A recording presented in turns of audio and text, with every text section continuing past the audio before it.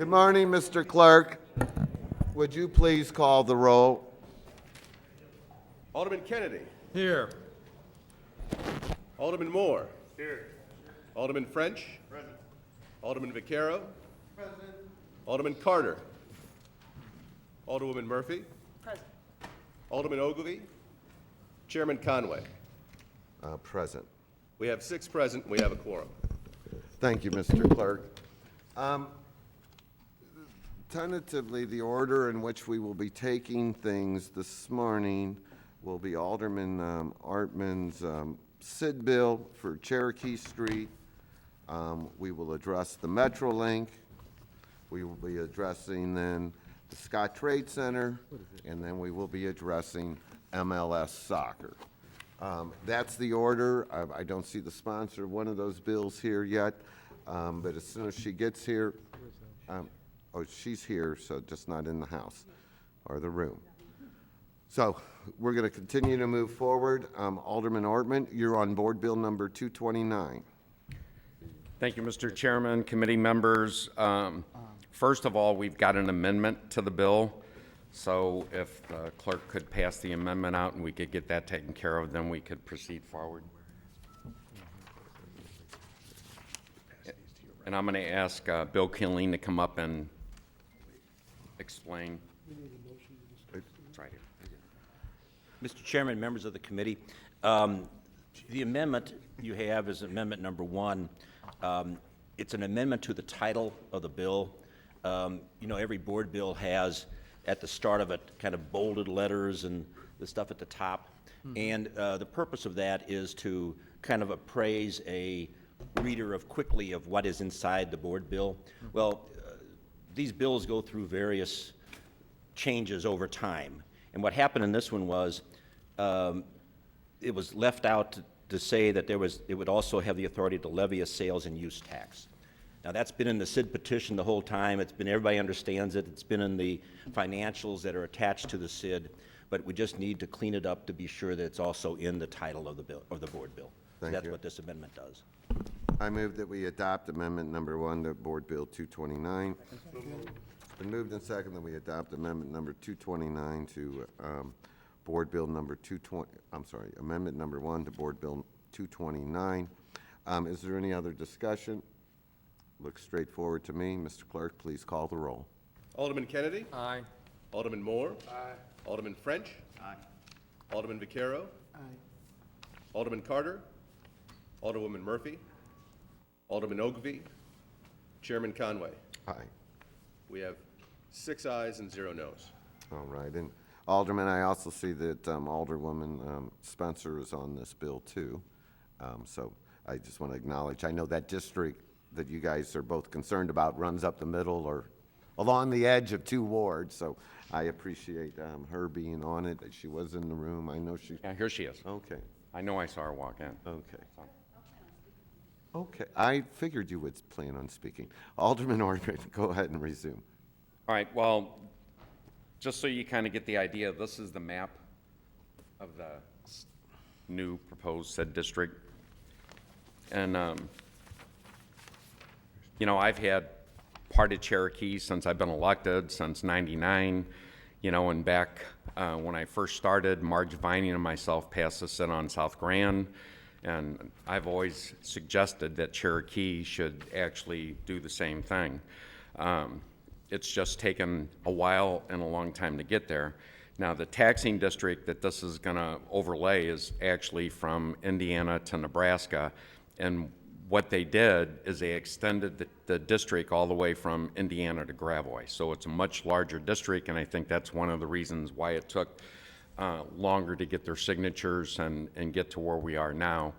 So that's kind of the background, and I can have, I mean, if you want, Mr. Chairman, we can have Alderwoman Spencer come up, and then if you need any explanations or anything about it, then Ann McCullough has probably worked on this longer than anyone from, you know, the Cherokee District Business Association.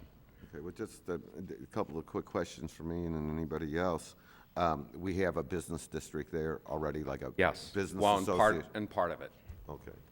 And then, but this will take up the and help everybody. Yes, this will even extend to Gravois where the old business district stops at Nebraska. I like taking credit for that South Grand Business District because I came in after you, but I know you did all the hard work. And it has worked out really effectively for the businesses on South Grand, so I appreciate that. Are there any other questions for Alderman Ortman? Alderwoman Spencer, would you like to add anything this morning? Well, before Alderman Spencer goes, it'll be 90 cents on, assessed on $100 for real estate tax, and then also it'll be a 1% sales tax and 1% use tax, which normally you don't get much out of a use tax. So just so you know that part of it. Alderwoman, you're on. Thank you, Mr. Chairman, members of the committee. I want to speak obviously in favor of the CID, but really want to acknowledge a community improvement district here is the purpose of which is to empower communities to impose small taxes on themselves to better improve the community. And we often have single site CIDs, smaller CIDs, and things of that nature. This is an example for our city, a really unique and community-driven CID. You can see here, I've never seen 40 small business owners show up for a hearing, and that's a real testament to the grassroots nature that this was developed under and is supported by. And I would have to say that as a member of the community, before being an alderman, I was involved very slightly in this process as a citizen, but have been incredibly impressed with the community-driven nature of this CID. Thank you. We'll go ahead and call up speakers. I have 17 speakers, and all of those speakers on my list are in favor of this bill. So we get it up here. If you had a couple of people that want to just express the main points that you want, and then if your point has been expressed, you can speak if you'd like, but we don't need to hear duplicative testimony. I have Mark Neville Lowe. Mr. Chairman, Ann McCullough's actually the one that's worked on this. So if she could come up, that'd be okay. I'm okay with that. Ann, I don't see your name on my list. Are you on this list? Yep. Okay, how far down? Pretty far down, probably like halfway. All right, I will take Ian first at your Thank you, request, sir. Alderman. Bear with me for 1 second, Ian, I have to find you on my list.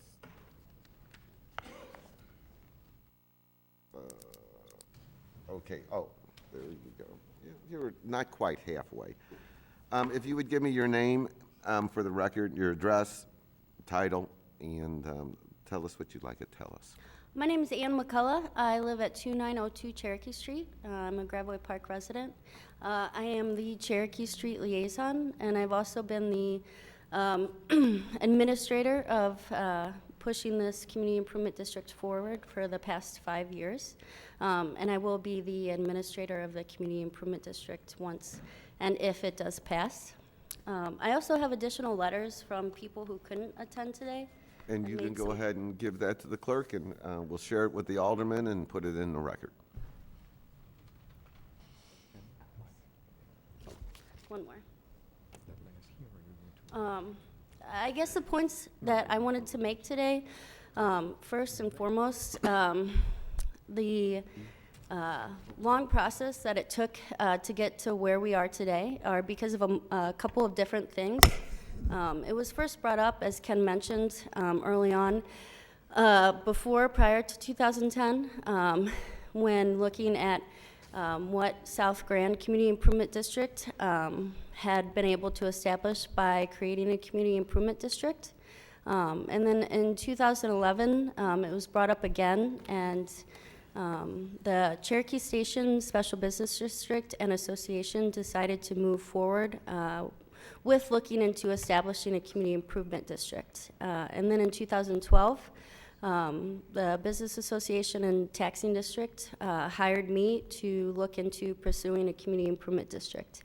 And over the course of the past 5 years, I've held multiple town hall meetings to garner input and support for the Community Improvement District. I've spoken about the Community Improvement District at almost every association and district meeting for the past 5 years. And through multiple meetings with the community as well as the board of the business district, we were able to establish this petition, the boundaries, the assessments, and the sales tax information through massive community input. What I wanted to point out today, which I find really unique and important about this community improvement district, is how hard we worked to make this as transparent and inclusive as possible for the entire community. One way in which we've done that is to ensure that diverse members of the community can hold positions on the board of the Community Improvement District. We've requested that at least 2 business owners, at least 2 property owners, at least 2 residents, and at least 2 business owners who do not hold property are on the board of the Community Improvement District. And we've also worked to be as transparent in the process as possible by communicating every step of the process as we've gone forward. I worked diligently in collecting over 50% of the signatures of the total value of properties and the total number of property owners. This CID will have around 223 properties involved in the Community Improvement District, and it includes over 160 businesses within the Cherokee Street Community Improvement District. Some of the important notes about the Community Improvement District I think that you'll see benefit are expanding the current boundaries of the taxing district down to Gravois so that we can see the growth and development that is so apparent from Nebraska to Jefferson extend down to Gravois, and we have members of the business community that are on that end that are in complete support of the Community Improvement District. And another note that I wanted to point out that you can see in some of those letters, and something that is very apparent on Cherokee Street, is what we have been able to accomplish thus far as a community and a business district with the little means that we have had is amazing. And what we will be able to accomplish with the Community Improvement District and the funds generated through this specific CID, it's only imaginable what we will be able to do. And another point to point out as being as inclusive and transparent as possible, and something that's unique to this CID as well, is we had community members express concerns over the sales tax as a regressive tax that would possibly negatively affect the residents in the surrounding area. And so in working with them, we decided to earmark 5% of the funds to go to community development and programming on Cherokee Street, but for the residents that surround the neighborhood. So it'll be a positive impact for the surrounding community as well as for the business district. We have a diverse business and property ownership on Cherokee Street, and through the signatures I collected, you can see we have members of all different types of community. Yes, okay. So I could go on and on. I've been doing this for 5 years, so that's all. That. Great. No, Thank you so much. We share your excitement Yep. because I think it is. Well, I appreciate you letting me speak, and I look forward to moving forward on this and celebrating once it is accomplished. Don't go anywhere yet. Okay. Are there any questions of the speaker? Okay, thank you. Thank you.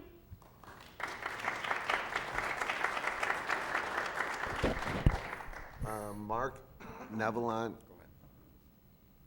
And then after that will be Harrison Bond, and then it'll be Randy Vines. So be ready. Good morning. Marnie. I'm Mark Nevelo, 2650 Cherokee Street. 3 years ago, my wife and I bought a derelict building on Cherokee Street and rehabbed it into commercial and residential space. So we live there now. My wife has a business there, and we have both commercial and residential tenants. So we are property owners, business owners, landlords, employers, and residents, as well as having a substantial financial investment in the neighborhood. In the 3 years that we've owned that property and have worked to rehab it and move in, the improvements on Cherokee Street have been dramatic. And they've been accomplished with a business association that operates on chewing gum and tears. That's what they have to offer. To transition that to a CID with the tools and the budget that a CID has to provide is going to have an amazing impact on the street in all of our roles. And we are very heavily invested in the future of Cherokee, and we think the CID is a critical component of that. Thank you. Harrison Bond. I'm a business owner. My office is located at 3407 South Jefferson in Nebula Building. Recently, my wife and I just moved to 3448 Ohio. I'm a landlord. We manage about 140 properties in South City. This would be the first time in my life that I think I've ever been in favor of a tax. But this team of people that we have on Cherokee, we're all in it. We're all trying to do the same thing. And as this tide rises, it improves everything up and down Cherokee Street from Jefferson to Grabois. I've seen it in the 5 years that I've been operating down here. In fact, I'm so for it that my wife and I abandoned U City to move down here because of the people and the opportunity and the way we can grow this area. It makes perfect sense. And everybody here, I trust like brothers and sisters, and this will work. So I appreciate that.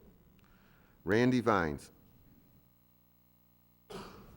Then it'll be Becky Lewis, Francis Rodriguez, Edward Domian. Hi, I'm Randy Vines. I own STL Style at 3159 Cherokee Street, and we are at the intersection of Compton and Cherokee, which is on the western edge of the commercial district. As it heads west, it becomes more residential, less concentrated commercial. So we've been officially outside of the current CSBA boundaries. And I think it's a real testament to the cohesion and kind of family-like Sesame Street atmosphere of Cherokee Street that we've been able to accomplish and succeed in the way that we have. The street has definitely evolved since we've been there in 7 years. Over the past 7 years, it has really filled in. A lot of the gaps have been closed, vacancies filled, and we just noticed an incredible transformation of the entire street. So if we can just imagine what it would be like if we actually were included in part of that in an official manner into the new CID, I think great things can be accomplished, and it's a very small price to pay for continued growth. It's been an honor and privilege to be a part of that neighborhood, and we look forward to a long, happy, successful future in such a great neighborhood. I do really quickly want to recognize the efforts of Ann McCullough. She's been absolutely critical and incredible.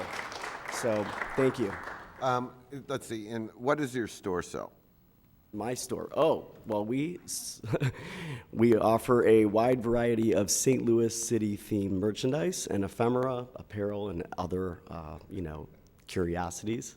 Those little orange coffee mugs that look like our city trucks, you get them there. And now he's got a water bottle, which we have the best water in St. Louis. So I appreciate you recognizing that. Thanks so much. Thank you. Becky Lewis and then Francis Rodriguez. Hi, I'm Becky Lewis. I own Yaki's with Francis Rodriguez. We love Cherokee Street. We live above that bar that we own. We raise a baby in that bar. The neat thing about Cherokee Street is people have come together to do this with tears and sweat and arguments. And through that all, a lot of us want this. And I think that by approving the CID for Cherokee Street, it will also let Cherokee Street grow for transit to come down there, for more businesses to come down there. We would love to see a Cherokee station for a north-south Metrolink.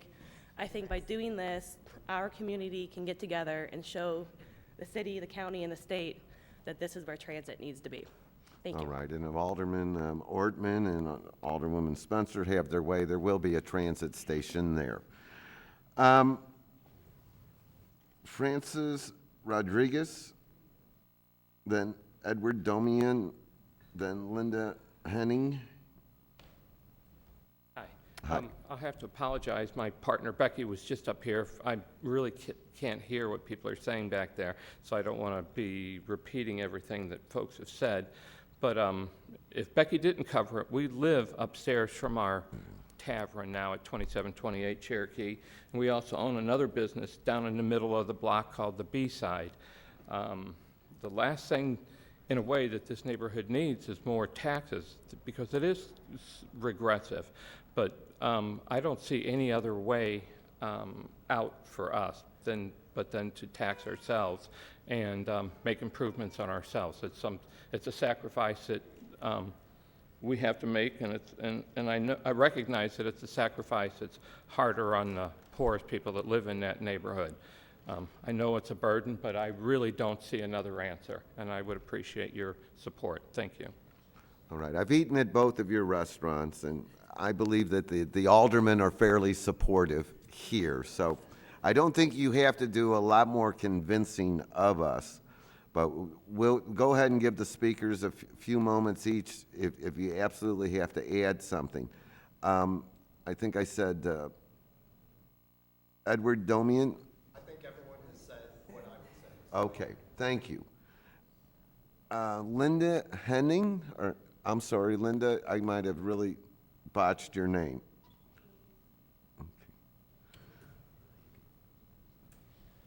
I just have a little bit to add. I'm a resident since 2004. I'm representing the neighborhood on the north side, Benton Park West, where I was president for 8 years. I'm a developer. I've developed 6 properties in Benton Park West. I'm a landlord, and Cherokee Street has increased our home prices. It's brought wonderful young people into the city, and the only strange thing has been, why does it look like a dark forest on the west side of Nebraska? So they've worked very hard to bring Cherokee Street up, and we look forward to you being kind enough to pass this. Thank you. Thank you. Rebecca Bolta. Jason Deedy, or Deer? Dean, I'm sorry. Okay, thank you. Cahoon Razani? Thank you. John Jern?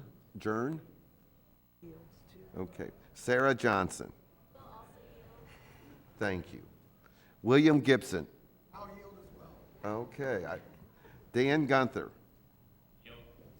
William Lieberman? I'll yield my time also. All right. And Will, you have the smallest handwriting in the world. It begins with a C. Cosgrove? I could really be doing that. Anyway, if there was someone that spoke and you don't think I called your name? All right. Well, no, we appreciate it. Alderman and Alderwoman, if she's here somewhere. Oh, she's there. You're recognized to close. Thank you, Mr. Chairman, committee members. You know, I would like your favorable support. I think it's a real positive step for Cherokee.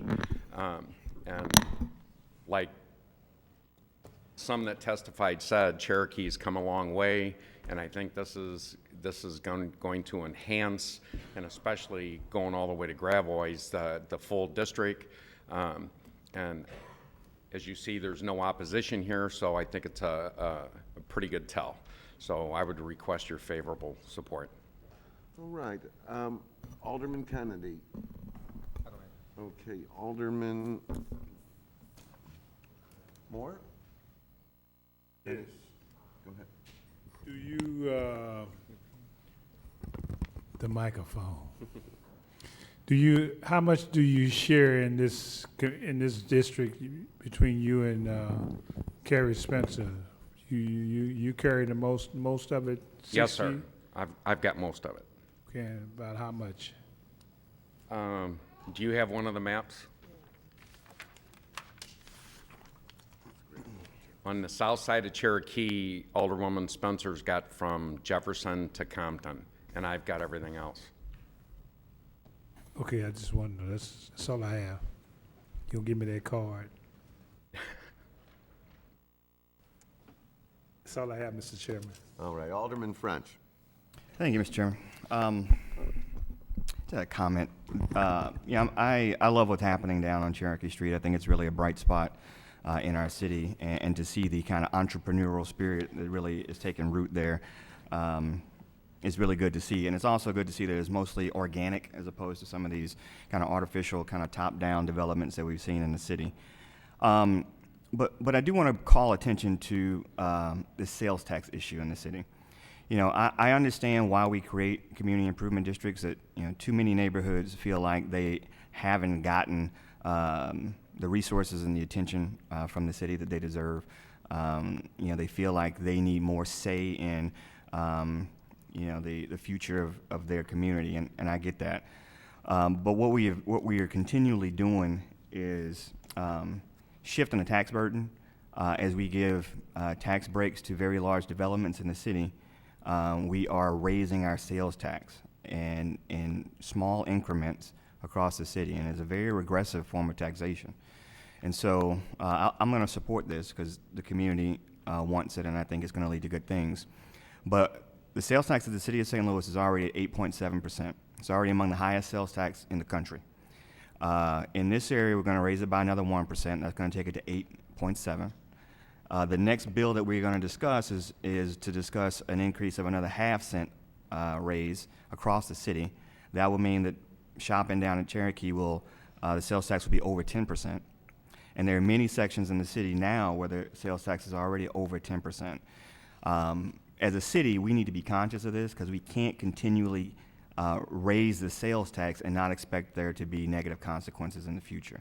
If the city of St. Louis finds itself with a 12 or 13 or 14% sales tax in the next 10 years, that is going to make it very undesirable to shop in the city and to open a business in the city.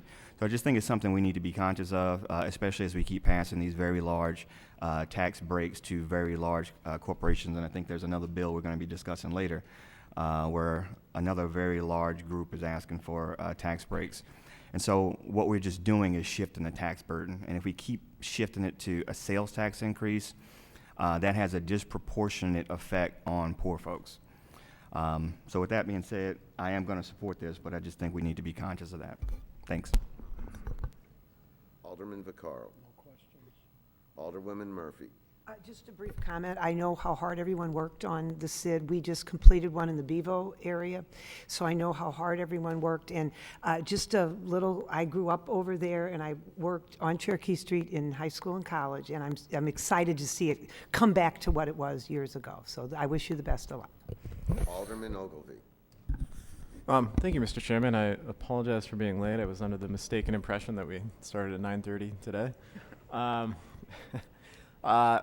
My only comments, I mean, this is an appropriate use of the community improvement district. And I know how hard these things can be to organize when there's lots of property owners and lots of business owners. So the people organizing it deserve a lot of credit because it really can be a challenge to get everybody on the same page. One thing I will say is that I have noticed that over time, areas that have community improvement districts end up getting a lot more attention from City Hall. And it's because they have an additional revenue stream. Sometimes they have staff that's there that can interface with City Hall. So there's a person you can go to. And the challenge is, for those of us that don't really have large commercial districts, we hear a lot of crickets because we don't have more money, to come to the table with for public improvement projects or security cameras or, other types of improvements. And I think we need to figure out a way to remediate that because there are a lot of sort of single-family neighborhoods in the city that need attention, that can't get attention because they don't have a commercial district, and they can't establish one. And there's got to be a way that we share, to some extent, the revenue that the community improvement districts are generating, because obviously it's a locally imposed tax, but it's people from all over are paying that tax. And there are people who would like to see some of those benefits available in their own neighborhoods too. So those are general CID comments that I think we need to think about more and more, but congratulations on working this one out. Okay, and, you know, and I'll put my 2 cents in. First of all, this is a tax that the people, you know, want on themselves. So that's a real estate tax. In the Shaw neighborhood, I can tell you, we got cameras, Alderman. We did a GoFundMe, and the neighborhood association put it in. We don't have a CID for the Shaw neighborhood. There are a lot of tools available for the residential areas. I had the Metro hearing last week at Nebula. We were down there. Some of you that are here tonight or this afternoon or this morning were there at that hearing, because I do have a personal belief that Nebula, the businesses, the incubators, is the way to go for us here in the city. And when I see business owners want to tax themselves to have an improvement, because I will tell you, the city, we're still broke. I mean, you might think we have all of this money, but we don't have the money to do the infrastructure needs, to pick up your trash or to make arrangements for the littering or for additional security patrol. We don't have those monies.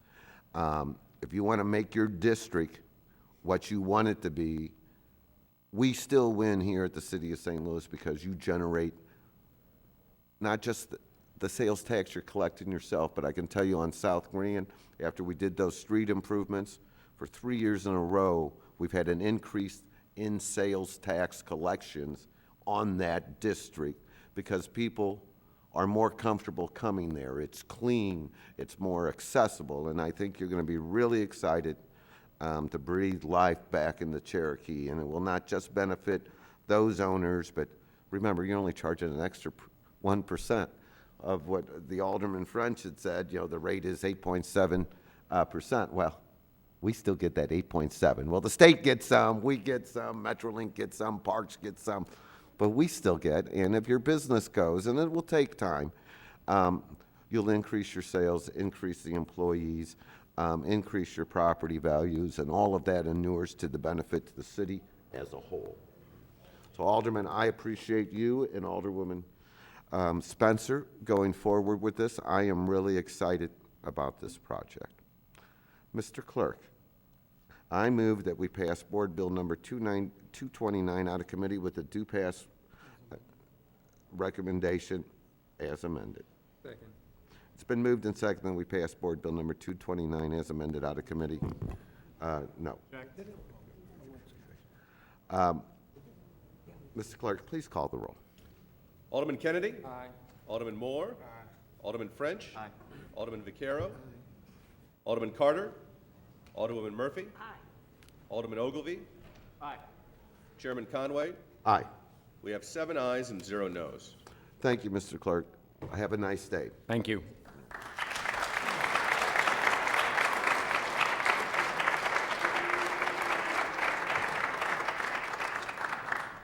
Alderwoman Ingracia.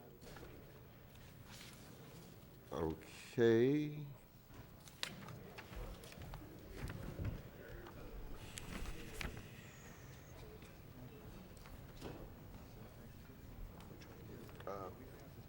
I don't know yet. Oh, there she is. Okay, are the people, let's see, which one? This is the half-cent sales tax. Are the people here for 226? Do you just want to do that first? What's your pleasure? I'm good. I'm good with 226.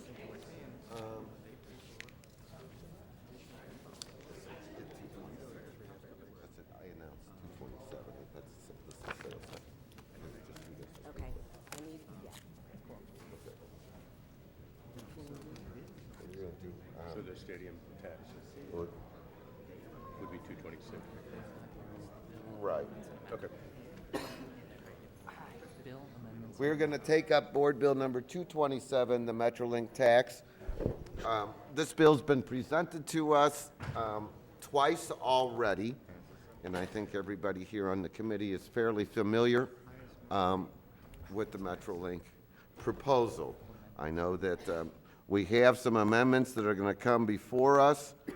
Alderwoman Ingracia, you're recognized on Board Bill 227. Thank you, Mr. Chairman, members of the committee. I appreciate your time on this issue. As we've discussed previously, this bill would allocate a half-cent economic development sales tax for the uses that we've discussed, including Metrolink expansion, neighborhood revitalization, workforce development, public safety, and infrastructure. Pairing these things together includes innovative approaches to neighborhood and workforce development and investments into public safety and infrastructure. Working together with a more robust transit system, these initiatives will help grow existing momentum into neighborhoods in the north and south that so badly need it, with the ability to lift people who are currently living in poverty into new places and the possibilities for transit-oriented development around these sites. It's catalytic. The first amendment I have for you, Amendment 1 to Board Bill 227, is really just adding language that the City Councilor's Office thought was smart regarding the voting process, and also incorporates the exhibits that we discussed with respect to the pools of money that will be spent outside of Metrolink. Okay. Let's bear with me for a second. This package that we received,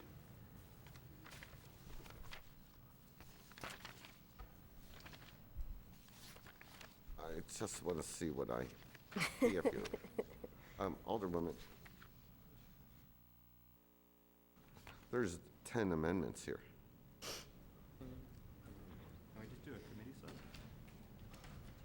Do you want me to go over all of them quickly? Well, let's get into perspective before. Let's see, okay, before we get going, let's see, who drafted all the amendments? Noel with the mayor's office and the city councilor's office. Okay, the city councilor's office, is that correct? Yes. Noel, I'm looking at you, at least give me a head shake. The city councilors looked at all of these? Yes. Okay.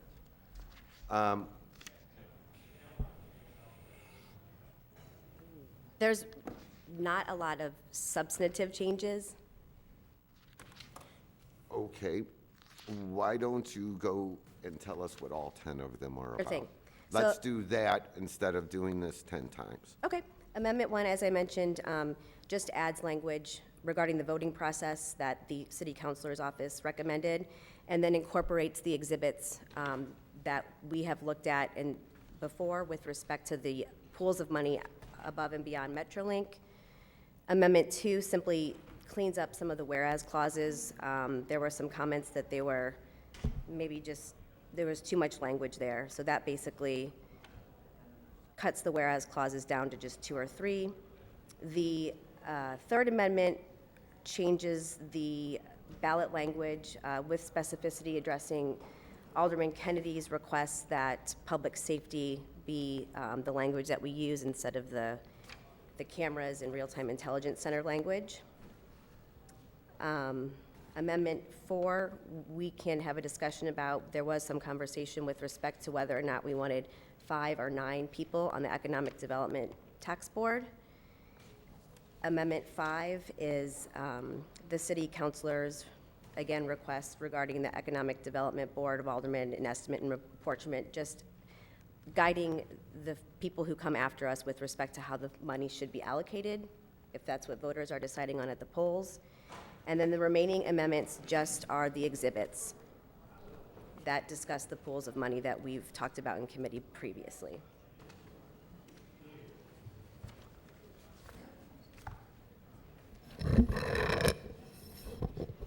Thank you. I'll tell you what, Alderman Kennedy, do you have any questions on the amendments? Or, Chairman, should we put them in front of us first, or I do have.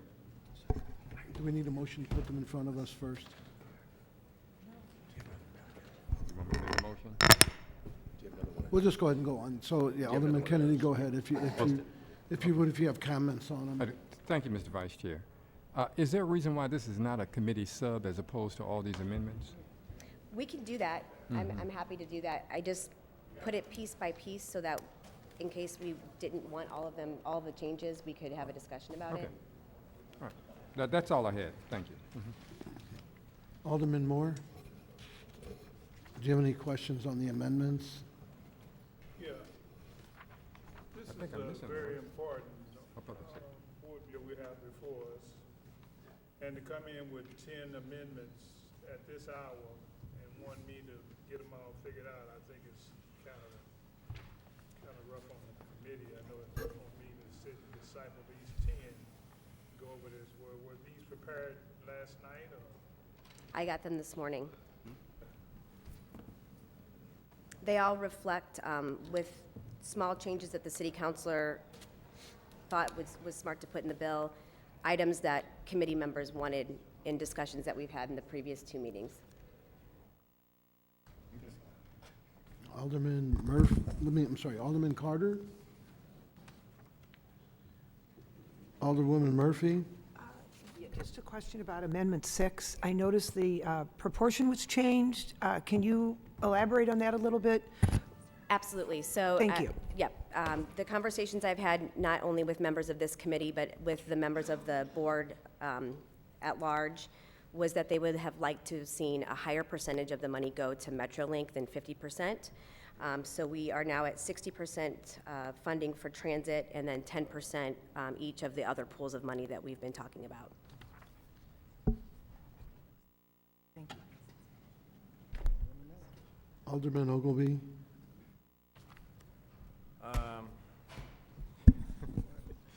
Yeah, can we,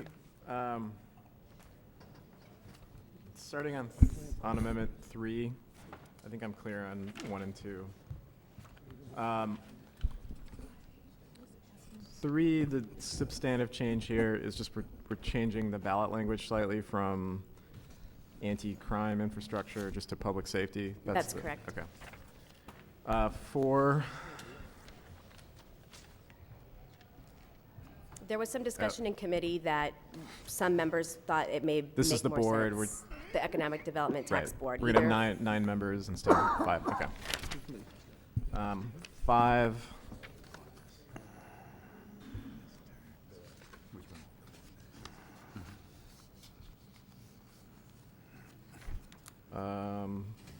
What does 5 do? It creates a fund where the money will go and then also incorporates the exhibits just as a guide to the Economic Development Board that gets appointed, the aldermen and Okay. E&A in the future. Got it. So 6 incorporates this table, which is a proposed, Right, the proposed allocation of funding. right. So how, so this is a substantial amendment because how binding do you, or maybe what does the city councilor's office tell you about how binding this allocation is? It, like other taxes, serves as a guide with the extra level of transparency and accountability of having an economic development tax board, as well as obviously the legislative intent at the time that we are passing this right now. Okay.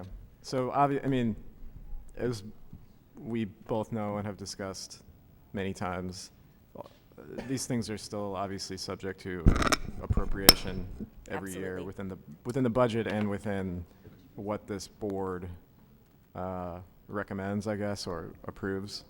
That's correct. Because the board has to actually approve the annual allocations each year. Is that accurate? That is. Okay. Moving along.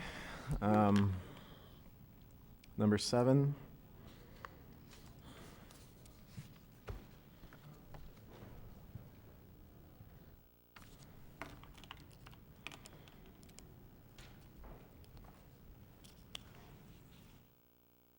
So we're adding language on what we mean by North-South Metrolink here? Is that? Right. The remainder of the amendments discuss all of the pools of funding that we are intending to be allocated. Okay. So this is sort of,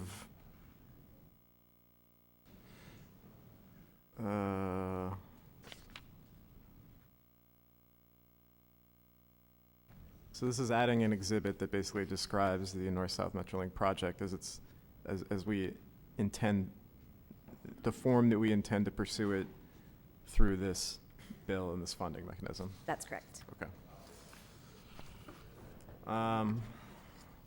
Number 8.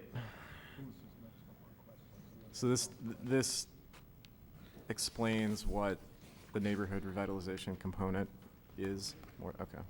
Right. More thoroughly. I just want, I couldn't get an answer. 9 and 10 are just, these were the attachments that we had looked at previously are now being incorporated as exhibits within. That's correct. And I'm happy to have a discussion about it. It just, after conversations we had about people obviously being worried that we were not going to spend the money the way that we're saying we're going to spend the money today, it just puts into writing and makes a part of the bill what the intent is today as a guide for the future. Right. Okay. So there's a lot of words, but a lot of these words we've actually seen before as information about the bill, just not actually components of the bill. That's correct. Okay. All right. Thank you. President Reed, did you have anything you wanted to add on this bill? Not right now. Okay. So I guess I'd rather take a motion to put them in front of Is the city councilor here?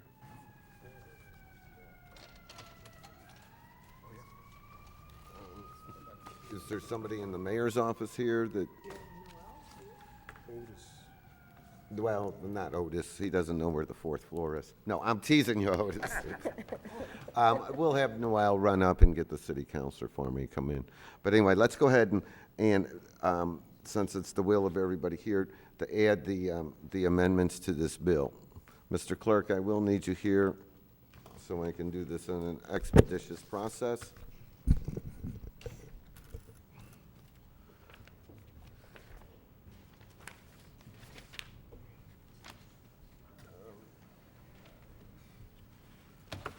Let's see. I move that we adopt amendment number 1 to Board Bill 227. Can I get a second? Thank you. It's been moved and seconded that we adopt amendment number 1. Carter's here now. I realize that. Anybody want to add anything on amendment number 1? Seeing none, Mr. Clerk, please call the roll to adopt amendment number 1. Alderman Kennedy? Aye. Alderman Moore? Present. Alderman French? Aye. Alderman Vaquero? Aye. Alderman Carter? Aye. Alderwoman Murphy? Aye. Alderman Ogilvy? Aye. President Reed? Chairman Conway? Aye. We have 8 ayes and 1 present. Okay, I move that we adopt amendment number 2, request previous roll. Second. We need a second? Second. Second. Let's be It was a faster. quiet second. Any objection to previous roll? Seeing no objection, amendment number 2 is adopted. I move that we adopt amendment number 3. Second, previous roll. It's been seconded, and the request for previous roll. Seeing no objection, we adopt amendment number 3. Amendment number 4. I move that we adopt amendment number 4. Second and previous roll. We moved and seconded to adopt amendment number 4. There's been a request for previous roll. Seeing no objection, we adopt amendment number 4. I move that we adopt amendment number 5. Second and previous roll. It's been moved and seconded that we adopt amendment number 5. There's been a request for previous roll. Seeing no objection, amendment number 5 is adopted. Amendment number 6, I move that we adopt amendment number 6. Second and previous roll. It's been moved and seconded that we adopt amendment number 6. There's been a request for previous roll.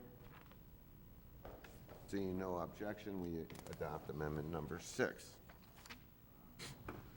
Amendment number 7, I move that we adopt amendment number 7. Second and previous roll. It's been moved and seconded that we adopt amendment number 7. There's been a request for previous roll. Seeing no objection, we adopt amendment number 7. Amendment number 8. I move that we adopt amendment number 8. Second and previous rule. There's been a request, a second. The amendment number 8 has been requested that we have previous roll. Seeing no objection, amendment number 8 has been adopted. Amendment number 9. I move that we adopt amendment number 9. Objection.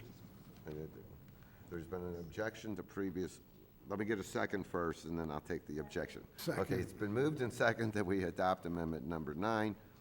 Is there any discussion on amendment number 9, Alderman? No. Okay. Any other discussion on amendment number 9? I'll request previous rule. No, you can't, he objected. Mr. Clerk, please call the roll on amendment number 9. Alderman Kennedy? Aye. Alderman Moore? No. Alderman French? Pass. Alderman Vaquero? Aye.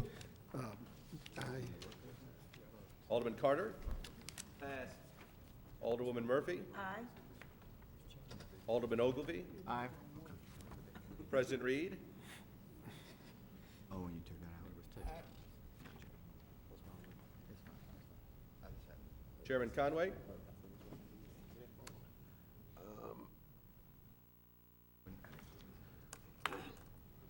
Aye. Alderman French? Aye. Alderman Carter? Aye. We have 8 ayes and 1 no. Now, and members of the committee, if there's some objection, or we're overlooking something that's changed, I want you to point it out to me, okay? I know some of this is just procedural, but if there's an issue, I want to know about it. So we can come back to that, since I voted on the prevailing side. Okay. I move that we adopt amendment number 10 to Board Bill number 227. Second and still request previous rule. It's been moved and second that we adopt amendment number 10. There's been a request for previous roll. Alderman Kennedy. I do have something on, question here on. Yes, before we vote, we'll discuss. Alderman Kennedy. Yeah, on the exhibit, you know, you changed it to public safety, but the language says, let me see now, including but not limited to the following. I just asked Noel to come in here because that, I don't agree with this either. Okay. But the concern is this, by putting it that way, of course, all of this is up for appropriation every year. And so it can change, but this language could make it appear as if these things have to be each year. I agree, and this is not the version that I approved. Okay. Yeah. So would you suggest we not? Approve this at this point. We, Hold on this one. I think, yeah, I'm asking Noel to come in. I mean, I think that we can, I'm happy to change it. I think if we're going to adopt all the other exhibits, we should probably say something about public safety, but I don't want to include the real-time crime center. All right. So I'll withdraw my second. He's going to withdraw his second. Okay. And right now, we've adopted amendments 1 through 9. I want the city councilor to come down and explain this to me, so when we see Noel, we'll just go ahead and move on to the next bill, and we will get back to this later this morning. All right? Is that okay, Alderwoman? Absolutely. All right.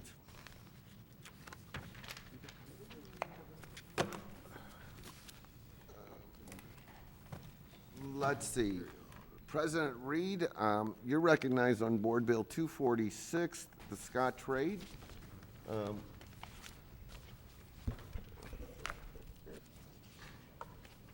And I know that you have people here that are going to make the presentation to us, so however you'd like to proceed, Mr. President. All right, thank you. Which one is this, 226? 246. Thank you, Mr. Chairman and members of the committee. Board Bill 246 is an ordinance recommended by the Board of E&A and the Board of Public Service, authorizing and directing the execution of the delivery of a financing agreement by and among the City of St. Louis and 14th and Market Community Improvement District. Most of you know this property as the Scottrade Center. The Scottrade Center is a city-owned facility. It's 100% owned by the city. That was built back in 1992 for $137 million. Since that time, the Blues ownership and partnership groups that have existed throughout the time that the building's been open, they've invested millions of dollars into the upkeep, maintenance, and modernization of the building. St. Louis City, we reap big rewards from the Scottrade Center. Over 1.2 million guests visit the Scottrade Center annually, over 30 million guests since the building is open, 120 nights a year, which helps our downtown businesses survive. And what most people don't know is that nearly 60% of the events that happen within the Scottrade Center are non-blues related events, and it's events that all of us throughout our history in the city of St. Louis, time in St. Louis, we probably have enjoyed, or certainly our family members and others have enjoyed. We are the landlords, and if you look at the fact that we have to compete for all these shows that we try to get each year, and if we do not put ourselves in a position where we can be competitive, we will continue to lose ground. And I don't know about you, but I'm just tired of losing. So some of the major shows like and events like the NCAA have made it clear to the city of St. Louis that we have to put ourselves in a position to be able to compete. When you think about 20 years, and you think about just even your TV set at home, what type of TV set you had 20 years ago and what type of TV set you have now. You think about the fact that, across the last 20 years, you've probably made major improvements on your home because they were required. And that's where we are as a city. We have a city-owned facility, and we need to make these upgrades. And I think also, if we want to remain competitive in this marketplace and keep a facility going that has generated over $100 million to the city of St. Louis alone, we need to invest in it. So that being said, there are a number of people here to talk to some of this various different details within the bill itself, about the vision and the history of Scottrade, about the infrastructure within the building, so we understand exactly what type of infrastructure they're dealing with, and also the need for it and the ultimate impact this upgrade could mean for the city of St. Louis. So I have a number of guests to speak to that. First person, if the chairman would indulge me, would be Tom Stillman from the Blues, and he'll talk about the vision and the history and some of those things. We also have with us Chris Zimmerman, the CEO of the Blues. We have David Richardson, and most of you guys know David Richardson. He will talk about the bill and go into some of those things and the agreement. We also have Phil Cito from Cito, who is the CFO of the Blues, to be able to talk about some of the finances and why it's important that we make these upgrades and how it will benefit the city of St. Louis and also allow the Blues to continue doing what they're doing. Johnson Consulting, I don't know if y'all have seen the overview, the financial overview, but Johnson Consulting, the folks that created that financial overview, we have them with us also to talk to that. So if you will, I'd like to start with Tom Stillman. All right, are we going to make money on this? Yes, we will make money on it. I will listen to Tom. Mr. Clerk, do we have the sign-up list here? We do. Let me just see what we have. I'd just like to get all of these speakers, if the president would give you the names that he has on his list, and we would move forward. Good morning, Tom. If you give us your name for the record and what your connection is to this project, I would appreciate it greatly. Certainly, sir, and thank you for having me today. My name's Tom Stillman. I'm chairman of the St. Louis Blues and of the Blues Scottrade Center business. Thank you. Go ahead. Okay. Again, thank you, President Reed, and thank you, members of the committee. We really appreciate the opportunity to speak with you today. By way of background, I've been involved in blues ownership now for about 10 years. Initially, I was a minority partner in the previous ownership group, a mostly out-of-town group that, as you may know, was not a raging success. When that group announced its intention to sell, we put together an all-local ownership group to purchase the Blues and the arena lease. Now, that transaction was not exactly a get-rich-quick scheme. At the time, the Blues and arena business was losing about $20 million a year. But I have to say that not one person in our group made the decision to invest in the Blues and the arena because it looked like a smart financial investment. Instead, to a person, each member of the group made the investment because he or she felt that the Blues were good for St. Louis, that the Blues and the arena make very important contributions to St. Louis, and we wanted to ensure that those contributions will continue for many years to come. Over the last 4.5 years, we have invested very heavily, and the organization has worked very hard to revitalize the Blues franchise and the Scottrade Center. And we feel that we've made good progress, but our work is far from finished. Among the many challenges, it is critical that we continue to attract world-class events to St. Louis. Events like the Winter Classic earlier this month or the NCAA March Madness games last spring. These events showcase St. Louis to the rest of the country. They make important contributions to our quality of life, and they have a major economic impact on St. Louis. And the Scottrade Center, the arena itself, is the critical element here. The Scottrade Center, along with the Peabody Opera House, plays host to more than 200 events a year, and more than 60% of those events are something other than blues games. And while the Winter Classic had a very big economic impact, it's estimated at $18.5 million, the Scottrade Center generates an average of $158 million in direct spending annually. Now that is every year, year in, year out. The Scottrade Center also generates $6 million a year in direct taxes to the city. Again, that's every year.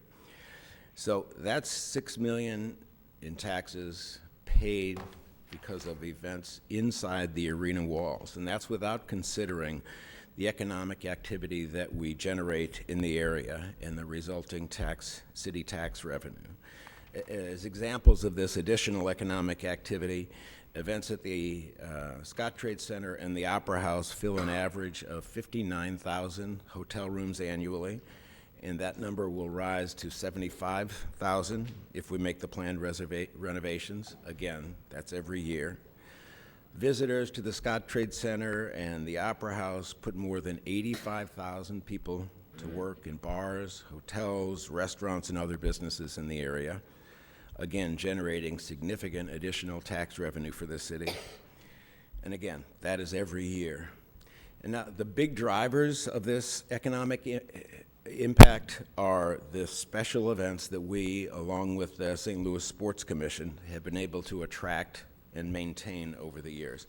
And by that I mean major national events like March Madness, NCAA basketball, the NCAA wrestling championships, the NCAA Frozen Four tournament, the MVC basketball tournament, the SEC basketball tournament, which is coming in 2018, and the list of these events just goes on.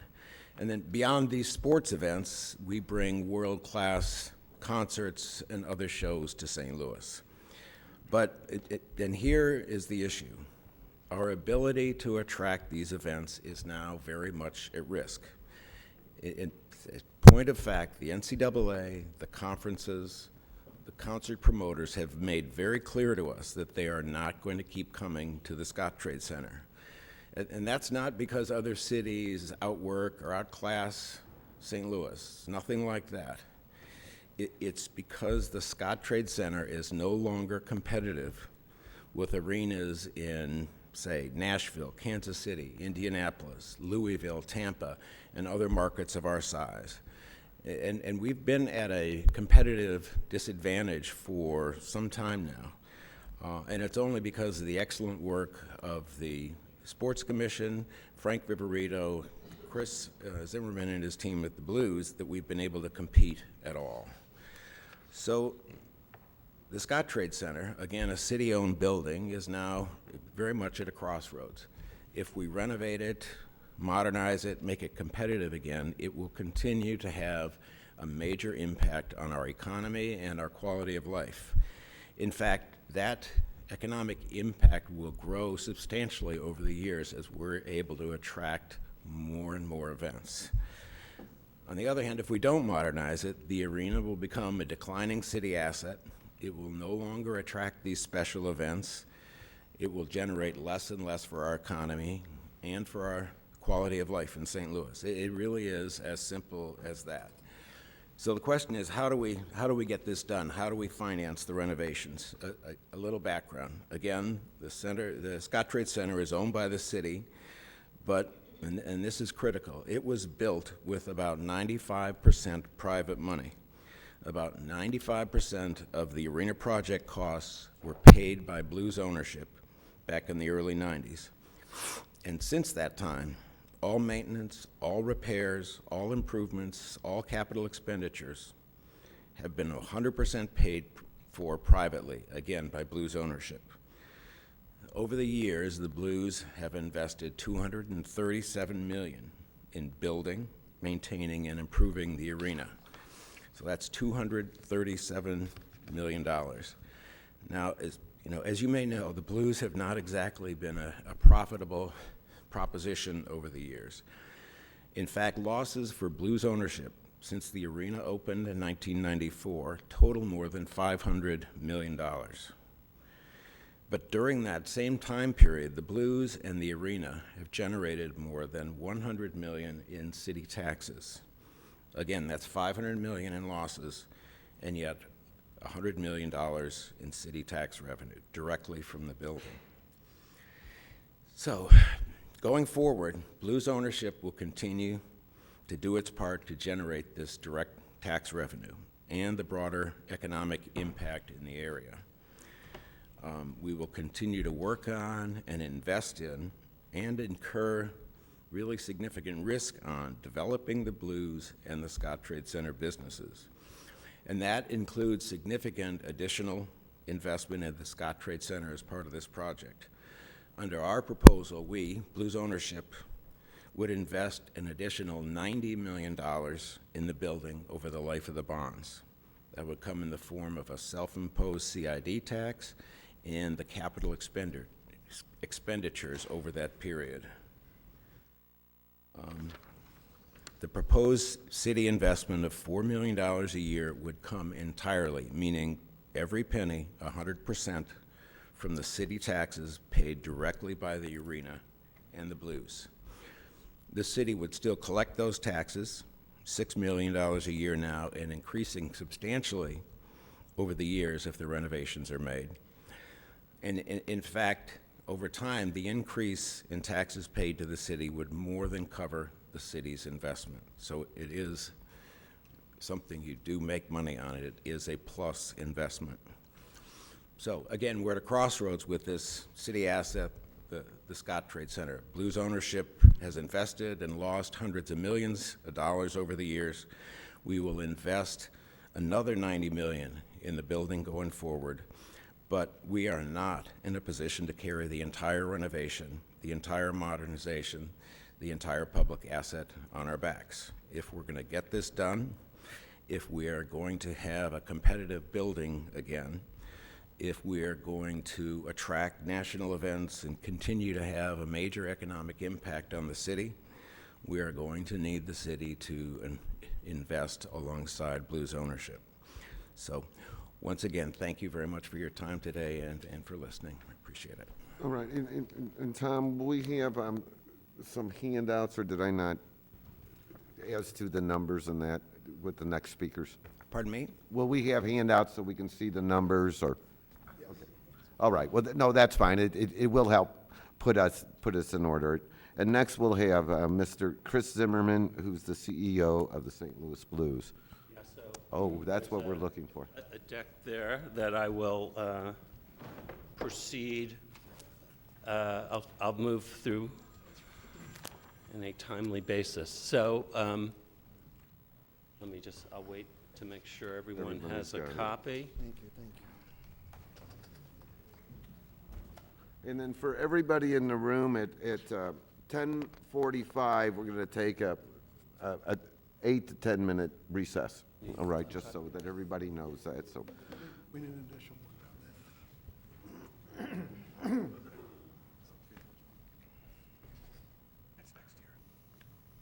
thank you. Go ahead and proceed. Everybody have a copy? Yes. So my name's Chris Zimmerman. I am the president and CEO of the Scottrade Center, the Peabody Opera House, and the St. Louis Blues. Fundamentally, we really have two simple things that we go to work for each day. One is bringing a Stanley Cup to St. Louis. The other important one is making St. Louis a better place to live, work, and play. And we take the second responsibility, I assure you, just as important, if not more, to us, because it's a critical piece that we deliver here. As Tom said, in that first page of background really captures most of the numbers that Tom mentioned, pointing out the building is city-owned. We have a 50-year lease. We are 23 years in, and so this project really reflects the life of our lease and the work that needs to be done to stay competitive. To date, the building and all of the maintenance has been funded by the Blues. We've invested, since the building opened, another $100 million into it. We continue to do that. If afterwards you might take a look at some of the photos over on the left and the blow-ups, that you'll see some of the wear, the decay, and the infrastructure that is no longer viable. So to affect the building, we have to do a number of things. We have to deal with fundamental infrastructure, we have to deal with technology, and then we also have to reflect the needs of fans in a changing world. You go to the second slide. I think the important thing here is the concept of this is a multi-purpose, year-round venue, not just a single sport entity by any means. As Tom mentioned, 60% of the events that happen in the building are non-Blues events. And what's happened, if you look just over the course of the next month, so last night we had a full house for the Red Hot Chili Peppers. The night before that, we played hockey. We play the Washington Capitals tonight for anyone who has a free night and wants to take in a hockey game. Beyond that, over the course of the next month, we'll have Disney on Ice. We'll have Bon Jovi there. The breadth of types of events, fans, local, tourists, all of those elements, the building has a wide range in terms of the people that it touches with the events that we bring in. The next page points out that over the life of the building, we have contributed over $100 million in direct taxes to the city of St. Louis. And if you go down and look at the economic impact, the building has 59,000 room nights annually, $158 million in direct spending. We have over 2,000 full-time equivalent employees across the building and events, generating $93 million in earnings, and that does not include our players whose earnings approach the other 2,000 people. And then also next door, we obviously are a key component of driving other gross revenue that goes into the treasurer's office through the parking garage, estimated at over $60 million since the building has been open. Obviously, the growth of events and the growth in attendance and people coming through the door, all of those things are the key components that drive all the other revenue lines, both for on the parking level as well as city revenue. Your next page, headline, A Challenging Business Model. We are Tom and his group is the 8th ownership group that has worked to do two things. One, bring hockey to St. Louis, as well as operate the facility, 8 over the course of the 50 years. The numbers on this, which we've been sharing over the last 9 months, reflect the business operations for our joint entity, St. Louis Blues, and Kiel Center Partners that operates the arena. So if you look back over the last 10 years, what you'll see is close to $130 million in losses. We ask for no pity here. We're in the business. We understand the challenge. I think it is important to understand, though, since this group has spent plenty of time looking at some of the other major sports, including the NFL, and you understand the strength of Major League Baseball, the economics for a National Hockey League team in St. Louis is dramatically different.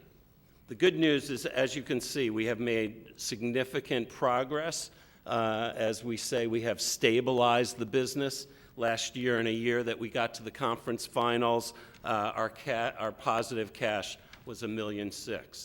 All of that's gone back into the building. No one is taking money out of the building. The next slide, the next several slides just reflect the core element that what we're trying to do. Drive sports tourism through our partnerships with one of the best sports commissions in the country. Since the building has opened, the St. Louis Sports Commission, in partnership with us, has hosted 43 events at the Scottrade Center, driving over $300 million in direct spend. Next slide shows one of the events we're proudest of. I think we'll be hosting our 8th NCAA wrestling event. 95% of those attendees are tourists coming in. I know I've been told by a number of people in the hotel business that wrestling may be our greatest event in terms of the return to the city and the local businesses. Other events, Women's Final Four. Tom mentioned the Winter Classic, obviously not in our building but down the street, but other major events in hockey, including the NHL All-Star Game, the World Junior Championships.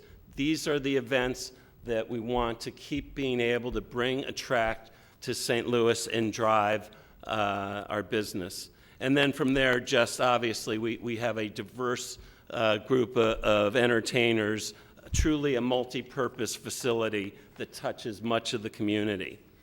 The risk here is about losing what I call particularly the discretionary events.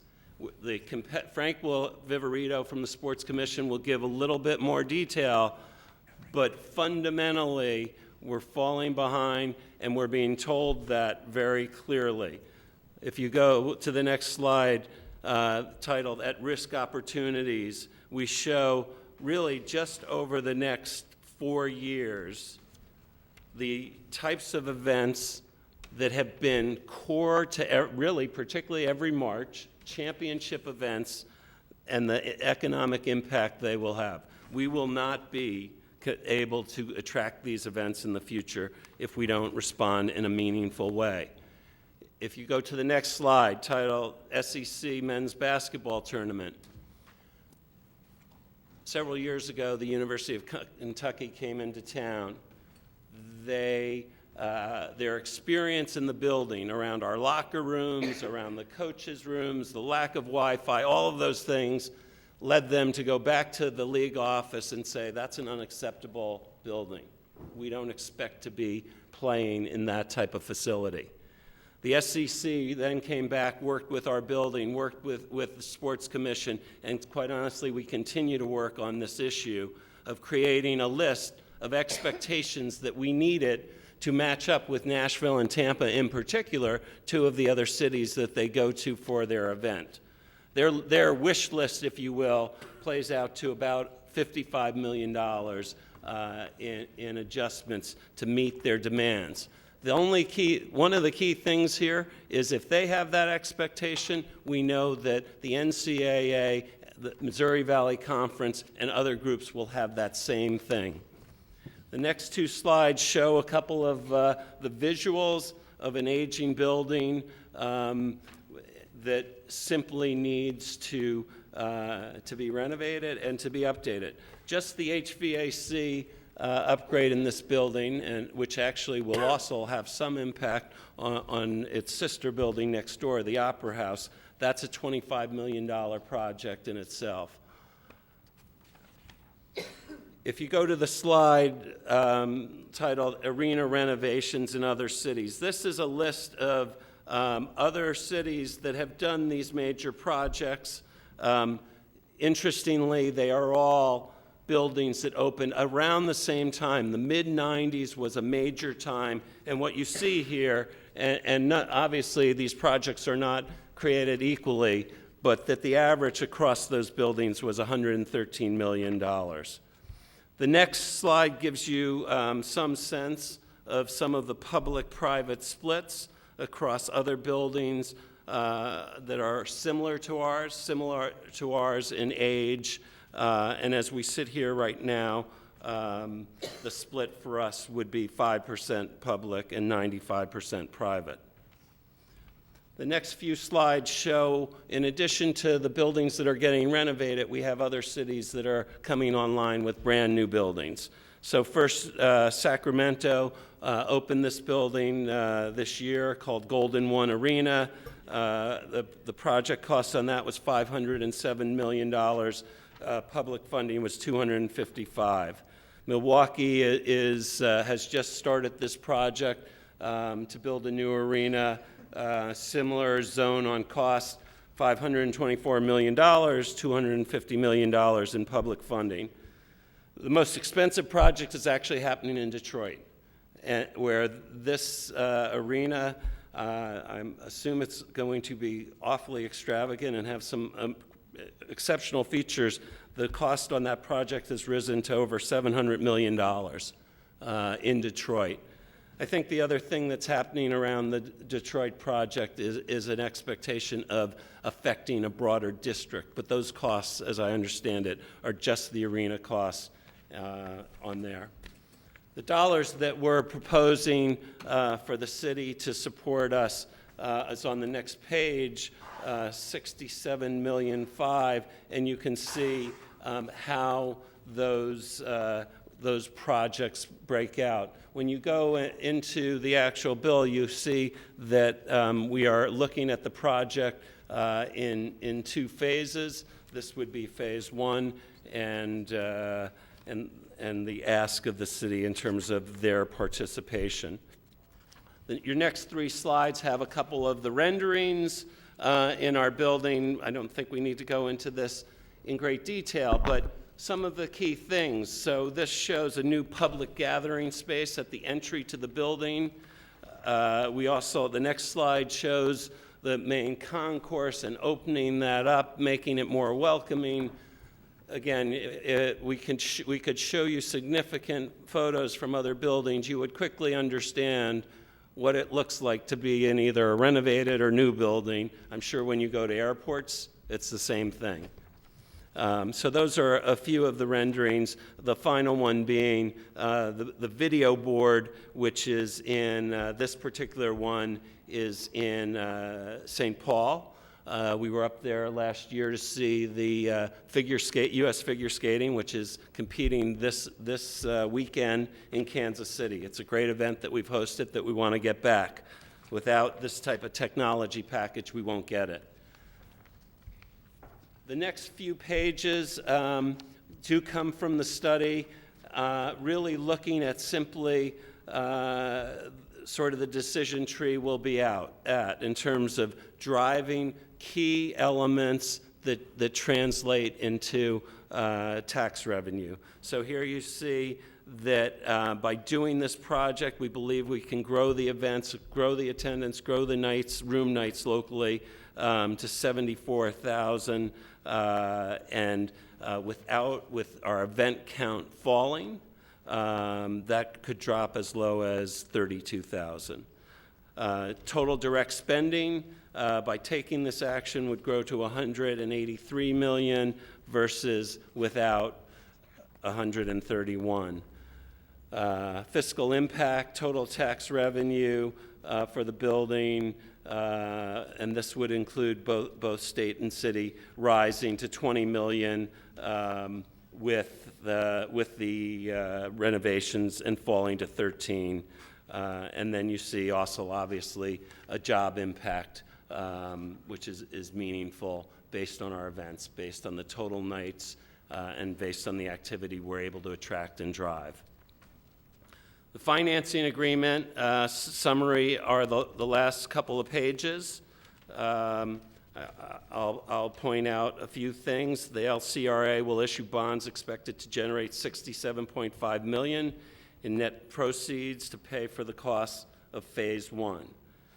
Construction of Phase 1 must be completed in 3 years. I will say, in terms of the timing, we are in an interesting situation. When you renovate a building that has to keep operating, we really only have about a 75-day window every year during July, August, and maybe a little bit into June to do the majority of the work.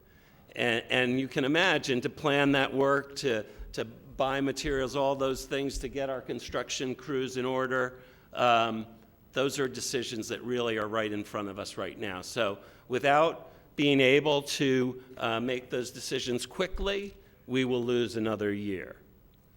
We've been working on this project and understanding the scope of it for 15 months. And this is a very important time for us. In addition, all other funds received for any part of the project, such as any state financial support, would be pledged to repayment of construction costs. So there would be on the next page, no city money would be used for Phase 2 of the project. The project would be subject to city-approved workforce and business inclusion plan, and no other city financial obligations would be in place. The city is not financially responsible for anything other than the annual city payment starting in fiscal year 2021. Thank you, Mr. Zimmerman. I know that we have a group of people that are going to answer questions when we get to that point, but we do have one or two other people that want to speak on behalf of this bill that I think we're familiar with. And so I would call, between Mr. Otis Williams and Frank, Otis, are you here in the room still? My eyes mustn't be that good. There he is, Otis. I'm always looking for someone real tall, and you're sitting down.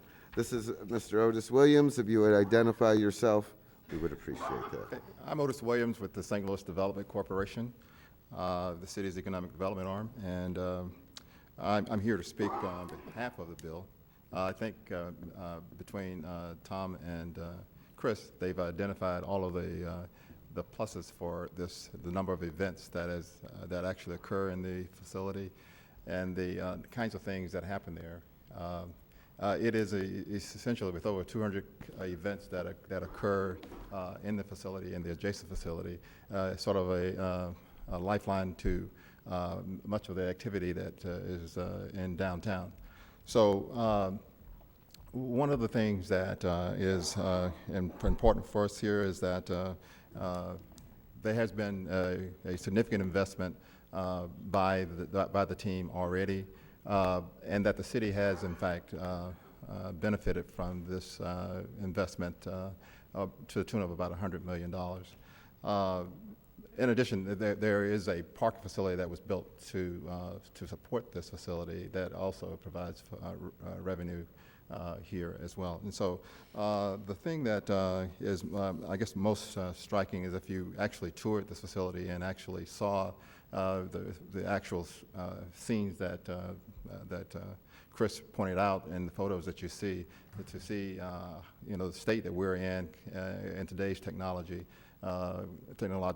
awareness, where we are, you can see how we are far behind and is losing our competitive edge. So an investment in this facility is obviously one that is very needed. One of the things that we did was to look at the Johnson study, and I was thinking I was going to follow the person who was going to present the details from the Johnson study. But essentially, we looked at that, and we initially their output generated probably about $8 million. We made comments to that study, did a number of analysis, and essentially they came back and revamped the study, and I think the study today shows that it generates about $6 million based on comments that we had. So we're very comfortable with the results of the Johnson study, and would support in this case, support what they have identified as the amount of funds that have been generated directly from the facility. All right, I got just one easy question, or just so we can, before we take our break, or maybe take a break. So right now, you're comfortable the direct taxes from all those events, earnings tax, sales tax, entertainment taxes, at that site only is $6 million a year? That is what yes. And the Johnson study thought it would be closer to 8. But well, when they started, it was closer to 8, okay. And it has been reduced to 6. Okay, and then, so what we would be doing is having LRA issue bonds. LCRA, yes. LCRA issue bonds, that my annual payment on that will be $4 million a year. That's what's being requested, yes. And are those 20-year or 30-year bonds? I believe they're 30-year. Okay. And then going forward, I assume there's going to be some growth in revenue. It is anticipated that there will be growth in revenue with the number of events that are anticipated here, and as with escalation on the ticket prices and other things associated with it, we would expect there to be growth. We call that inflation, but that's good if you owe money. Now, does this include the Peabody Opera House, this package? I believe that this particular, yes, it includes both, and I'll look at David just again. Yes, it does include both. Okay, and I don't run the Opera House, but it does seem like they could have more. Well, I think they run as a synergy. I mean, right. I just say they could look like we'd have more events there, and then on the hotel taxes. So you didn't take into account to get to that $6 million, like the filling up the hotels in St. Louis. Well, part of what we did was to look at some of those. But that's not in the $6 million. Well, the hotel taxes that I'm collecting on people that might come in Right. from out of town. Right. And what about restaurant gross receipts taxes off-site? So that $6 million is only on the, Keel, Checker Dome, whatever we're going to call it, Scottrade Center. On the things that this group controls. Okay, that's all I wanted to know. Mr. Chairman. Alderman French has a question, and he can go for 3 minutes. Sure, thanks. So I've got a lot of paper here, but I don't have a lot of numbers. Right. Okay, so I'm trying to get down to the numbers here. So the $4 million that let's back up. So as the chairman described, the LRA would issue bonds, LCRA would issue bonds, and the city would pay those bonds every year annually at a cost of about $4 million. Is that what you're saying? Correct. And that $4 million comes from where? Does that come from general revenue? It will come from general revenue or a source that the city would identify, yes. Okay, but right now, as it is, it's just general revenue. Correct. Okay, is any additional revenue generated by this project because of those renovations? There's expected to be an increase in revenue to the city, but then there are some of the indirects that are not counted in the study. The expectation is 25% growth. Okay, so is there a spreadsheet somewhere that I'm missing that shows what the current revenue levels are and what the expected revenue levels will be. Yeah, I think it is contained within the Johnson study, and if it, Mr. Chairman. have the Johnson study. Alderman and then also Chairman, all of the numbers were in the Johnson study. Do we have a copy of the Johnson yeah, study? Yeah, and that's part of what the Johnson Group, Johnson Consulting, they were going to cover all of those numbers. Yeah, But that's all I care about is I think you wanted to do it numbers. after the break, but we can have him come up now and go through everything. Does he have copies for everybody? Because I need to see numbers. Okay, so here's what we're gonna do. It is break time. We'll let Otis finish, and then we'll bring the Johnson Group up after Mr. Williams finishes. Is that? Sure, because That way we'll have the numbers in front of us. that's acceptable. I would like to see the Johnson study. But maybe you can give me a synopsis, because here's my question, is there going to be an additional $4 million of revenue generated, or are we going to tap into our levels now of general revenue? That is, are we going to have to make cuts somewhere to accommodate this project? That is, well, at this point, that the source of that $4 million is something that would have to be found within the city budget. So we have to cut other city services at Correct. this point. All right, that's all I need. Thanks. Thank you. We're going to recess until, let's see what time it is, 10:55. Thank you. And we're coming back into session. And we had left it with Otis, but we're going to come back and have Brandon Dowling from Johnson Consulting tell us what this package is. Good. Good morning. Thanks for having me. Let everybody get to their seat for 1 second. Sure. Okay, well, this is as many people as I can get sitting down. So let's go ahead, Brandon, and tell me what I have here in this package. What is included in this package is our analysis on the economic and fiscal impacts. And you know what? I'm sorry, Brandon, I never like to interrupt.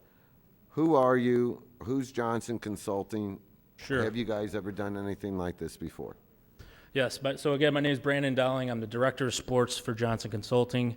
Johnson Consulting is a hospitality consulting firm. We specialize in convention centers, conference centers, stadiums, arenas, as well as youth sports complexes. We're celebrating our 20th year here this year. We do these all throughout the world, and we're working currently on the convention center as well here in town. So we're really familiar with your marketplace. And so I was going to give a high-level review of each of these slides, Okay. and then allow more time for questions and answers. Thank you. So just a prelude into this, Alderman? I wasn't clear. So who do you work for? Are you working for the city? Johnson Consulting. Well, who does Johnson Consulting work for? Is it working for the You're Blues? or retained by the Blues. Okay. Yes. But there won't be any more interruptions. Go ahead. Sure. So at a high level, and please, if I'm getting too in the weeds, let me know. But the involvement of the economic impacts, it really is a direct result of the volume of business within the facility, right? Your Scottrade, your asset. And so much of this, in the first couple slides, we'll talk about the historical. So what we looked at is your historical demand, as well as your historical origin and spend of some of your participants and visitors to the facility, and projected forward for what you guys would look like if you did do the renovations, and the risk that you run and if you guys don't do the renovations. So I'm on slide 3. You'll see a look at the historical numbers that we looked at from an attendance standpoint, and really, it shows the growth year over year, and 2015 being a very good year. Next is 2015 was good because the Blues went so deep in the playoffs, or is that because you had other events? both, sir. Okay. Yep. And the next slide is really when we start to look into the projections, right? And so I'm gonna spend a little time on this one. You'll see, we do a 3-year average for the number of events as well as attendance, and then we do worst, based, and best, right? Worst is the risk that you guys run and the erosion of the events and the volumes that would happen at Scottrade should you not move forward with the reinvestment in this asset. And the best is what it would look like if you did. And you'll see the variance in each of these. At a high level, and again, I want to stress that how conservative I think we were in this analysis. From a base to best, we're at about a 15% increase on attendance. And again, this is not inclusive of the 2016 numbers, which is a banner year. Yet again, and if you start to look at that, our best case is really only a 5% increase over the most previous recent year on attendance, which again, as I mentioned earlier, is what is the driver of all this economic and impact analysis. The next slide is just a breakdown of the origin of folks at each of the particular events. We look at, we break it down into blues and non-blues events as we talked about earlier, several of the events being non-blues. That is your primary driver for the incremental impact to your community. Those are the events that bring in the room nights and the folks coming here and spending, in addition to the weekly blues games. The next slide shows an average spend. This is the daily average spend per participants coming to or visitors to the facility. Again, I do want to make a note. These are here just to show you our assumptions. The 235. Really, if you net out the lodging, so on the blue side in the previous slide, you'll see we only assumed a 5% overnight stay. So effectively, about 95% of that daily spend is spending only $110. And that's including an average ticket of $53 that we applied in our assumptions. So our spend are rather conservative on the blues as well as on other events. I did want to make that note. So again, this is the next slide is the capital improvements comparison. We're looking at only the 67.5 now. Our initial analysis looked at the whole. This is the 67.5. Again, this is all portraying the previous slides, and then we're looking at the number of room nights that are generated on a historical basis in slide number 8. We do the same for the projected moving forward basis in slide number 9. Moving on into the direct spend. Utilizing, again, that same demand numbers that are in the previous slide is where we evolve the historical direct spend.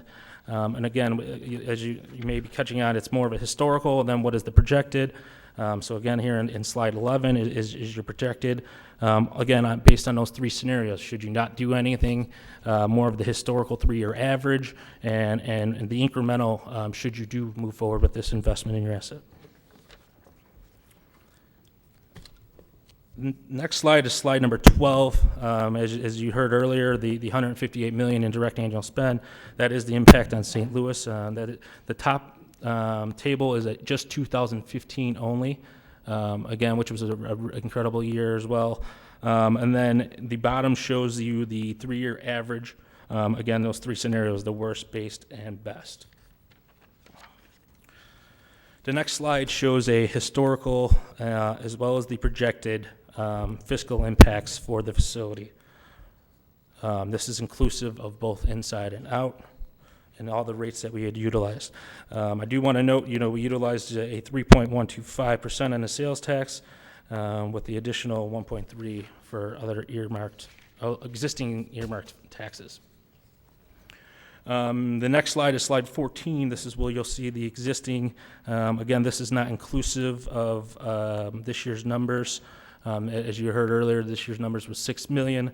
That's where you'll see a variance in this, and growing to 19. And then, again, as we talked about, Mr. Alderman, when he talked about cutting city services, in our analysis, in our opinion, if you guys do not elect to move forward on this, as you'll see, it would be a $4 million decline in revenue to the city should you not And again, that's due to erosion of event and volume with the facility's inability to compete with your peers within the Midwest. That's, in our opinion, what you'll be experiencing. And then the next slide is Brandon, let's yes, just sir. back, I just want to back up. Sure, absolutely. Number 13, page 13. again. 13? Yeah. So what are you telling me here? You're telling me So that, on the left top is the historical, based again on all those demand numbers, and then on the top right is the 3-year average with the 3 scenarios that we discussed. Should you not do it? Should you? The base is basically an average, a little above the average, and then the best is should you move forward with the improvements. so on the right chart, Scottrade, on the right, so what am I, 3-year average, that's my average, that's the worst case? Why is that the worst case, that column? Again, the worst case is that would happen, the erosion not obtaining the NCAA events, the wrestling, those have significant impact on your community. So if you guys do not move forward on that, you run the risk of losing such events. And then the base amount, what does that mean? That is basically above the 3-year average, ultra conservative base case. And then the best is obviously the best expected case. And again, to reiterate, after we had run these numbers, we did not have the 2016, but after running this versus the 2016, it's actually only a 5% increase over that. All right. Mr. Chairman, I have one clarification too. Your worst case scenario here with no renovation and this suggested drop in revenue, at what year does that occur? Are you suggesting that's going to occur next year? That is correct. And then, that's a great question, because let me reiterate, we just expected the first year, because as you all know, these events are booked years in advance. So, if you don't elect to move forward with this, some of those folks at the NCAA are going to start to beginning to look at other places. So we would expect that erosion in year 1 to grow, just as we would expect the increment in growth should you do move forward. Now, do you also account for any increase in revenue since the Rams left and there's less competition locally for, sports event revenue? Sure. I mean, that didn't include that exactly, but we did take it into consideration in terms of the overall volume of business at the facility. So that should be some increase since you have less competition locally? Sure. All right, go ahead. I'm sorry. Sure, I just want absolutely. to make sure as we're going through there that. You bet. Please stop me whenever. So slide 15, again, this is some of the stuff that Mr. Zimmer had gone over, just some of the events that you run the risk and what those look from an economic and fiscal impact standpoint. We did do a one-time, obviously the capital constructions, if you guys were to move forward, what does that begin to look like on the construction dollars and the impact to the city? And one of the things that we did talk about, so if you do not move forward, and we're talking about how that volume impacts many things, the revenues that are earned currently would likely decrease at the parking garage, which are dollars earned by the city currently. So that's another risk that is run by not improving this facility. And that is it. Thank you, Brandon. Don't go anywhere. Sure thing. I just think the financial part will give every alderman about 2 or 3 minutes, at least at this point, while it's fresh in our mind, to get out any questions they have on the finance part. We'll start with Alderman Kennedy. Oh, thank you. Thank you, Mr. Chair. I just wanted you to clarify, yes, sir. When the expected impact of either way, with the renovations or without the renovations, you're expecting that impact to be next year, immediate when? That is correct. Okay, next year. Yes, and again, that is because of the understanding that you guys are moving forward with such a renovation. Will make you a more attractive venue to those particular events that we're talking about that are at risk. To the extent that you're showing here, or this would be over a period of time? I can understand that the impact would be next year, but to the tone that you're showing here in this slide 14? Yeah, this is what we are anticipating next year, and again, we anticipate this to grow. Okay. Year over year. All right. Okay, thank you. That's all. Thank you. Alderman Moore. Then Alderman French, you're up. Thank you, Mr. Chairman. A couple things. Number one, just kind of getting an idea of the timetable here. So, as I asked you before, you suggested that there would be a drop in revenue as soon as next year if we don't make these improvements. When, if this was to pass, when would the improvements begin? I think on this Exhibit C, you show that the city's payment wouldn't start until fiscal year 2021. Yeah, well, I would lend to you guys. The improvements would start immediately. Can you come up? No, I'm sorry. The improvements would start immediately. We've been building the plans, designing, working with suppliers. And that would be if the improvements would start immediately, but the city's payments don't start to fiscal year 2021. Are you suggesting that you guys would start privately funding the improvements? Bond financing takes that into account. So when would you get the money? Well, we get the money. Morning, David Richardson. So the bonds would be issued after this is passed, and the bond proceeds would be in an indenture, and then could be drawn down to immediately start the work. We structured the bond payment not to start until fiscal year 2021, so that the improvements would be done. There'd be more revenue from more events, and so not to put a stress on the city. So that's why we had the payments starting later. But again, the work would start immediately, and the bonds would be issued immediately. Okay. Mr. Chairman, I did have one information request. I'd like to get a copy, I'm sure all the committee members will, of the current lease between the city and the occupants. So whoever would provide that, we would need a copy of the current lease. Copy of the current lease. Provided, Dale, we would need a copy of the current lease provided to, I would say, the chair and then all the board members of public safety. Certainly. And I mean, Ways and Means, I'm in the wrong committee this morning. My can mind's someone speak, maybe Otis, could you speak to the current lease? Who could speak to the current lease?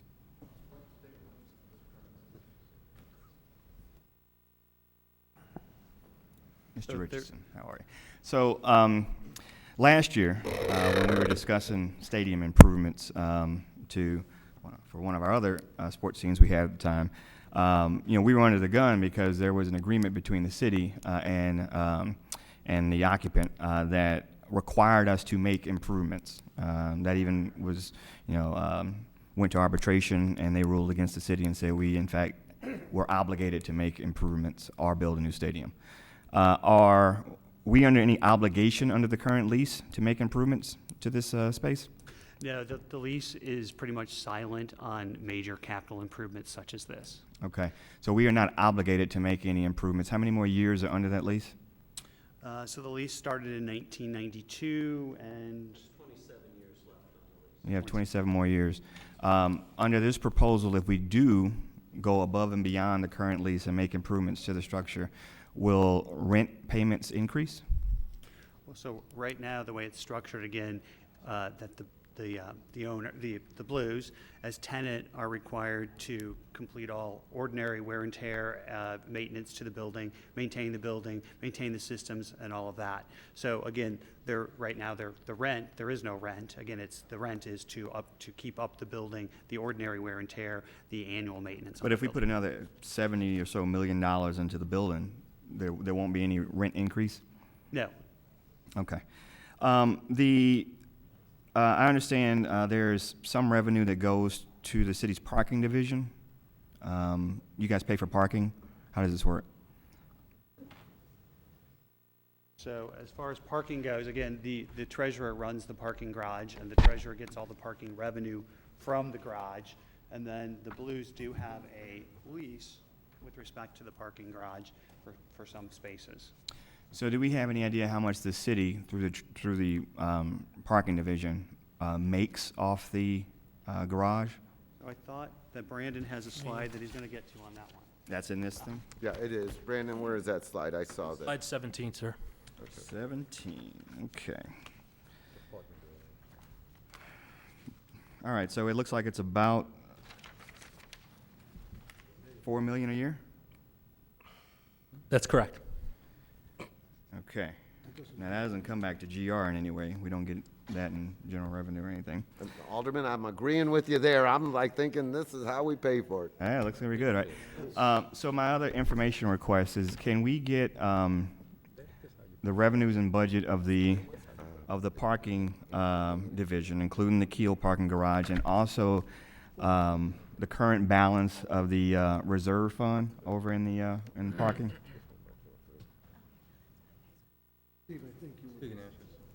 Alderman, I'm sorry. The request I had was that if we can get the current budget from the parking division, including the revenues, and also the current balance of the reserve fund over there in the treasurer's office and the parking division.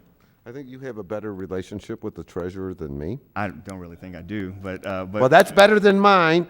And I know that you've previously asked for that information, but we will have the clerk put together an it just information. seems, it just seems to me if there is $4 million, which is about what they're asking for, that is currently going over to the treasurer's office, and we're definitely not getting it in general revenue, we should at least explore that as an option instead of looking at cutting city services. And just, I would add to that I already, not only am I working on that and trying to get the auditor to look into this, one of the things I was going to propose in the next week or so is a resolution to actually have either, well, I would assume. Okay, Alderman, let's stay on point. Well, I'm His just saying question, I know. how we get there. We will request that information. That's all I have. I mean, I think that's relevant. Alderman Vaccaro. I'll just finish what I was saying, and it's pretty relevant, but that I'm going to look into that, and I think that the committee really needs to actually bring her in and ask a lot of questions, because again, out Okay. of that $4 million that we could use, we get back pennies. No, and I realize that, but right now I'm on these financial numbers in front of me, and Well, it's a way to, I agree know, with I know. Alderman French, it's a way to get that money. all right. Alderman Carter. Just one question. So 51% of the people that attend blues events or events in the stadium Sure. come from the county. Were they ever consulted in possibly putting something in on this? Taking more so of a regional approach than. Okay, that would be a question for Dave Richardson or someone with the Blues organization, our President Reed. Dave, would you like to talk to any of you, or Chris? And I think the question was, Alderman Carter asked, was St. Louis County ever invited to participate? The answer was yes. We had conversations with St. Louis County at the outset. Again, we've been working on this for over a year and a half now, and there were numerous conversations. Yeah, and I think the challenge is, this is again, a city-owned facility, a city asset. Right. And we have direct tax revenue coming back from our facility that we built. And across time, the occupants of the facility have been paying all of the upkeep and maintenance up to this point. So, from the county, I don't know if it's in their best interest to invest in the city asset directly like that, because it's not an investment in blues, hockey, or anything of that nature. They have other places that they try to compete with, the Family Arena and some of those other places out in the county. So that's my assumption that I came in. Do we have an estimated amount? And I didn't see it in here. On how much we've spent, just in terms of maintenance and upkeep? Or did you say, you probably said it, and I When probably you say just we, didn't do hear. you mean the city of St. Louis Not or we, the Blues? the Blues, I'm sorry. We. Okay, you have to come up here to give me that number. Okay. Our microphones are up front here. Yes, sir, just overall. So, since the building opened, the Blues have put $100 million into the building and, continuing the financing. So that's how you get to our total outlay to date since it opened is $237 million. Thank you. And how much has the city put in besides the original construction? Nothing, zero. The only dollars were $10.5 million to the original site. Okay. Alderwoman Murphy. No questions at this time. Thank you, Chairman. Alderman Ogilvy. Thank you, Mr. Chairman. But maybe Mr. Zimmerman can stay up here. So first off, there's a lot of information here, and this is, you know, agreeing to this proposal is entering into a very long-term obligation for the city. I would strongly prefer to not vote on this today, since a lot of this information is new. That said, I'm not entirely unsympathetic to the ask. The city owns the facility. We obviously have some obligation to maintain it and keep it competitive. And the fact that it's a multi-use venue is important because it's active a lot of the time. So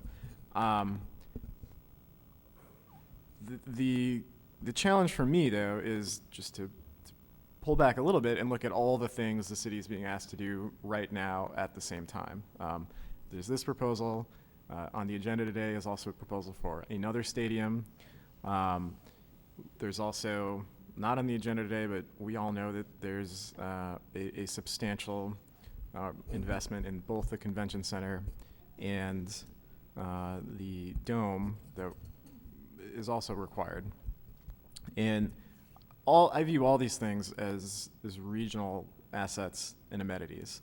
And the city is only 11% of the region. And as Alderman Carter pointed out, most of the people attending events here don't live in the city. But the city is pulling more than our fair share of the weight in terms of these regional amenities from a financial perspective. And it seems to me that now is the point where we say, you know, the city has we are all, or at least I'm keenly aware, that the city has a deteriorating financial position with each passing year. We're just asking these people questions now. You'll have an opportunity to give your economic perspective of Sure. where the city's going before we vote on these things. So one question I have, just in terms of the payments, since this is a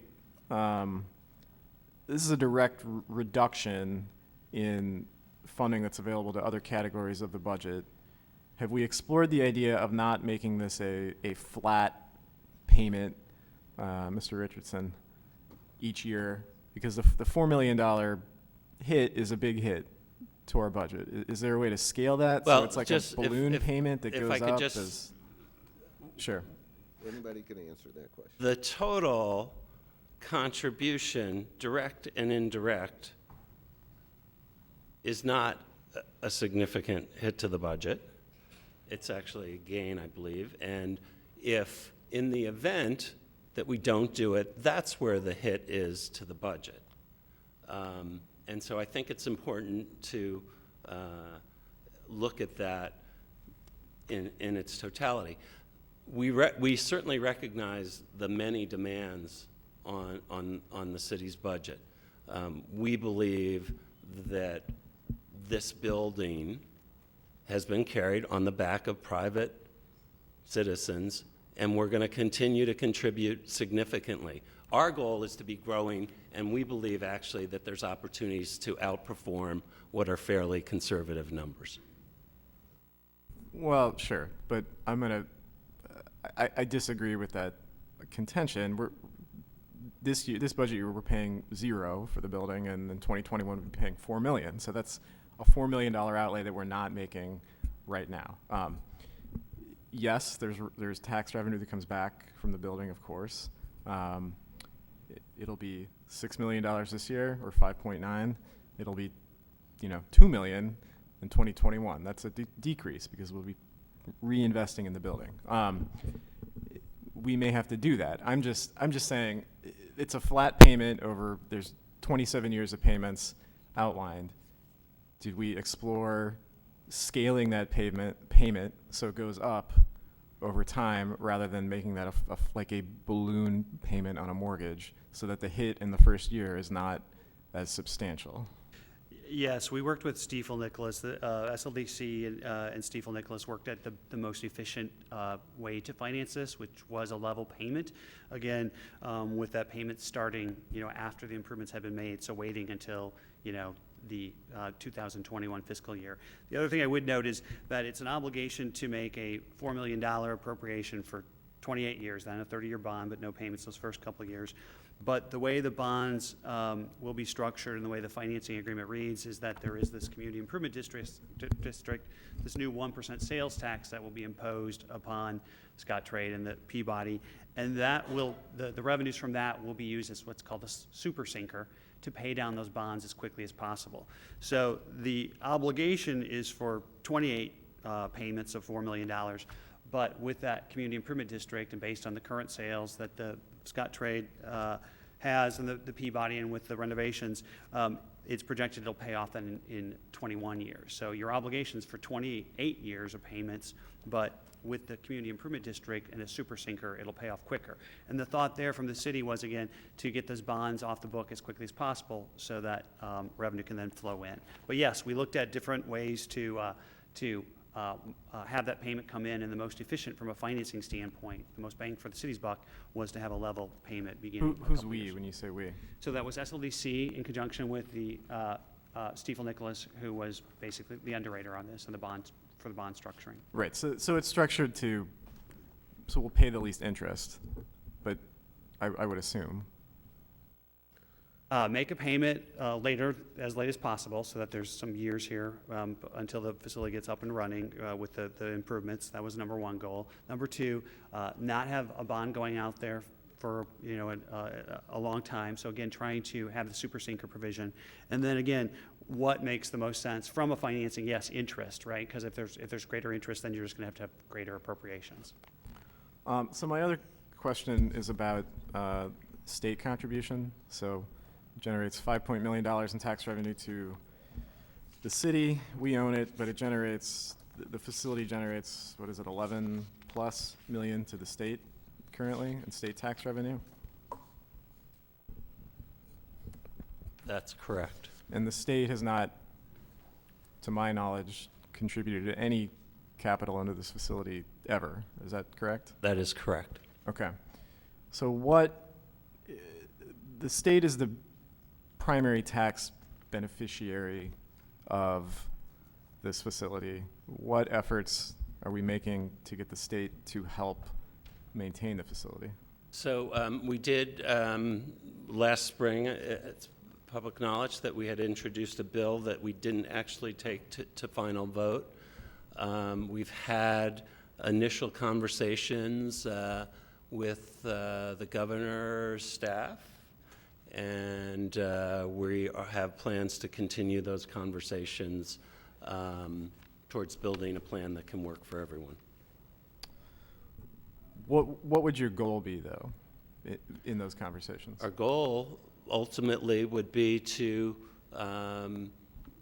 gain financial support, which would help us complete the second stage of the proposed project.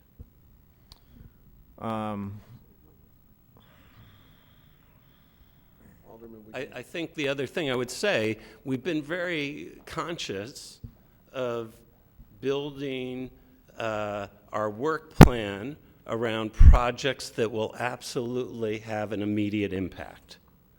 I assure you that our conversations, that the review of our proposals are being watched closely by particularly the NCAA. Right now, we have bids out for the next 4 years. They're going to award those in May. So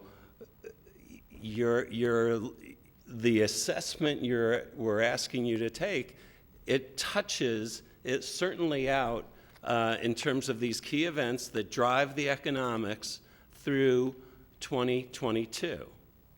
And I think it will be very challenging without a clear indication from these meetings and from the city that we're going to move forward on this for us to continue to get those events.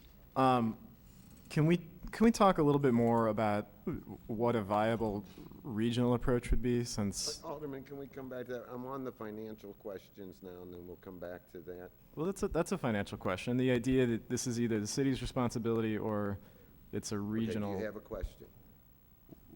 Mr. Richardson, can you theorize what a regional approach to funding the many professional sports amenities that the city currently provides would be? Okay, come on, Alderman. Ask me an economic question of some sort for him. I can't ask him to theorize. This is my point, is that most there's a lot of public financing of sports amenities and multi-use amenities like this one. And this one is far from the worst. The Scottrade Center is a much better deal for us than many other arenas are around the country. So I'm not unsympathetic to what's happening here. But I'm saying we want to ask questions. Yeah. And if you can expound on anything about public financing we want when we get to closing on the bill. But right now, we're asking questions about this presentation from the Johnson Consulting Group. Yeah, but the question is this our only path, just given that other regions tend to do this at a regional level where they have a single authority that helps fund and manage multiple professional sports venues, or at least at the county level where the debt is the responsibility of a larger number of people than just the central city within that region. Can someone answer that question? I guess I would just say that, with respect to St. Louis County, we do have to work on the Dome and the Convention Center, and that is where they have an interest in the facility, as opposed to this one, which has always been owned by the city of St. Louis. So, we do need to address the Dome situation at a later date, and that's the obvious one for county participation because they have an ownership in it at this point in time. Okay. I guess that's all. Thank you. Okay, thank you. And look, we'll be able to. Can I back up 1 second? What's the community improvement district, the 1% sales tax? What's the revenue that's expected to generate each year? So it would immediately be about $1 million, and then growing from there. Okay. Thank you. And that's the only question I have. Only place I use a super sinker is out on the Mississippi River looking for catfish. The super sinker, that's the $1 million a year. Yes, sir. It would seem like, why is that not available today to reduce my $4 million payment to $3 million and keep the bond issue over 30 years? So I think the preference. Well, yeah, you might say someone's preference, but my preference is you might be using it today. Is there a reason I can't? No, there's not. Again, I think when the financial advisor and underwriter looked at it, the best way to structure it was the $4 million and with the super sinker to pay it off quicker so that you avoid a situation where you have bonds outstanding and a facility that needs repairs. So. Right. I'm hoping we run into, some big inflation, but over 30 years, I'm going to have inflation that it's going to be way cheaper for me to pay $4 million off. I assume 28 years from now, I won't be here, than freeing up $1 million a year. But if there's no problem with that, I'd like to know that. I don't know if the comptroller would do it, but I'd rather put the smallest burden on my general revenue at this upfront period because it's not going to generate me extra money anyway. Yeah, there's no legal problem with that. Okay. I appreciate that. All right, the next speaker on the list is Mr. Frank Viverito from the St. Louis Sports Commission.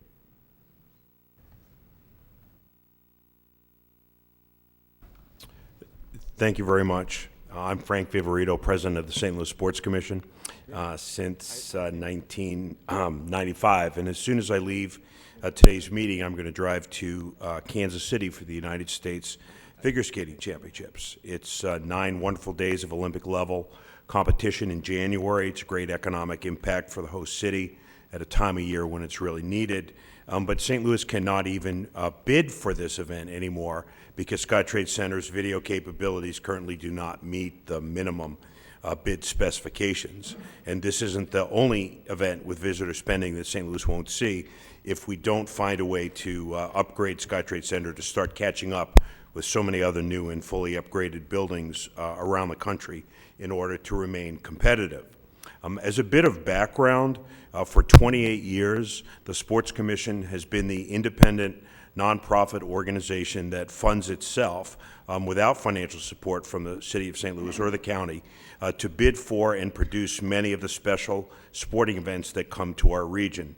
Events that you've heard about already this morning, like postseason NCAA men's basketball, NCAA wrestling, the United States Figure Skating Championships, the annual Missouri Valley Conference basketball tournament, the SEC basketball tournament, and so many more. The condition and the competitiveness of Scottrade Center are critical to our efforts. One example of this, the 8 NCAA wrestling championships that we've hosted alone have brought $80 to $100 million to St. Louis in direct, new, fresh visitor spending since 2000. And the event will be back here in less than 2 months at Scottrade Center, hopefully not for the last time. But here's how competitive the bidding has become for this event. When we pursued it for the first time, there were 3 cities bidding for 3 events in 3 years. Each city got 1 event. Now we're nearing the end of a bid process for the 4 wrestling championships between 2019 and 2022. In 2 of those years, there are 18 cities bidding against us. In the other 2 years, there are 22 cities that are bidding against us, most, if not all of them, with newer or renovated arenas. In other words, we're getting to be long shots instead of favorites. Other events that we're currently bidding for or planning to bid for, in addition to wrestling and figure skating, include the NHL All-Star Game, the World Junior Hockey Championships, the NCAA Men's Frozen Four, the U.S. Olympic Gymnastics Trials, the NCAA Women's Volleyball Championship, Women's Final Four, and others. The economic impact and visitor spending for each of these events is in the $10 million range. We're likely not to get most, if not all of them, without some renovations. The bottom line is simply that cities and regions invest in their assets and invest in the creation of activity, energy, and enhanced quality of life. And we can't continue to be overtaken by cities which regularly do that when we don't. On April 18th of this year, the NCAA will make decisions as to where all of its 600 championships from the year 2018, mid-2018, to mid-2022 will be held. We have to send the NCAA a positive commitment from St. Louis. That's our imperative, and that's where our immediate impact will come from. These decisions will be made in the next 3 months. I don't want to have to convince you that the business is important to St. Louis in so many ways. I think you see it, you know it, you support it on your own, and I hope you understand what an enormous role Scottrade Center plays in helping us attract this business. I also want to say just a thank you to Tom Stillman and Chris Zimmerman of the Blues for their leadership with the recent Winter Classic. And my favorite part of that event was simply seeing how happy and proud St. Louis fans were. And sports bring that joy as frequently as anything else. And so the dollars and cents are very, very important. But those moments don't happen too frequently in a place, and they don't happen without civic investment. So I want to thank Chairman Conway, President Reed, Mayor Slave for their leadership and support of the industry, and thank you all for the opportunity to express the support of the St. Louis Sports Commission for this important initiative. Thank you very much. Thank you. Don't go anywhere. And first of all, I personally want to say I appreciate what the Sports Commission does. I mean, President Reed and I were good wrestlers at one time. And we both served Still are. Still are. Yeah, down here, this is the forum. But the thing was, Frank's group brought the first NCAA wrestling championship here, and that was almost 16, 17 years. It was in 2000. In the year 2000, and those fans around the country loved it. And I mean, they got it to a point where we're getting it year after year, every other year, and it brings in 15, 17,000 people for 4 days. Way better than basketball for our regional economy. But I know the last time we did this, was it last year or the year before, we ended up getting NCAA Division II, came to St. Louis at the Cherokee Center. And Yes. my point is, these events are not just for the big glory ones. I know that and we haven't had the Convention and Visitors Bureau over here. They have amateur sports that come and occupy the convention center, like the select volleyball, high school, grade school volleyball, where they bring in hundreds and hundreds of teams. And so it's not just about, on paper, these big money makers, but it's across the board. You know, whether it's, I know, like on the wrestling, I'm personally involved with that, you know, so I'll fess up there. But they bring, you know, all of the high schools get involved locally, hundreds of volunteers. This is all done with volunteers, wrestling fans, I assume, when you do the hockey. Yes, exactly. It's all done with volunteers to bring the NCAA events in, but then it spills over to encourage the amateur sports. You know, St. Louis has always been known for soccer, obviously. Not much for wrestling. Mizzou does have a good wrestling team the last couple of years. But it brings athletes into St. Louis. And then hopefully we can spill more and more of this over to the convention center for those bigger events. Sure. And I'd love to invite you all to come and see the NCAA Wrestling Championships. The event has six separate events over a 3-day period.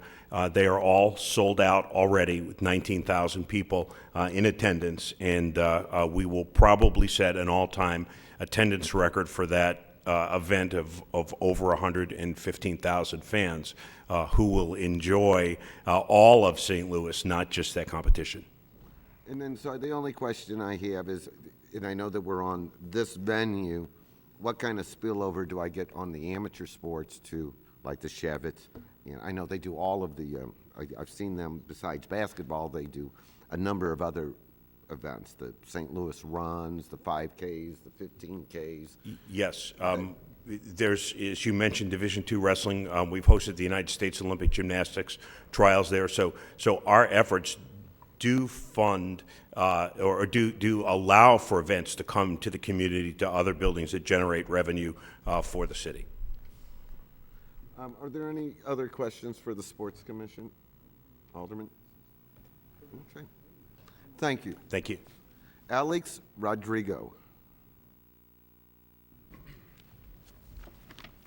Good morning, and thank you for this opportunity. My name is Alex Rodrigo, and I'm the Group Vice President of Operations and the Arena General Manager for the Scottrade Center, St. Louis Blues, and the Peabody Opera House. I'm here to talk about the building and those immediate needs, and also the conversations that we're having with a multi-purpose facility such as ours. As we stated last night and today as well, that 60% of our business is non-blues. And to give you some context of that, the building was designed in 1990, broke ground in 92, doors opened in 94, so overall 25 years. And in that time, not much has changed, yet the business and the people around it have. I wear two hats in the facility. One, on the engineering and operations side, to make sure we can support and service the tournaments and the entertainment that comes through this building, and essentially all the business. The other hat is booking that business, working with the Sports Commission and our leadership, both regional, local, and within the building, in order to develop the contracts and make those promises and then keep them as well.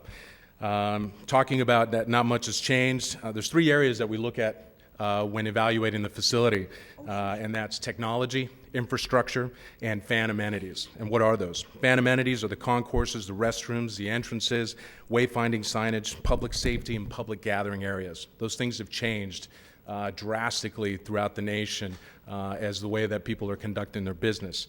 The infrastructure, it's heating, cooling, refrigeration, piping, mechanical systems, seating, the rigging capacities above us, concrete slabs, lighting, locker rooms, and environmental control systems.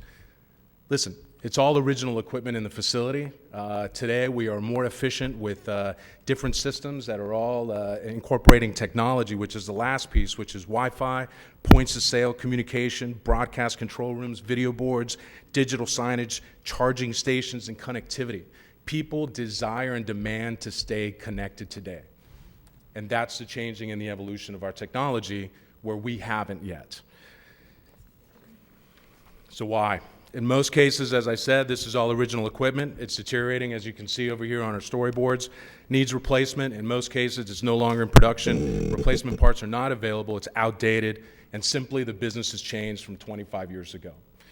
As you can see around here today, I pointed out to those photos, but those rusted pipes and points of failure in the mechanical systems could lead to a catastrophic failure in the building. And if that happens while there's a live televised event, something national or international happening in our building, it's hard to come back from that. So we take our business very seriously. I talked earlier about a multi-purpose facility. Our business partners, because we enter into contract with them and make significant promises and agreements to service their business, our business partners are the SEC, the NCAA, Live Nation, AEG, WWE, Disney on Ice, Trans-Siberian Orchestra, family shows, religious programming, from Joel Osteen to Winter Jam, and community events that have all changed and evolved over time, yet the facility still hasn't. Shows are larger, louder, and heavier. Folks ask me, I deal in the realm of the engineering. I have Justin Bieber's asking for a trampoline over the crowd, and we did it. But the rigging capacities of the facility were designed and engineered from 25 years ago. So I have to go through a very extensive process in order to deliver that. But that's critical when dealing with our partners at Live Nation and AEG that want to bring the tour through St. Louis and are asking and saying, can you support the production and make this happen just as it's happening in other major cities? Because tours are not going to change specific to our building. We have to meet those changes that we're being asked to on a national level. We're at the crossroads of losing our business because we're no longer able to support and meet those demands. These are real conversations. Some of the aldermen were asking earlier, how immediate is that? And that's immediate. As immediate as I was saying earlier that in a conversation, the tours and tournaments forecast their business in years, and in some cases increments anywhere from 4 to 6 years out, as spoken today about the NCAA bid process. So the decisions in this room today over the next 60 days, I said in the first half of this year, affect our business portfolio over the next 6 years. And we can't go back. That train has left the track. Those decisions are going to be made. And ultimately, at the end of the day, as Frank had said earlier, I'll be on a plane today to Kansas City to work with U.S. Figure Skating and discuss some key questions. How have you changed since 2006 when this was in St. Louis last? And I'm hoping that with your help and your support at the end of the day that we can pay the way to saying that we're committed to making a change and supporting these tournaments moving forward. Thank you. Okay, just give me a second here. Any questions? Alderman? I'm sorry, Alderman Kennedy. Thank you for your testimony. Thank you. So the present, the renovations that are presently being proposed, this will bring it up to be state-of-the-art? Absolutely, yes, sir. Yeah, the contracts state, if you look at SEC or NCAA, tournament quality, championship quality, and those go into the locker rooms, that goes into the digital signage. If you keep in mind that the collegiate programs now have amazing multi-million-dollar facilities, in some cases it's a billion-dollar sponsorship program, and the sponsors, the universities are all demanding that the digital technology be upgraded, as well as the amenities that we would need to support the fans that migrate to tournaments such as that. So, and how long do you think this will last? You know, how many more years would it be after this that you would anticipate another major renovation would need to happen? And is there a standard around the country where these types of facilities are renovated in a major way so many years? Yeah, so what we've seen typically is between, there's a 5 and a 10-year milestone after you've made a renovation, and there's ongoing improvements on an annual basis, which is part of the responsibility that we have as the ownership group who's managing the facility, is to make that investment, which is to the tune of several $1 million, to keep a facility of 665,000 square feet relevant and operating safely from a public safety standpoint and from a production value. So when you look at an investment like this, phased approach, we have to do those immediate repairs and improvements in order to keep the business over the next 6 years. But what we're continuing through our side, as you've seen, is what we've been doing over the last 23 years, is to keep the building moving forward and to keep those business partners in place. So there are yearly things that you do. There's a 5-year projection that you typically have to make something. Is it, and beyond that, when it becomes a major renovation, is there an industry standard for that? Can you be a little more specific, I guess? You pointed out earlier in one of the presentations about some new buildings that are, new facilities that are being built in other Right. cities. Okay, how many years out would they anticipate having to make another major renovation or investment? That was my reference to the 5 to 10. They're not major renovations, but they're technology changes, right? The phone in your pocket updates and changes on a relative basis. The technologies and the infrastructures that we're looking at now are to set us up for the next 25 years, and through that, we'll continue to make improvements based around those adjustments. But annual ongoing improvements and then 5 to 10 year increments on not necessarily major improvements, but improvements that must be made to change with the times. Okay, I'm trying to follow that. Sure. So then presently there were not every 5 years some renovations that were made in the building as it is now? And so then Correct. what has happened that there were or there were not? There were not. There were not. I have original equipment from 1990s. I have pumps, piping, as you see in the deterioration back there. Right. That's all original. We haven't done anything. So that ongoing maintenance would support a major renovation for the period of the 25 years. And so would the question be, would we be back here in 5 or 10 years asking for more money? No. Or before the projected time that the bonds would be paid, you're coming back asking for some major renovations? No. That would be another question. The program that we put together is to maintain that investment throughout the life of it. Okay. All right, thank you. Sure. Thank you, Mr. Vice Chair. Good. Hold on. It would be Alderman Ogilvy's next. Mr. Rodrigo, can you come back up? Mr. Vanverino, are you in the room? Sorry, what's that? No. Rodrigo. Oh, Mr. Rodrigo? Rodrigo. Oh, I thought Yeah, you said. sorry, I had a Oh, no question. problem. Mr. Clerk, are there any more speakers signed up? Do we know? Or Alderman Vaccaro? Pat White is signed up, as well as Missy Kelly. Okay, we've got a few more. A few more. Okay. The proposed improvements are obviously, it sounds like they're both to Scottrade and to Peabody, but these are primarily Scottrade. It's all Scottrade. It's all right. Scottrade. But the effect of 1 or 2 of those improvements will ultimately enhance. Right now, there's some shared services between both buildings on the HVAC, cooling and watering, and so this would allow independent systems, yeah. So both Phase 1 and Phase 2, Phase 2 is not funded, but in this bill, but proposed in this bill. Phase 2 is also all Scottrade? That's correct. Okay. Okay, thank you. Thanks. Okay, so actually, next speaker is Pat White. So Pat, if you would, and I think there's a lot of discussions going on. We're not all abandoning things. There's just things going on. Good morning. Good morning, Pat. Thank you for the opportunity to testify to support the revitalization of Scottrade legislation. I am Pat White, President of St. Louis Labor Council, AFL-CIO. Our members benefit from every aspect of this revitalization, from the workforce that works the facility to the men and women that will do the construction work, and the countless men and women who work in the local restaurants, bars, and hotels. This legislation continues to allow St. Louis and our working families to move forward with increased employment and opportunity. On behalf of the working people of St. Louis, we respectfully ask you support the vital revitalization for the men and women who depend on Scottrade for their opportunity to earn wages to sustain their families. And that's really all I have. Thank you. Would there be any questions from anyone? Anyone? No. Thank you. Pat, thank you for coming out.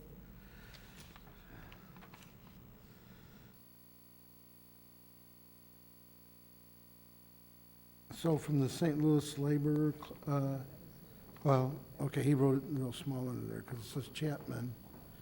So then Missy Kelly? No, wait, no, I'm sorry. No, we do have him right there. Yeah, Mr. Chapman, and it's, Good morning, committee. My name's Kevin McNatt, President of Unite Here Local 74. We represent approximately 4,000 members in the St. Louis metropolitan area, the hospitality industry, and hotels, restaurants, casinos, Busch Stadium, and Scottrade, where we have approximately 400 members who work at the Scottrade Center, okay? Of that 400 members, 70% of them are minority. Of that 70, of our 4,000 members that we represent in the metropolitan area live in the city. This place here, working at Scottrade, they make a good living there. They make living wages. Losing functions there cost our people work days. Right? Everybody sees what happened with the Rams. We lost 500 jobs down there. You know, this place needs to be redone and have these folks in here on behalf of the members of Local 74 that work in this industry all through the town, in hotels, restaurants, and casinos. We're in full support of this. And that local is hotel workers and, I'm sorry.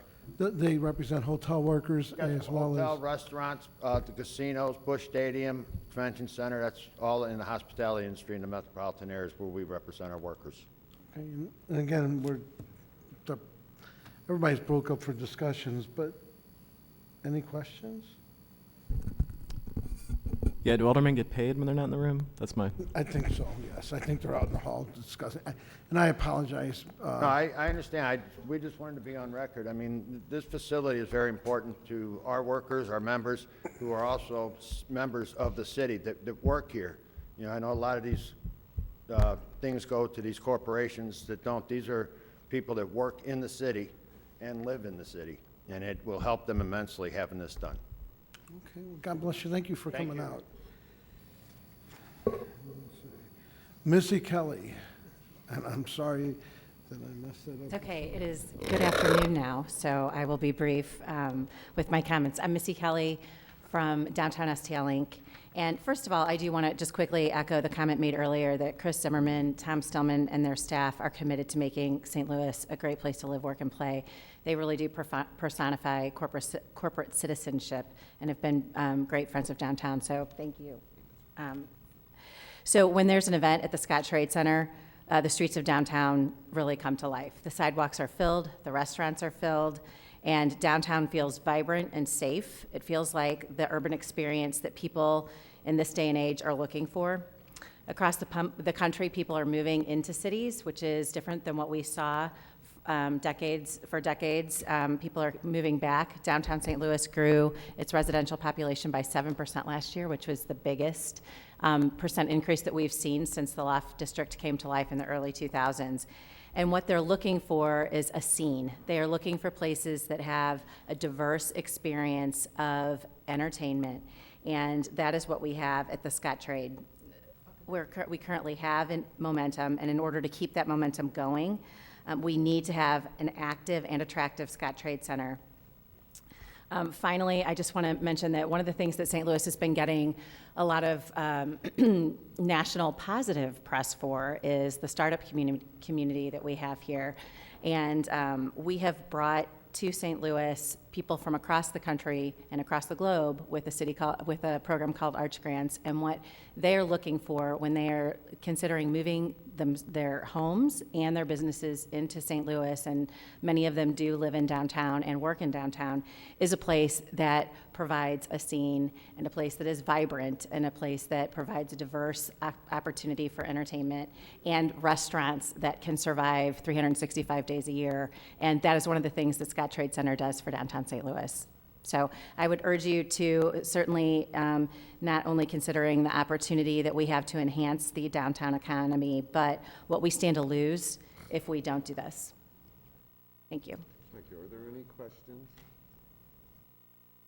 Thank you, Ms. I think she's the same. You can ask, but Pat White. Pat's already been in the building with the. Okay, Kevin McNabb. Already done. So we're gonna leave. All right, we've gotten What through. we missed? Who'd we miss? Today. Oh, Bob Bonney. I'm sorry, Mr. Bonney.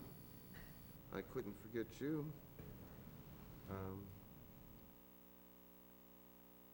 Mr. Bonney. How are you today? Tell me who you are. I'm fine. I'm Bob Bonney, the Director of the Missouri Restaurant Association, and thank you for the opportunity to speak in support of this bill. My sole purpose, and I'll be very brief, but it's important to the restaurant community, which are drivers of revenue for not only the city, but the region and the state as well. these events, not just the Blues game, but the ancillary events that they attract, the Disney on Ice that's coming, which my grandchildren will be at with their parents and staying down here. These are important for restaurants. And when people come to this region, a lot of times it's for the first time for these events, and hopefully they return. But the restaurants wanted me to be here today to say that these events and these nights where people are in this region for one time, perhaps for the first time, they are very important to us as a restaurant community, and they're increasingly important. So thank you again and for allowing me to speak in support of this, and I ask that you would support this legislation as well. Thank you. Thank you. Are there any questions for Mr. Bonney? Okay. We come up with some ideas on the financing. I know that they're visiting on that. What I would like to do is, are people ready for the presentation, the initial presentation? Those are all the speakers on the Scottrade Center. And so we'll take a breather on that. Oh, I'm sorry, Mr. Matthews, Jimmy? You were, I'm sorry, and you were so patient, and there's your name way up there at the top. That's right. Thank you. My name is Jimmy Matthews. Candidate for mayor of the city of St. Louis. I come to represent the people interests in this particular endeavor. From reading this or listening to what has been said about renovating Scottrade Center, I thought about how many buildings in my neighborhood need to be renovated, and vacant lots need to have buildings built on it. The taxpayers of the city of St. Louis and the voters of the city of St. Louis have elected our elected officials to look out for the people's interests more so than corporate greed.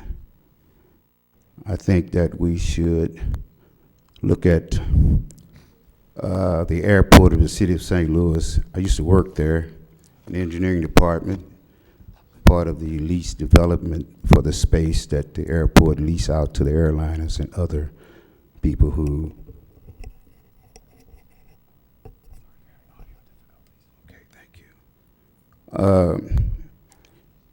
the airport, their type of arrangement, the city owns the airport and lease out space to the airliners and concession stands and so forth. I think the airport, when I was there, was making money. Didn't have to have a 1 cent or whatever issue before the city of St. Louis to pass bonds for such. I'm thinking that if this Scottrade Center, in a business perspective, is not making money, I would suggest you sell it to those people that want it and let them take care of those various things that they say need to be done. If I lease a piece of property as a real estate broker, I would certainly make sure that the tenant or the person that's leasing, that leased the property would be able or be held responsible for maintaining the property out of the revenue that they gain. I don't know how much money these folks have lost over the years at Scottrade Center operation, or if they're making money or losing money. If you're losing money, I'll get out of business before I lose everything. If they're making money, they can continue to hire lawyers and people who represent them here today. I think that they must be making money and they want to make more. And I have a problem with giving more money so they can make more profit and that type of thing. If they want to make some more money or have the need to make some money, sell some stocks. Buy some interest, have some people buy some interest in a particular operation. It's one way to gather money instead of taking it from taxpayers that need it for the neighborhood. I have plenty to say, but time doesn't allow me to talk about this thing. I was wondering whether or not the union people are paying living wage to those people that work for them. That has been an issue in St. Louis, the minimum wage and all that other type of thing that people are starving, not able to pay their bills. We have a courthouse building next to the city of St. Louis. I think we leasing space for court space. We can renovate our courthouse building over here, I think for even cheaper than that. And we can save some money by not leasing or purchasing other space that we already have. We can renovate that property there.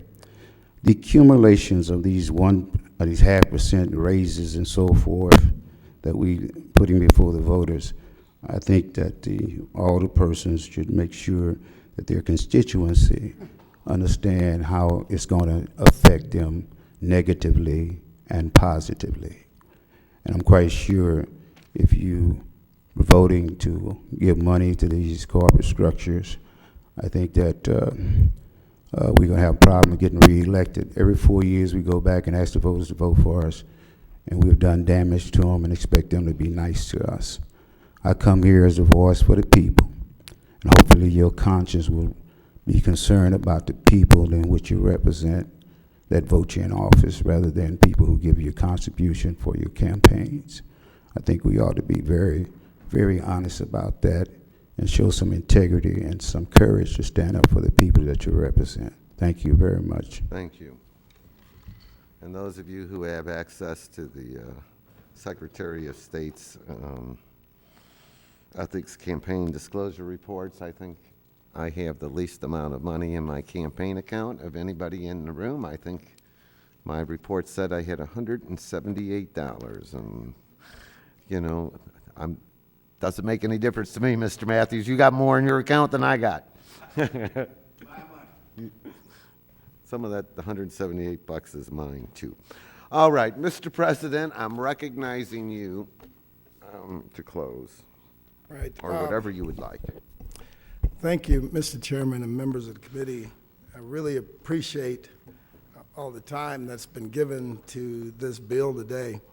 When I first began talking about the bill, I talked about the fact that this is a city-owned facility, that we as landlords have put little to nothing in over the years that this building has been open to improve it and to help make sure that the building stays competitive. We have a lot of visitors that come to the building each and every year that otherwise would not come to visit St. Louis. They're eating at the restaurants, they're staying in our hotels, they're buying our goods and services, they're shopping at the stores all throughout the city of St. Louis. This has been a tremendous public-private partnership. But with some of the questions that were brought up today, I know in talking to a number of the members, we're going to be looking at some amendments and a floor substitute to the bill when we bring it out to the floor. And I'm hoping that we will vote in favor of it to bring it out to the floor of the board. And my commitment, and I already talked to the co-sponsor, Mr. Chairman, we will put the bill on the informal calendar and begin working on the floor substitute. And keep the bill on the informal calendar until we work through that floor substitute that would take into account some of the concerns that we've heard today. One of the concerns is the time frame that the payments would begin and the total payments that we would put in, you know, the total being the total $4 million. And also our opportunity to recapture some of the parking revenue that's going back to the city that always seems to go somewhere and we can never find it. So we will be looking at all of those avenues and working to come up with a good floor substitute. And I also invite any member of the committee who would like to work on that group with us to come up with that floor substitute. You're invited to do it. But once we get a good floor substitute in place that will serve as the city of St. Louis and our residents and allow us to continue to compete in this marketplace that we're in with a city-owned facility, then we will move forward with the bill. And I believe we'll be able to get there because I think there's will on both sides. The Blues have done their part. They've spent over $237 million in improvements in the building over time. The city of St. Louis, we've collected over $100 million in new tax revenue from the facility since it opened. And we have an opportunity to expand that, and that's what this bill is all about. So I'm asking for your favorable approval today to get the bill out. And as I said, myself and Chairman, who are both on the bill, we will place the bill on the informal calendar, and we will work up those amendments to the floor substitute for the bill. That allows us to continue working toward a final solution of it. And then with that, I close, Mr. Chairman. Okay.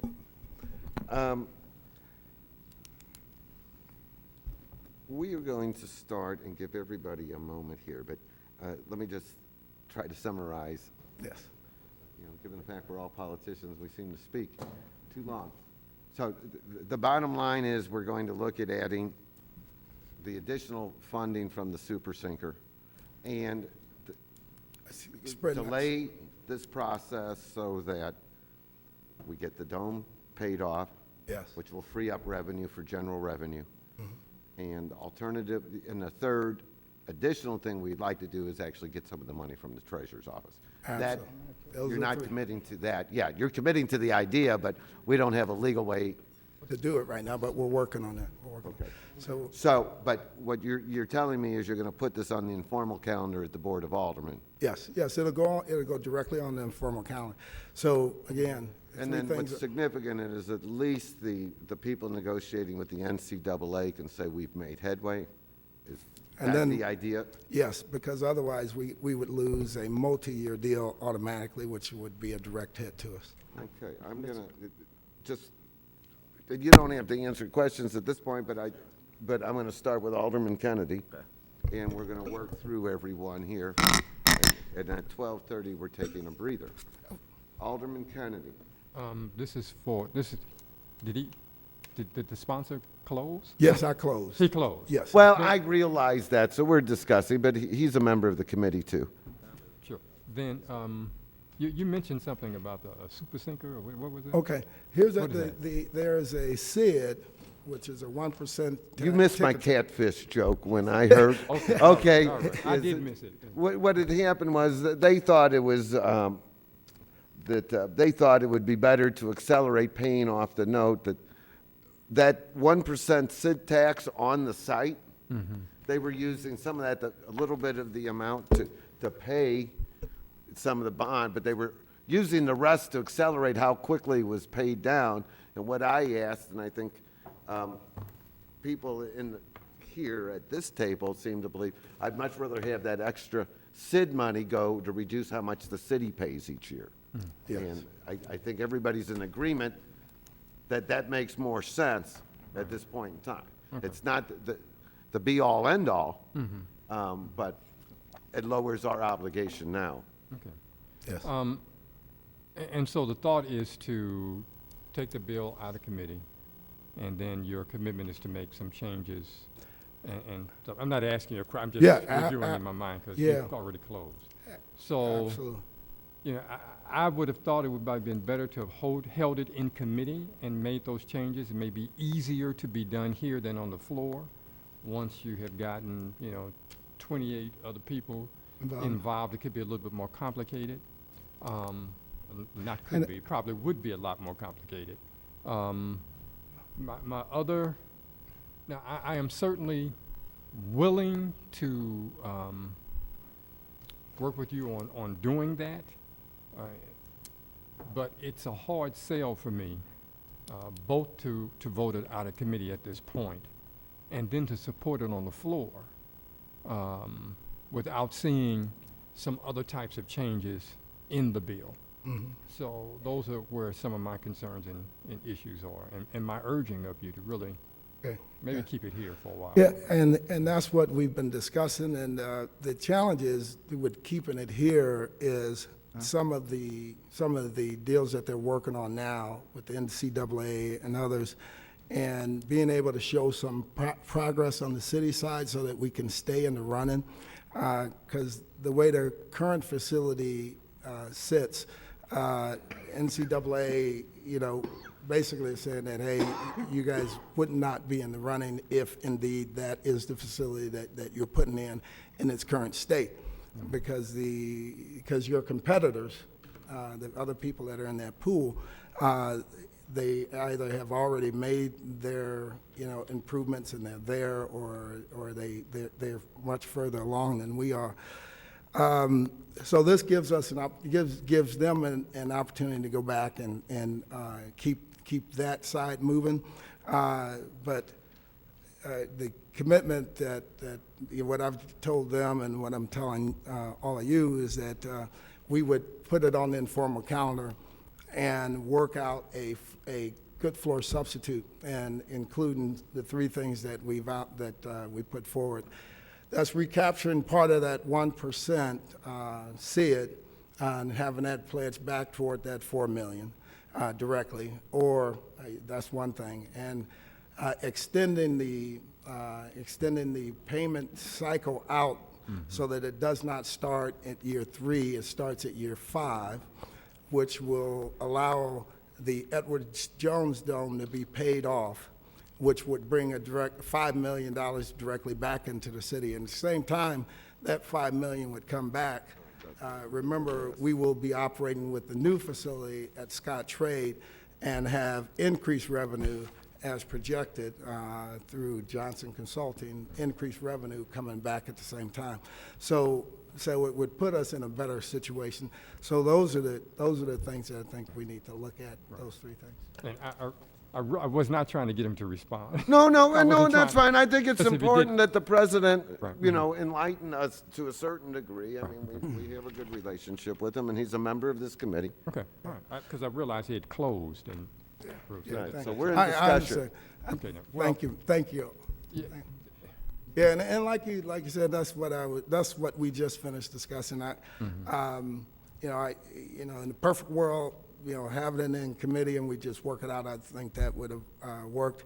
But we do have to recognize that, some of those deals that they're working on, i.e. NCAA, would put us at risk of losing that multi-year deal. And it's not like it's a one-year deal, it's a multi-year deal that would knock us out for multiple years. Well, if it comes out of committee, and I might be able to support that coming out of committee, but I could not support it on the floor. I'm letting you know, I understand the way that. it is presently. I understand that, and I appreciate that, and I thank you. That's all I had. Thank you, Mr. Chair. Alderman French. Thank you, Mr. Chairman. For discussion on the bill, but the president is more than welcome to No, I'll sit down. come and sit next to me and answer or jump in. I wasn't trying to get you to answer. No, that's fine. I mean, he's here. He's a member of the committee. He can respond. All right, Mr. Chairman. I don't know what we're doing down here. I don't know why we just wasted 2 hours of everybody's time if the proposal now is to bypass the committee process and go straight to the floor. The whole committee process is set up for us to examine in more detail than we can on the full board these proposals, offer amendments and changes at the committee level. The idea that you're asking all of us right now to vote on an incomplete proposal, all of us to vote on something that right now takes $4 million out of general revenue, tells us to cut city services, we don't know where, and we don't know what the final proposal is going to be, is ridiculous, and it's really disrespectful of people's time and this entire process. All this stuff is supposed to happen at the committee. That's why we're here. That's why we get this. And we made information requests. We haven't gotten them. I made an information request from the parking division to find out where those revenues come from and how much goes there. Made information requests on the current lease to find out exactly what our obligation is. So I guess it's now being proposed that we don't get that information, that we make a decision today on an incomplete bill in the hope that somehow it's going to be fixed on the floor. Things don't get fixed on the floor. People don't have time to examine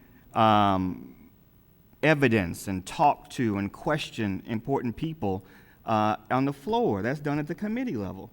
So what is the rush?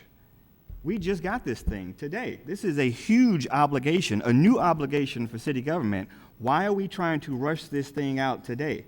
Why can't we take the time to formulate a proposal that we can defend to our constituents, because nobody on this committee right now can defend this. To say that we're going to cut $4 million of city services for an improvement to a building that we have no obligation to improve. And if that's different, then show me in the lease where we have an obligation to improve this building. And I need to see that, because that was a requested item. So I don't know what this rush is. This is not the process. We do not move legislation, especially legislation that obligates the taxpayers and general revenue, to a long-term commitment into the floor on the promise that it's going to be put on an informal calendar and eventually be worked out. That's not how things get done down here. If we bypass this process, it goes to the floor, and then deals are cut to get the 15 votes to get it passed. And that's not what we're sitting down here to do. That's not what we sit on this committee to do. And I feel like we have wasted our time if that's what you're telling us to do. This needs to be decided at the committee level. If the sponsor has an amendment, then let's examine it. But this idea that we're going to fix it, we're going to pass out a crappy bill and then fix it at on the floor, the Board of Aldermen, that's not how stuff is done. And it's insulting to everybody down here and the taxpayers, and it's just wasting everybody's time. All right, Mr. President, give me a half second. Okay. And I realize that today is a long day. It's the end of the session. And whether room 200, where all of these, the Metrolink sales tax and the MLS, you know, it's. Kind of that stuff, yeah. That's next. I mean, all of this stuff comes to us at the last minute, and I agree. That's not our fault. That's by design. And Alderman, I agree with you that it makes it incredibly frustrating, but I think Alderman Ogilvy pointed out a couple of things that I like the ideas to reduce the immediate things. Well, let's fix it. Right. I've got probably $4,000 an hour worth of lawyers here in this room, but I don't know that I can come up with something in the next 30 minutes. Why do we have to do it in Mr. the President, next you 30 have, minutes? Alderman, Mr. President, at 12:30, we're taking our break. So you got 2 minutes to respond. Okay. We will come back and pick up right where we left off. Mr. Chairman and members of the committee, our rules at the Board of Aldermen allow us to amend bills on the floor. That's all part of the process. The committee, the system wasn't set up such that 100% of every change that ever has to be made on any piece of legislation happens at the committee level. That's why you have an opportunity to amend things on the floor, because not every alderman belongs to a committee. When we take it up on the floor of the Board of Aldermen, that's when you get the widest view of opinions, because then you have opinions coming in from aldermen all over that represents various different parts of the city. This is not number one, this is not a crappy bill, right? But is there work that can be done on this bill? Yes, just like every bill that comes before the Board of Aldermen, and we work through it because it's important that we work through it. All right, There's some good recommendations. Well, I'm gonna let you. There's some good You get to talk last of everybody here. Okay. There's some good recommendations that came out today that I believe we need to factor into the bill, right? And I think we need to have an opportunity not to lose multi-year deals. The notion that because we passed this bill, we have to cut city services is just that's a reach. Now, when you look at the fact that this thing won't even start for the next 3 years, and when we make the floor substitute, more than likely we won't even have it start for 5 years, and we will reduce the city's total commitment. But those are the things that we're going to work out before moving forward with the bill. Those things we need to make sure that we take in not just the opinions of the people here on this committee, but a wider array of aldermen who may have an opinion on it. And we're pledging to do that. All right. Alderman Vaccaro. I'll just say I agree with, Alderman Kennedy, that I would have preferred to left it here in committee and did it. I will vote to move it to the floor, but I can tell you that if the changes aren't made, I'll definitely be a no vote on the floor. Yeah. So I'm not in favor of the bill the way it is right now. Yeah. I think that the changes that you're talking about, you know, the sinker, waiting for the other bonds to be paid off so it doesn't impact city services, I think that makes the bill more tolerable. But the way it is right now, I don't support the bill. I will vote today to move it to the floor, but I guarantee without the changes, I'll definitely be a no vote on the floor. All right, thank you. Alderwoman Murphy. Yes, thank you, Mr. President. I would certainly like to be on any of the discussions about the changes. Okay, we'll make sure that you're on the work group that they Thank you. put together for. Thank you. That's Okay. all. Alderman Ogilvy. Thank you, Mr. Chairman. I mean, amen to everything Antonio French said. I'm not ready to vote for this. There are a variety of complicated changes that have been suggested, and I think it would be very valuable to hear from the parties who are going to have to be involved in those changes, such as the Treasurer's Office, the Budget Director, the Comptroller, to make sure we've got them right before we move forward. I mean, I got to say, maybe I'm in the minority, but I am well past feeling any obligation to vote on 28 years of debt payments the day I get the financial analysis. I mean, if we're going to continue, I don't know why we would continue to make these decisions with no time to digest what they really mean. I will say there's something I would vote for.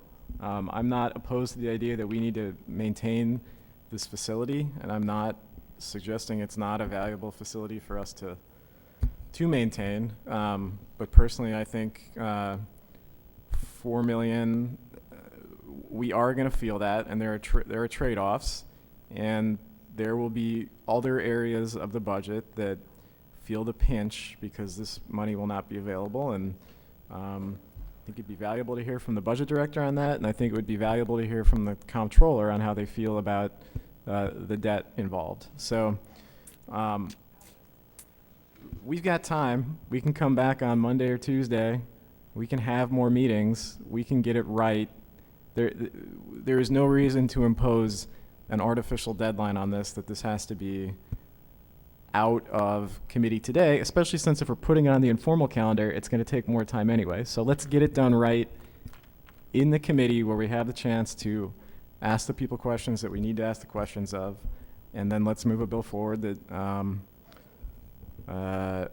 has been thoroughly analyzed and hopefully has a little bit less impact on the city's budget. And this came up so that the financial information here is valuable because it points out things that, so the city has $6 million in tax revenue that comes out of this facility, but the Treasurer's Office basically has $4 million of revenue that comes out of this facility.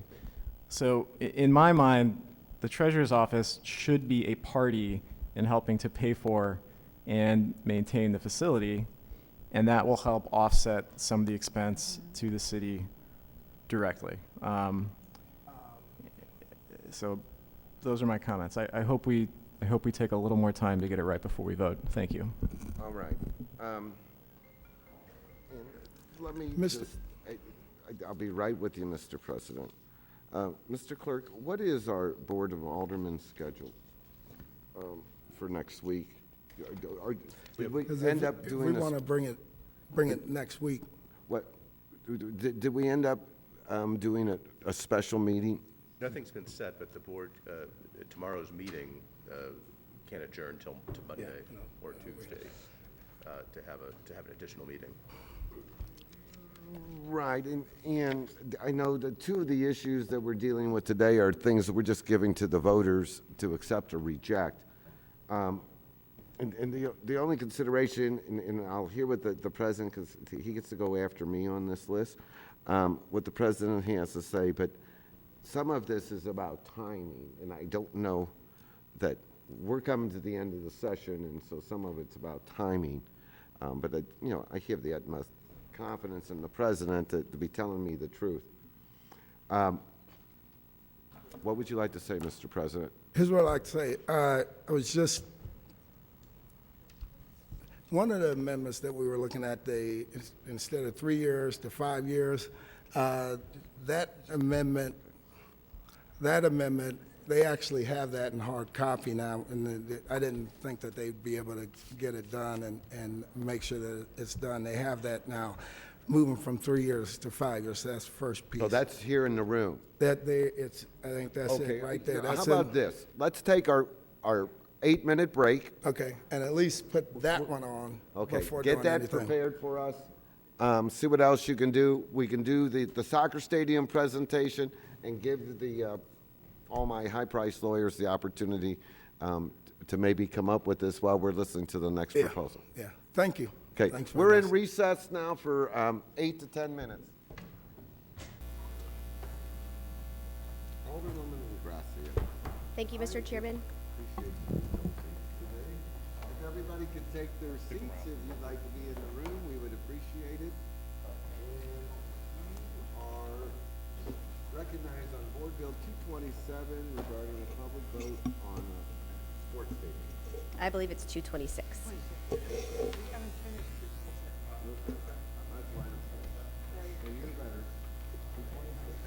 Okay, thank you, Mr. Chairman, members of the committee.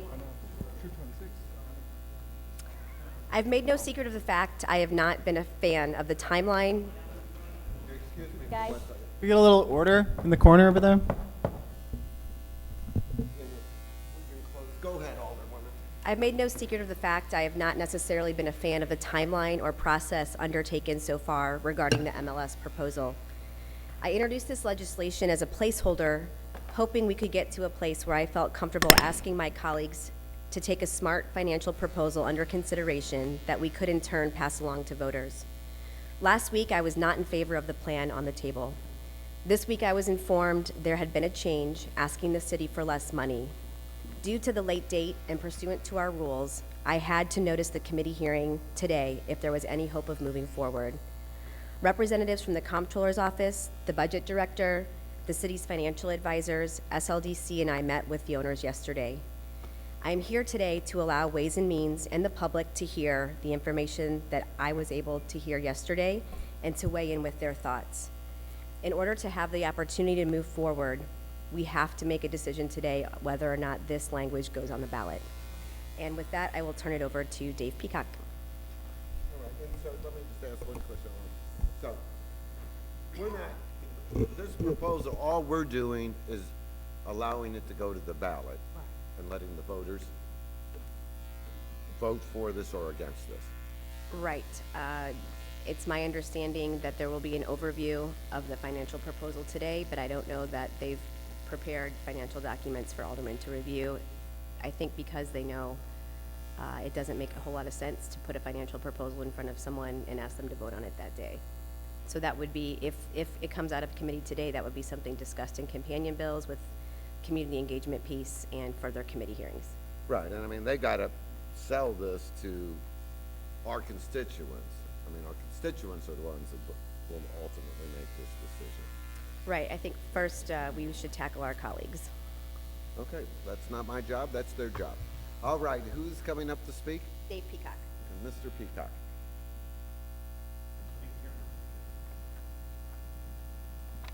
Joined by Jim Kavanaugh, one of our lead owners, current owner of St. Louis FC.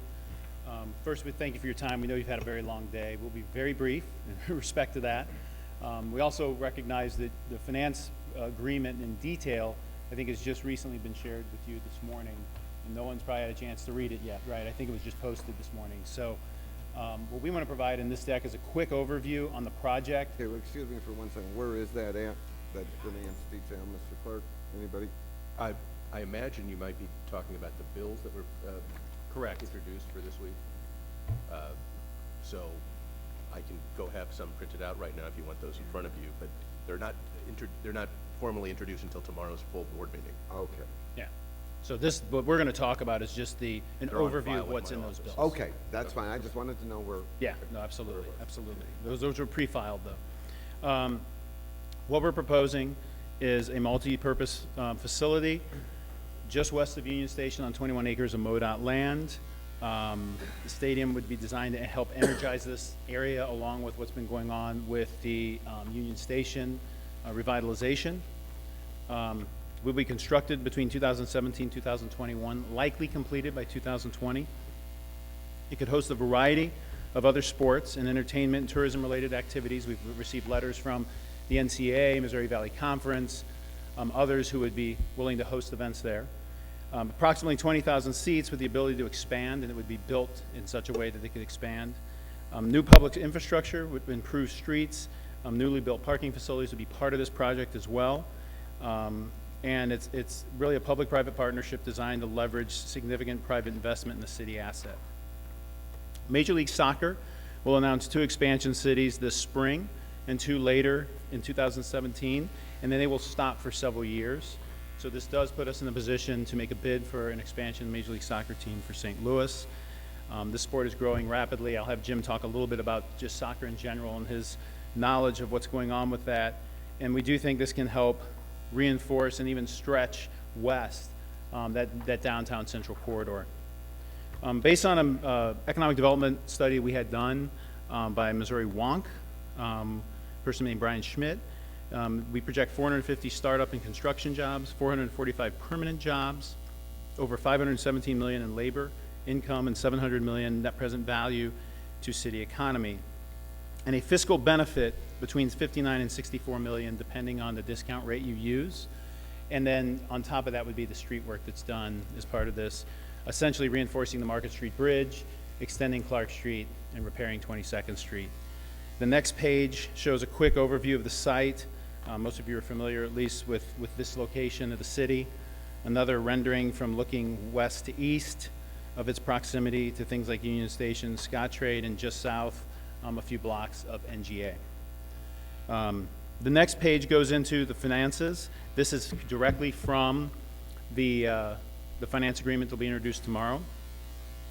We have changed the scope of the stadium construction from what was previously announced at $150 million down to $140 million.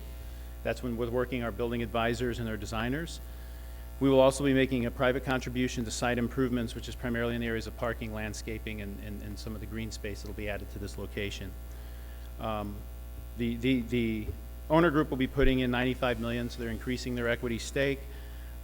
We are asking the city for a sales tax reimbursement in the amount of $10 million, which would come from revenues generated on the site, and then a new use tax increase bond proceeds. So the use tax, if the Eco-Debo tax goes up, the use tax automatically increases, and we believe that number, that increment of increase, if bonded out, would create $50 million that could be pledged to the project.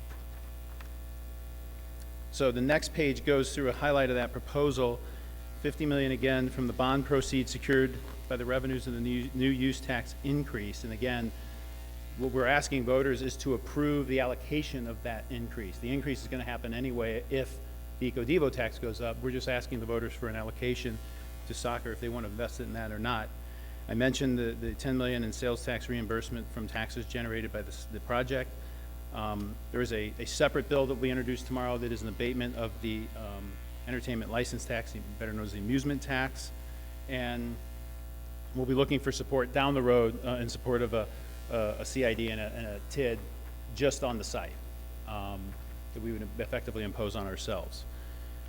The last slide of substance has terms and contingencies, which include owner group provides long-term commitment, a 30-year lease with a non-relocation provision, and that obviously would extend the term of the financing. Project will be publicly owned, but all cost overruns, as well as all maintenance and operating costs, would be borne by the private investors. City's participation in the financing of the project would be subject to a vote, and that's really what this hearing is about today, the allocation of that use tax. And the financing and construction agreement, governing construction, terms of financing, workforce inclusion requirements, obviously regular audits of the use of the public funds annually during the period of construction would be part of that. And obviously, the MLS would have to formally award a franchise to the group for this to all take effect. So that is a fairly rapid overview of what will be introduced tomorrow. Today, I think speaks to the decision relative to moving forward to the full board, the ballot language which would allow voters to determine if the use tax could be allocated to this project. Okay, so, just let me see if I got this right. So, this is a variety of bills, but the one bill that we have a time frame on is putting it on the ballot, is that correct? Correct. And for the Metrolink thing, it's the same deadline that we have for the Metrolink sales tax, which is 24th of January. What happens is if we go ahead and move this on to get it on the ballot and we don't approve those financing bills, My understanding is those will likely get referred to this committee next week, so you're dealing with one right, committee. but what if we vote those down? Well, the final passage of the use tax allocation would actually be next Friday. So you would be determining through the vetting and the public hearings related to the financing bills that you're not gonna pass, next Friday, the final board passage for the use tax ballot language, because you would have negated all the financing that was the Right, foundation so for even it. if we keep going forward, it's dead. There's an if I don't opportunity have the next money. week. Correct. There's an opportunity next week. I think my understanding is there'd be a couple hearings, public hearings related to the details of the finance agreement, tax abatement, which are two separate bills. And if those don't pass out of hearing, I can't imagine that the full board is gonna pass use tax ballot language for soccer because the financing for soccer would not have come out of committee. Right, so I don't actually have to approve the financing part of it to get this thing moving. Correct. We wanted to just give you an overview of what's going to be introduced tomorrow. We thought it was important that the committee at least had some familiarity with what the city proposal is. Are there any questions for Mr. Peacock? I mean, we've got plenty of time to ask questions. I'm gonna loop this around a couple of times. Do you have any other speakers with you? Or just people that are gonna answer questions if we have questions? Just answer questions. Okay. Alderman French, is Alderman, Was that we're question? gonna do a round of questions. You're first. I don't have We're any. gonna loop it around another time. Okay, thank you. Alderman French. Thank you, Mr. Chairman. Mr. Peacock, good to see you again. Good to see you. Very familiar circumstances. Walk me through this thing again. So in the end, this building is owned by who? City. City owns The it. LCRA, to be exact, LCRA. The LCRA will own this building. Just like Scottrade and Bush Stadium. Yeah, Scottrade. All right, so source of funds here. So you got to forgive me because until late last night, I thought this deal was dead, and so it has been revived. This is the zombie of legislation. All right, so these numbers here, and I'm sorry the slides aren't numbered here, but the slide that says public-private partnerships, sources, and uses. Yes. So the total project now is going to cost $155 million, correct? That is the cost of the project. We have a footnote that speaks to the fact that the state of Missouri would contribute by a lease or conveyance of land, the site, and would perform certain site clearing and infrastructure work on the site. Okay, so tell me a little bit about that, because last I heard, the new governor said that he opposed subsidizing these stadiums. There would be no money from the state going into the stadium per se. But there would be something of value. And I don't know what that value would be, but I don't know what their costs are, but this is some of the basic site infrastructure work, and then the land conveyance, like I say, might be a lease of the property. But that hasn't been worked out yet? We have had discussions with them. They have reviewed, and this comes right out of the finance agreement. They've reviewed and approved that finance agreement as stated here.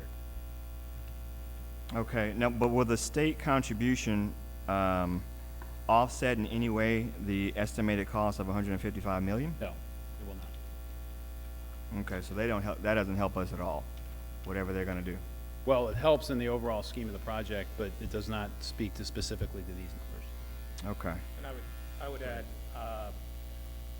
you know, first of all, apologize to everyone here for this coming on at such a late notice, but, you know, we've been working with all the different parties involved, and one of the parties is the state.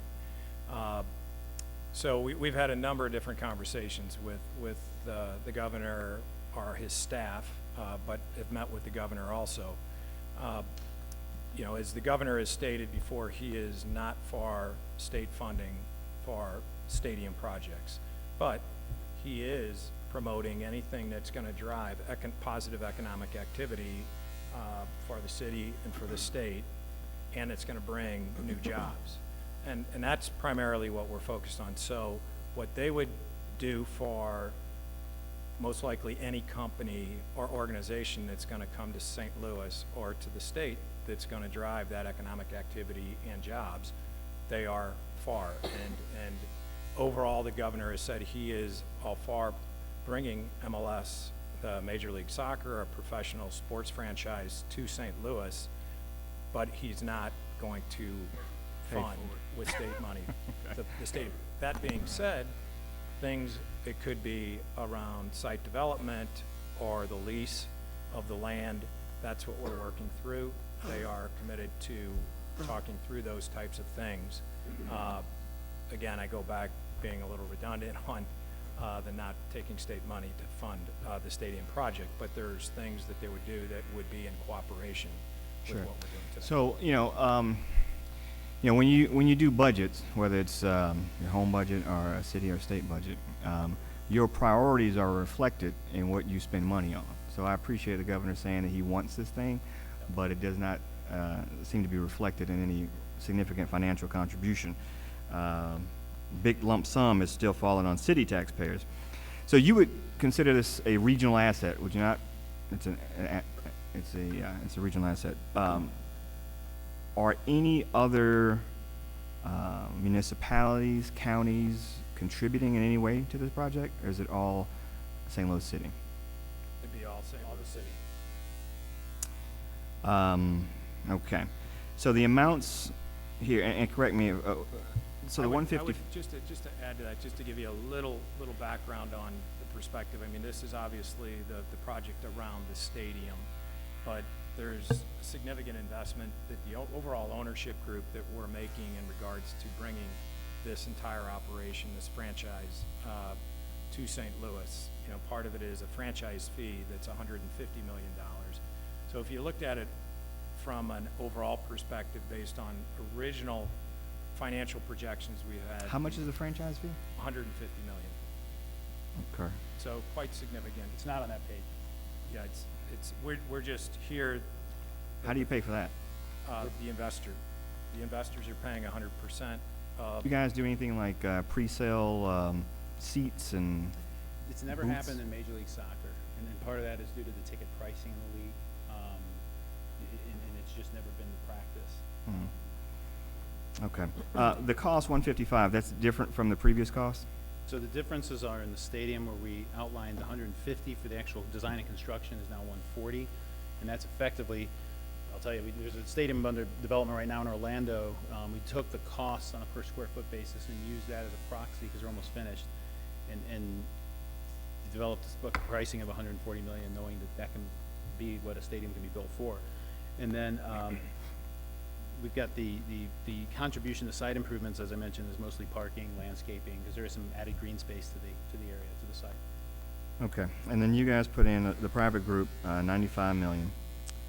10 million comes from city sales tax reimbursement, and 50 million from the new use tax revenue. Now, describe to me a little bit about that. What's the mechanism there with the use tax revenue? My understanding, and I will be the last person to claim to understand how tax scheme works in the city of St. Louis, but what we've been told is as the sales tax increases, the use tax goes up. And so when if the Eco-Devo tax passes, the use tax will increase by an amount that we believe is enough to bond out $50 million. And so the voters are being asked just to simply allocate that toward the project. Okay, so, we haven't even gotten to this bill yet, but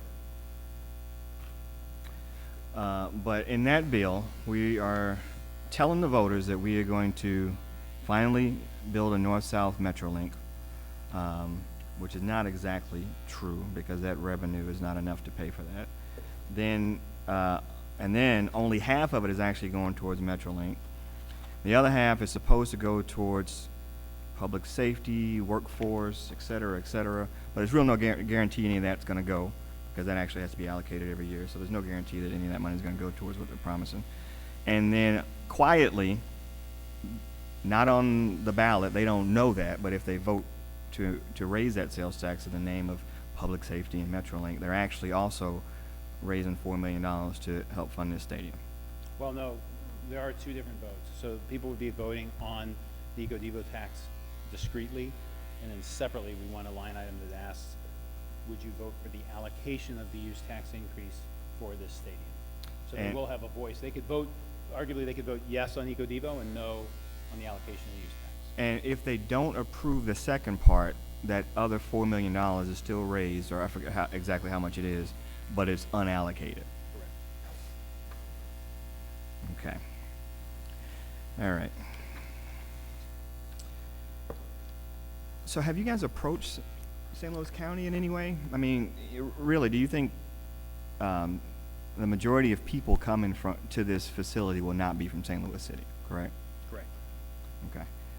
Have you discussed with any of the other municipalities or other counties to chip in any way? I think we could all talk about the regional structure in St. Louis and some of its shortcomings, and I would probably agree on 99% of the opinions. I think because of where we stand as a region, you know, the willingness seems to be not to be there to invest in something that's in another jurisdiction, unfortunately. Now, I would say that this is being paid for by the increment of the use tax paid by businesses for out-of-town purchases, and then the rest of it is money derived from activities at the site. So arguably, while they're not paying it in taxes, the financing is being funded by the people who are going to the games, which a lot of them will be county people. So I'm not saying that's a reason why you don't have a regional structure that enables some of these things that's more formal, but it's just the facts of this proposal. We tried to, recognizing how we're structured regionally and the different kind of issues out there, structure something that could work for the city that, you know, we believe doesn't impact the credit rating or dip into the current general fund. That was our objective. And I would just add to it, I mean, we have had conversations with the county executive. He is for the project, but unfortunately not running through with the county dollars to help fund it, which... Well, that gets back to the same conversation. It's nice when somebody says they support it, but if they don't put any money in it, they don't really support it. Trust me, I'm with you. We understand that. And, but he did say that the county, and it's a little bit of the tail wagging the dog, but that potentially we would build a practice facility.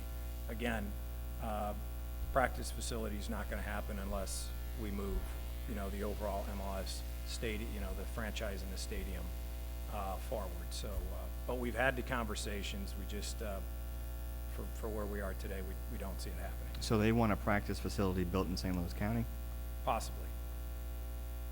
And would they be willing to chip in on the construction of the stadium if you agreed to build that practice facility in St. Louis County? I don't believe so. I think they would look at helping to fund the practice facility, but I don't see them helping to fund the stadium. Like Dave said, we would, the structure, you guys know better than I do. This is just seems to be the way it works.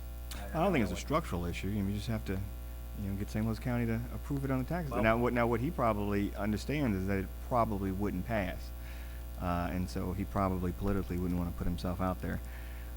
All right, that's all I have right now. Thank you, Alderman Ogilvy. Thank you, Mr. Chairman. I do have a couple questions.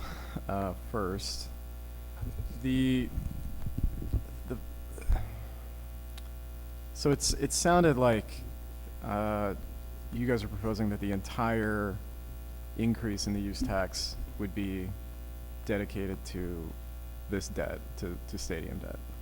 I think it depends on what the actual number is and what's going to be needed for bonding. So up to that amount, but obviously if less can be utilized from the increment and satisfy the bonding, then that'd be great. So there's a lot we don't know, though. I mean, we don't actually know what the stadium costs exactly. We have kind of a rough But we're going to cover their overruns. The private investors will cover any cost overruns.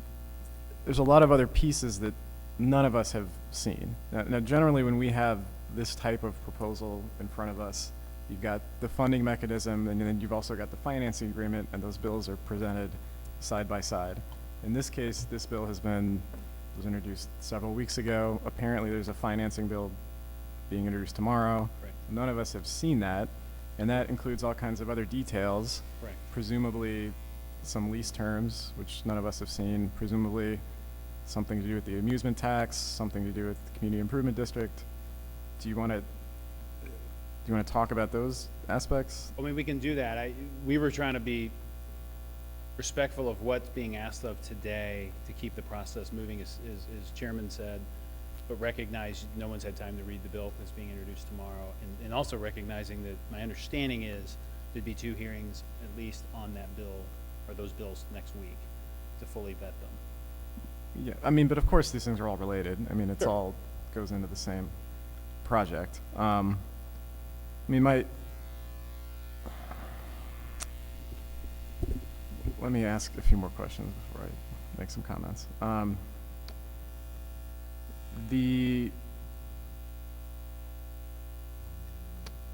So the other tax-related funding mechanisms are a 1% community improvement district that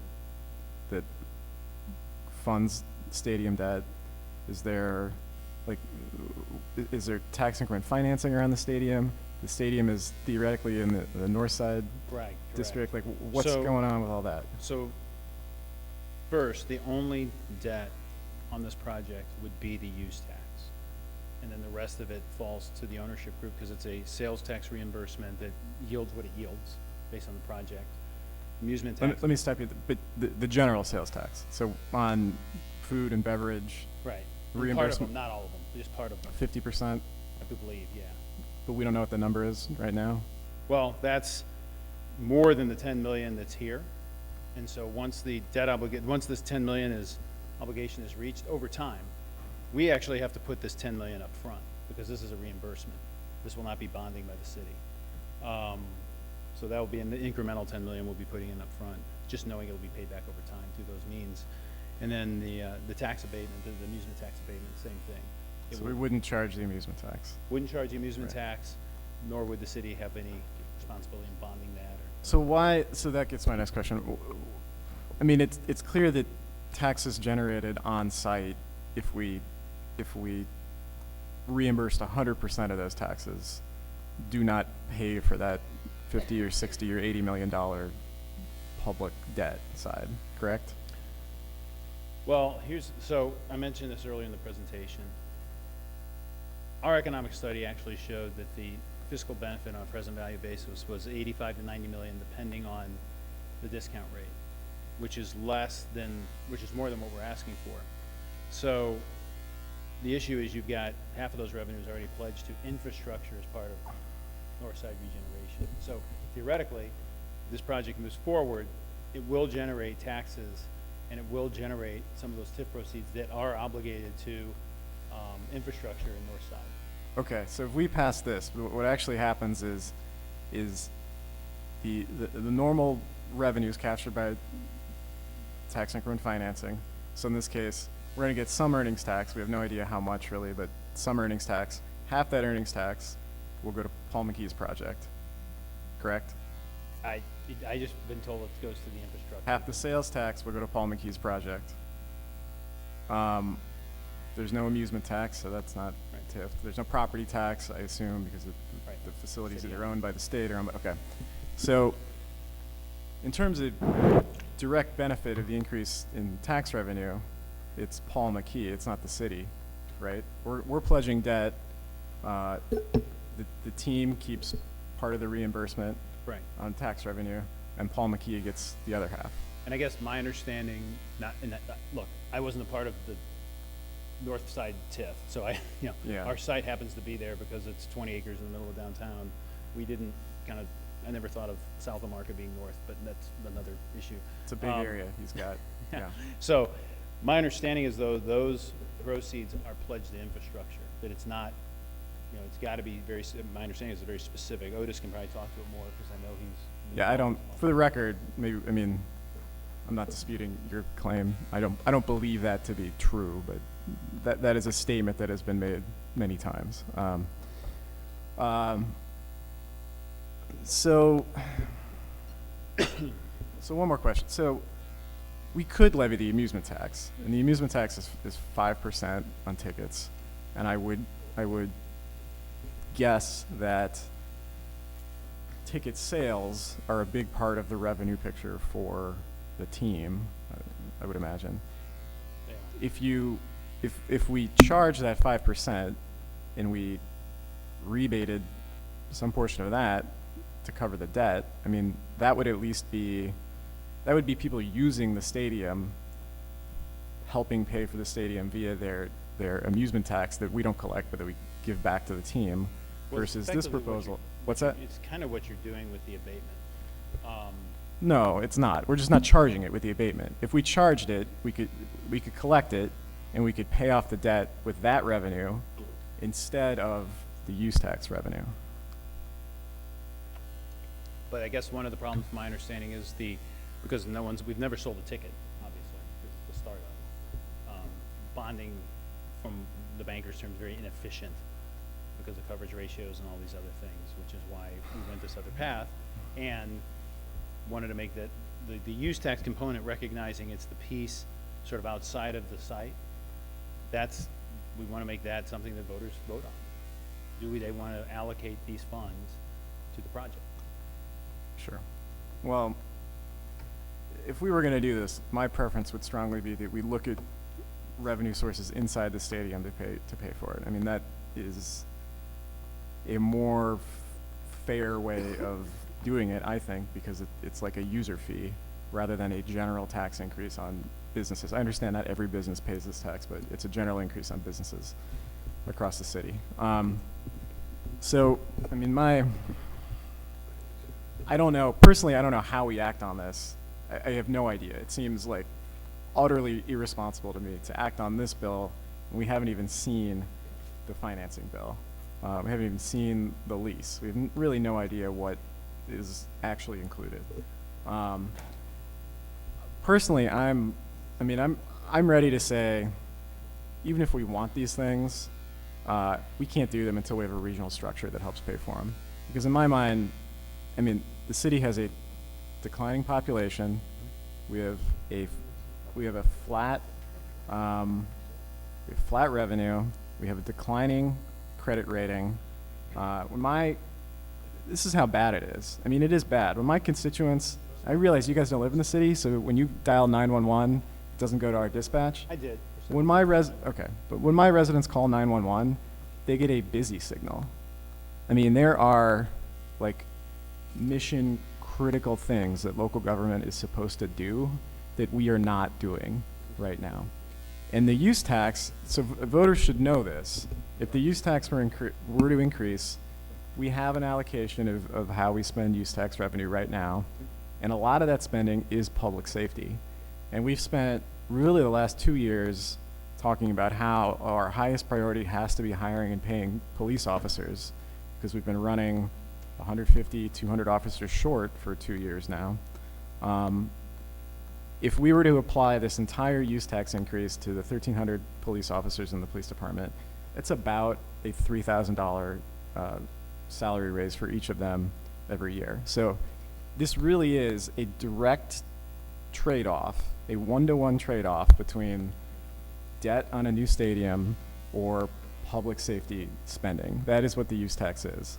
And if we're gonna, I should also say, putting this on the ballot next to the sales tax increase, which would partially be Metrolink, drags that down.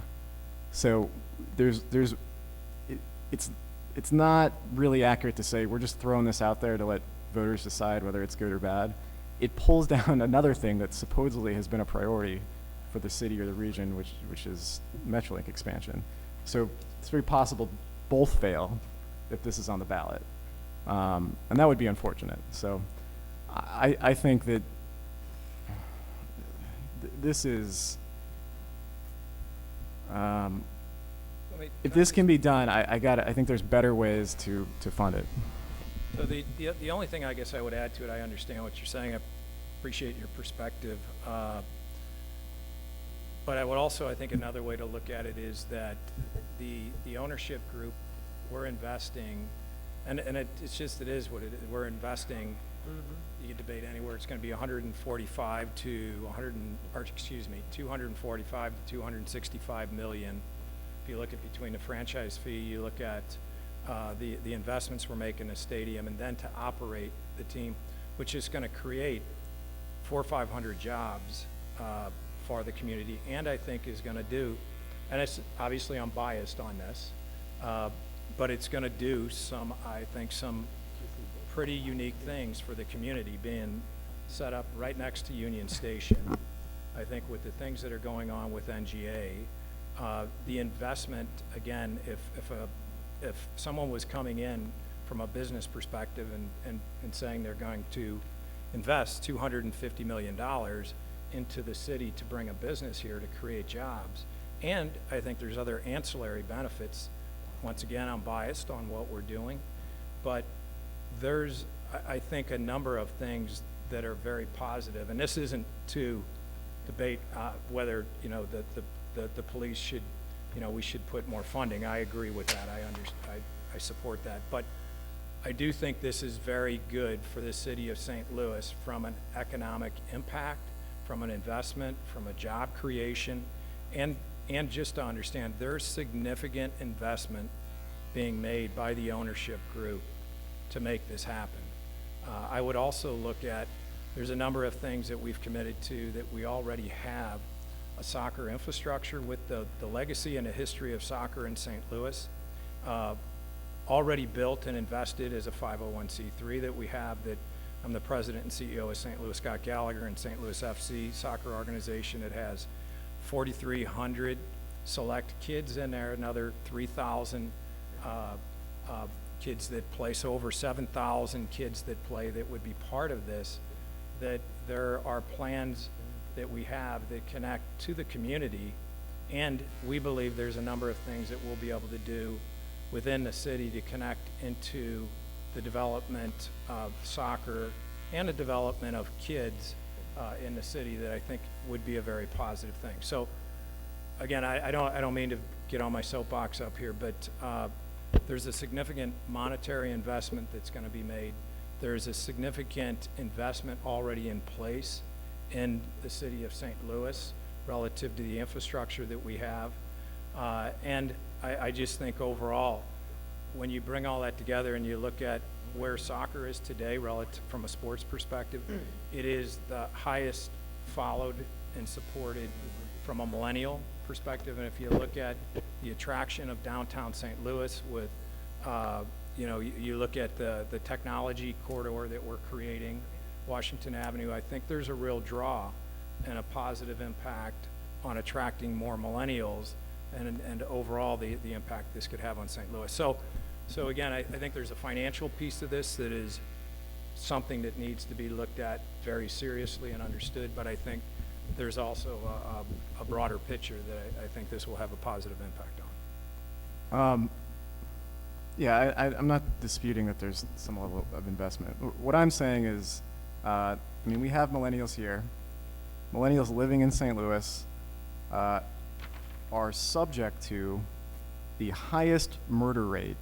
They are murdered at a higher rate than millennials in any other city in the country. That's the people living here today. And we don't have enough homicide detectives to investigate those murders according to the FBI. So that is the type of choice that we are making with this bill. It is a one-to-one choice, public safety or payments on debt. So maybe we'll move forward with this. But I think the realities in the city are a lot starker and a lot than I think a lot of people like to acknowledge in public. Okay. I'll just say a couple of things just so the two of you can kind of understand. You know, sometimes we cut our noses off to spite our face. I'm appreciative of the effort to put $140 million in the city of St. Louis. You know, because if you aren't growing, you're dying. And all is doom and gloom. But in my ward, the 8th ward, if both of these things on the ballot, the constituents in the 8th ward are smart enough to vote for the things they like, or the things that they believe in. They're not going to be, you know, they're not that foolish that, oh, there's two things we're going to vote on both. Maybe other aldermen thinks their constituents are at that level, but in the 8th ward, the people will look at both proposals one by one and weigh them on their merit. So I'm comfortable with that. This proposal, soccer is the mainstay. When people come forward, want to invest in the city, I think it's important we hear them out. It's important. I am a little concerned that somehow Paul McKee ended up with something out of this. In my wildest imagination, I didn't know that vacant ground was there. The bottom line is, we as aldermen, we're not voting on this, or it's a good deal, whatever. All we're doing is giving what the alderman from Dogtown had previously wanted, is a vote of the people. That's what he had promoted on the Rams Stadium. You know, let the people vote. The nice thing is, we're not voting for this or against it. We're putting it on, letting the voters decide if this is the one. And his logic, his arguments, if the voters want to do that, hamstring the city forever in perpetuity, well, that's their right. But we're not selling this, and the alderman from Dogtown can work against it and expound his views and convince people to vote against it at every level that he wants. I don't know that something like this is going to pass or not pass, but we're going to give, we want to give our voters the opportunity, and if they accept the alderman from Dogtown's arguments, well, so be it. I mean, I can live with that. Every bill that we put through, whether it's the water department, these other ones, and we're also going to probably put the Metrolink, and I have complete confidence, at least in the residents of the 8th ward, to make a good decision. But I can assure you, you know, I'm not selling this for you. You've got to make sure that whatever you're providing is something that you can sell to Alderman Freeze, all wound up. It's sell to his constituents, sell to Alderman Carter's constituents, because if you can't sell it to them, you know, it's all for naught. Okay. Alderwoman Ingracia.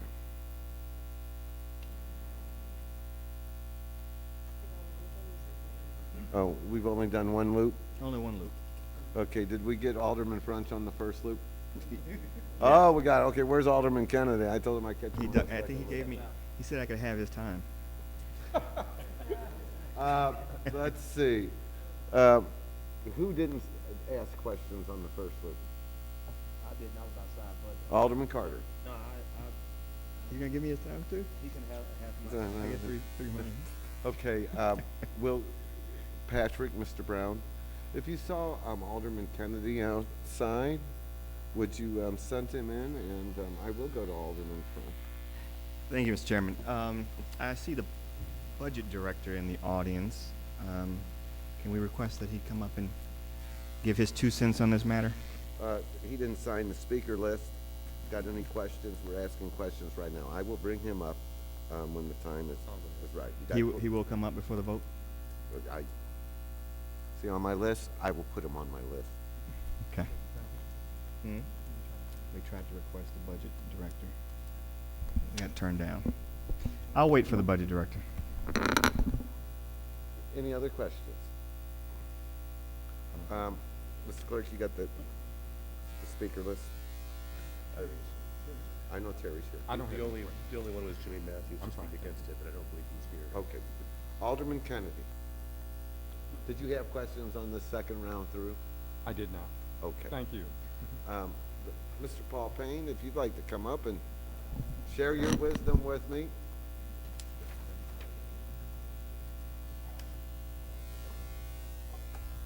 Good afternoon, Mr. Chairman, members of the committee.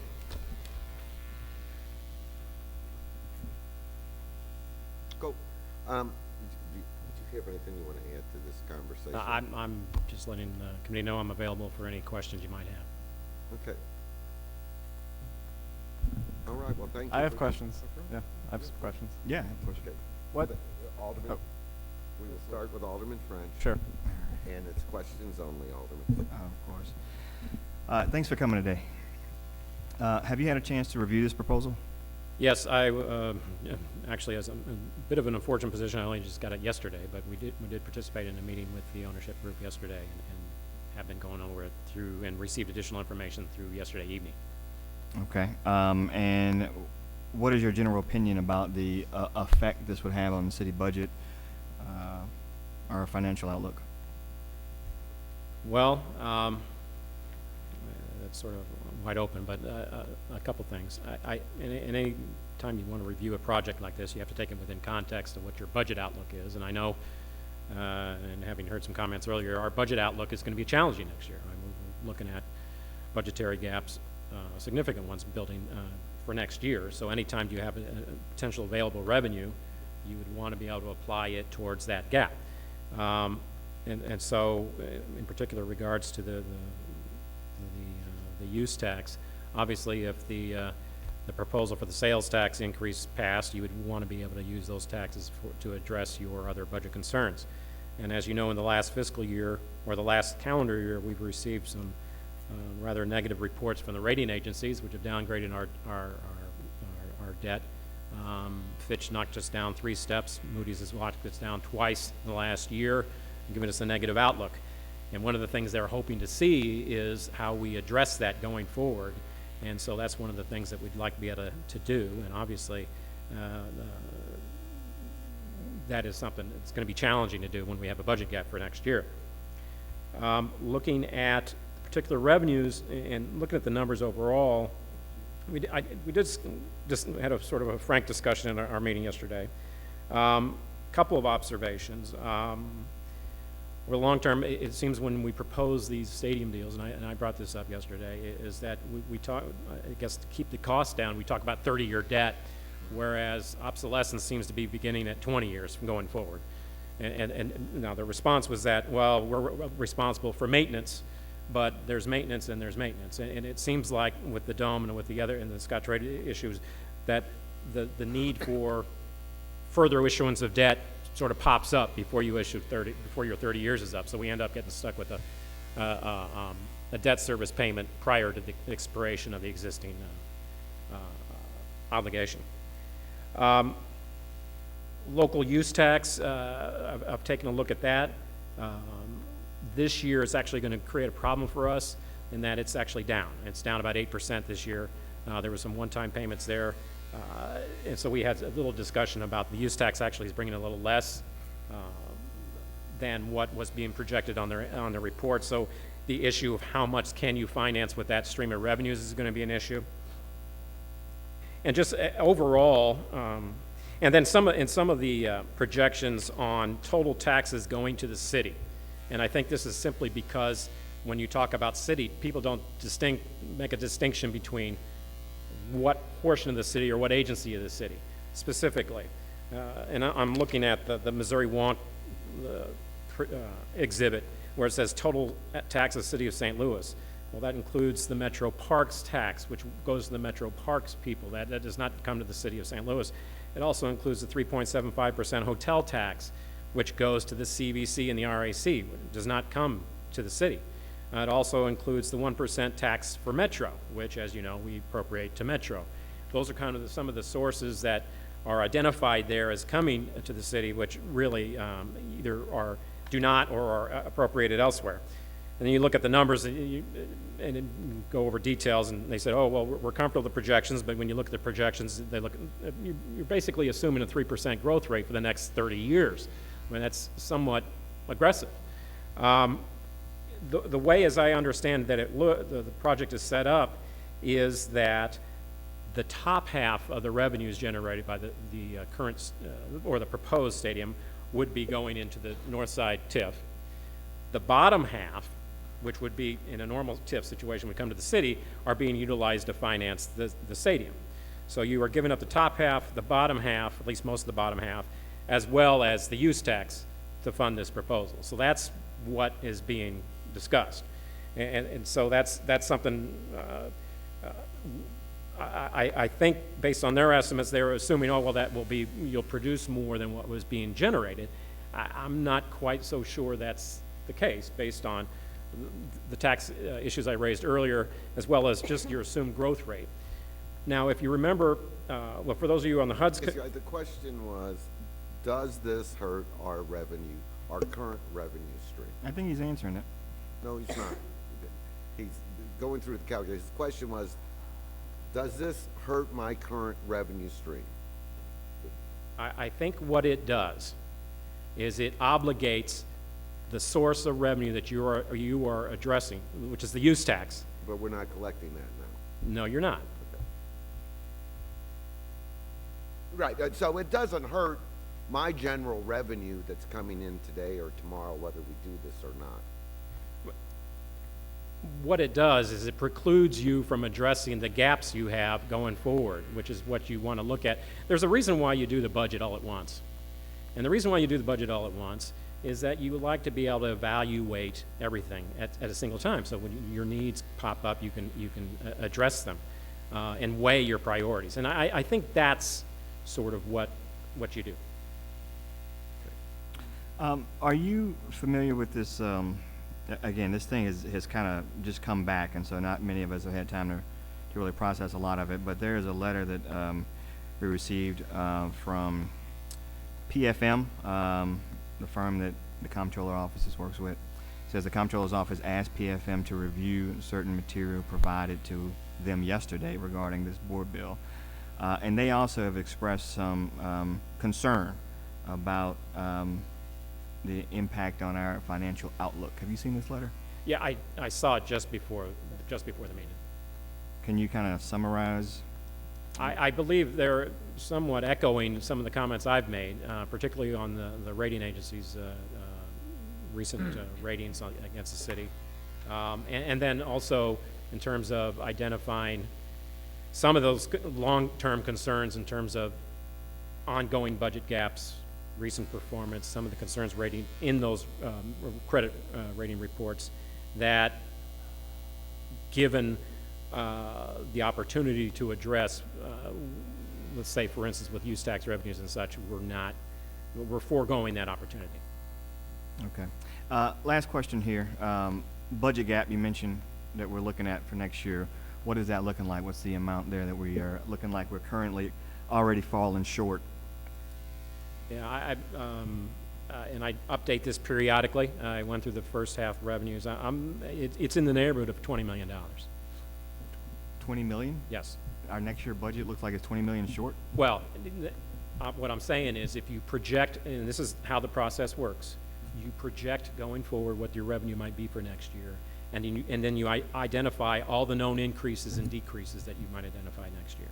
And you end up with a gap. Typically, we do have a gap. In recent years, it had been going down since the recession. It would probably be in single digits. However, we've got some rather significant one-time increases or ongoing increases related to pensions, that use tax shortfall, some other things that are actually having that initial gap creep up. And so it's looking to be a challenging year in FY18.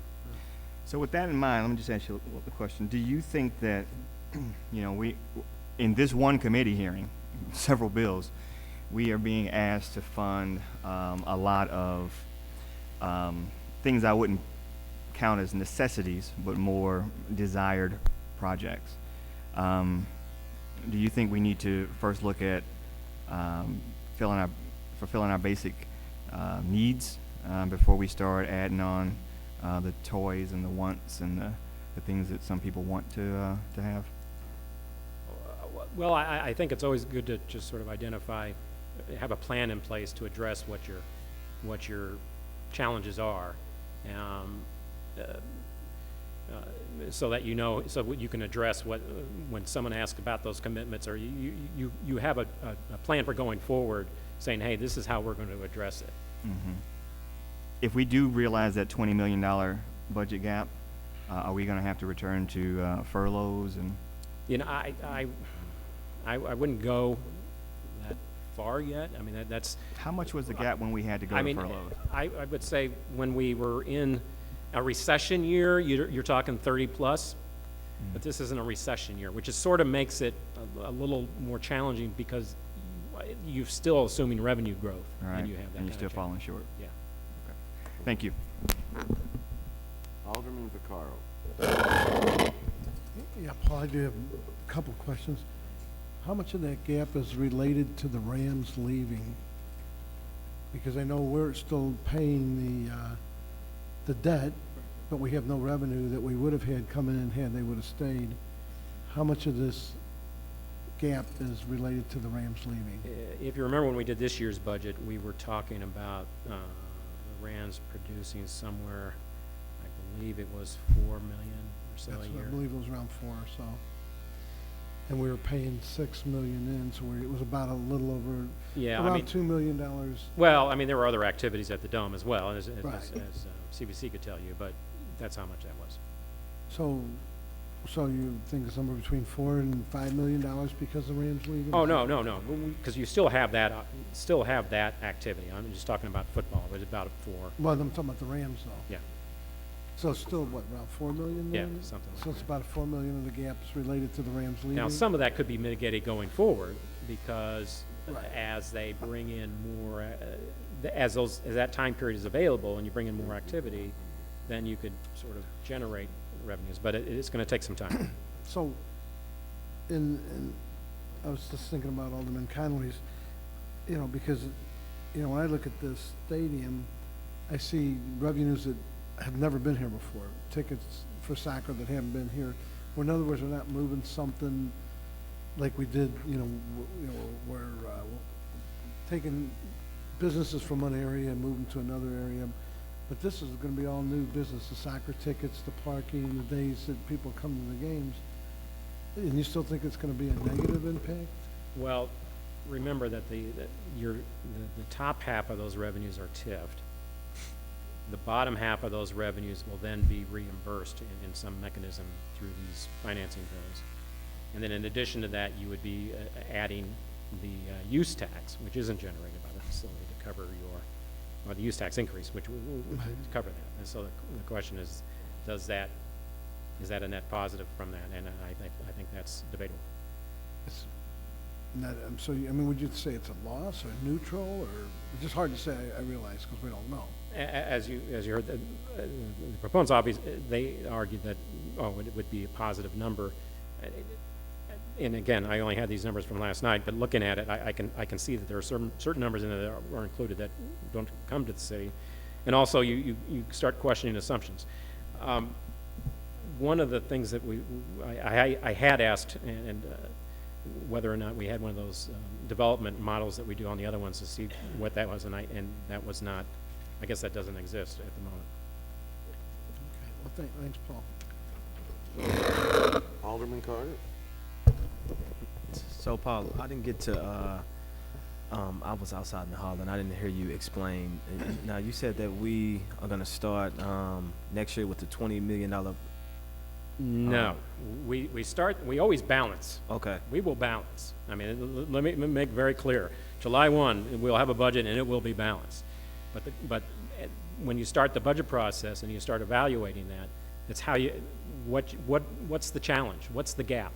And what I'm saying is we're facing a rather unusual gap for a non-recession year. And so that's the challenge. And so how do you get there? It's gonna be a difficult year, I think. Okay. Thanks. Alderwoman Murphy. No, asked and answered. Okay, Alderman Ogilvy. Thank you, Mr. Chairman. Thanks for your testimony, Mr. Pan.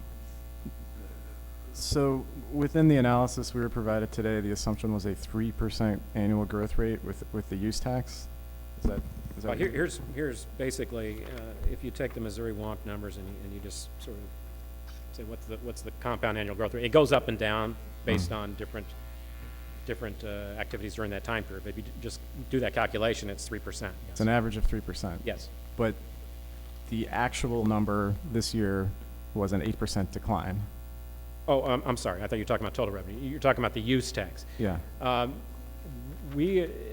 I've looked at the history of the use tax, and it's an unusual tax in that it doesn't follow the sales tax. And over the last 10 years, we've seen it go up, but most of that increase is related to the fact that the sales tax rate has increased.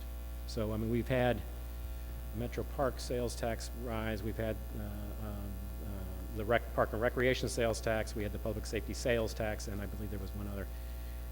If you factor out those rate changes related to the sales tax increases and say how much does 1 cent raise on the use tax, you get a negative growth rate of -2 over that 10-year period.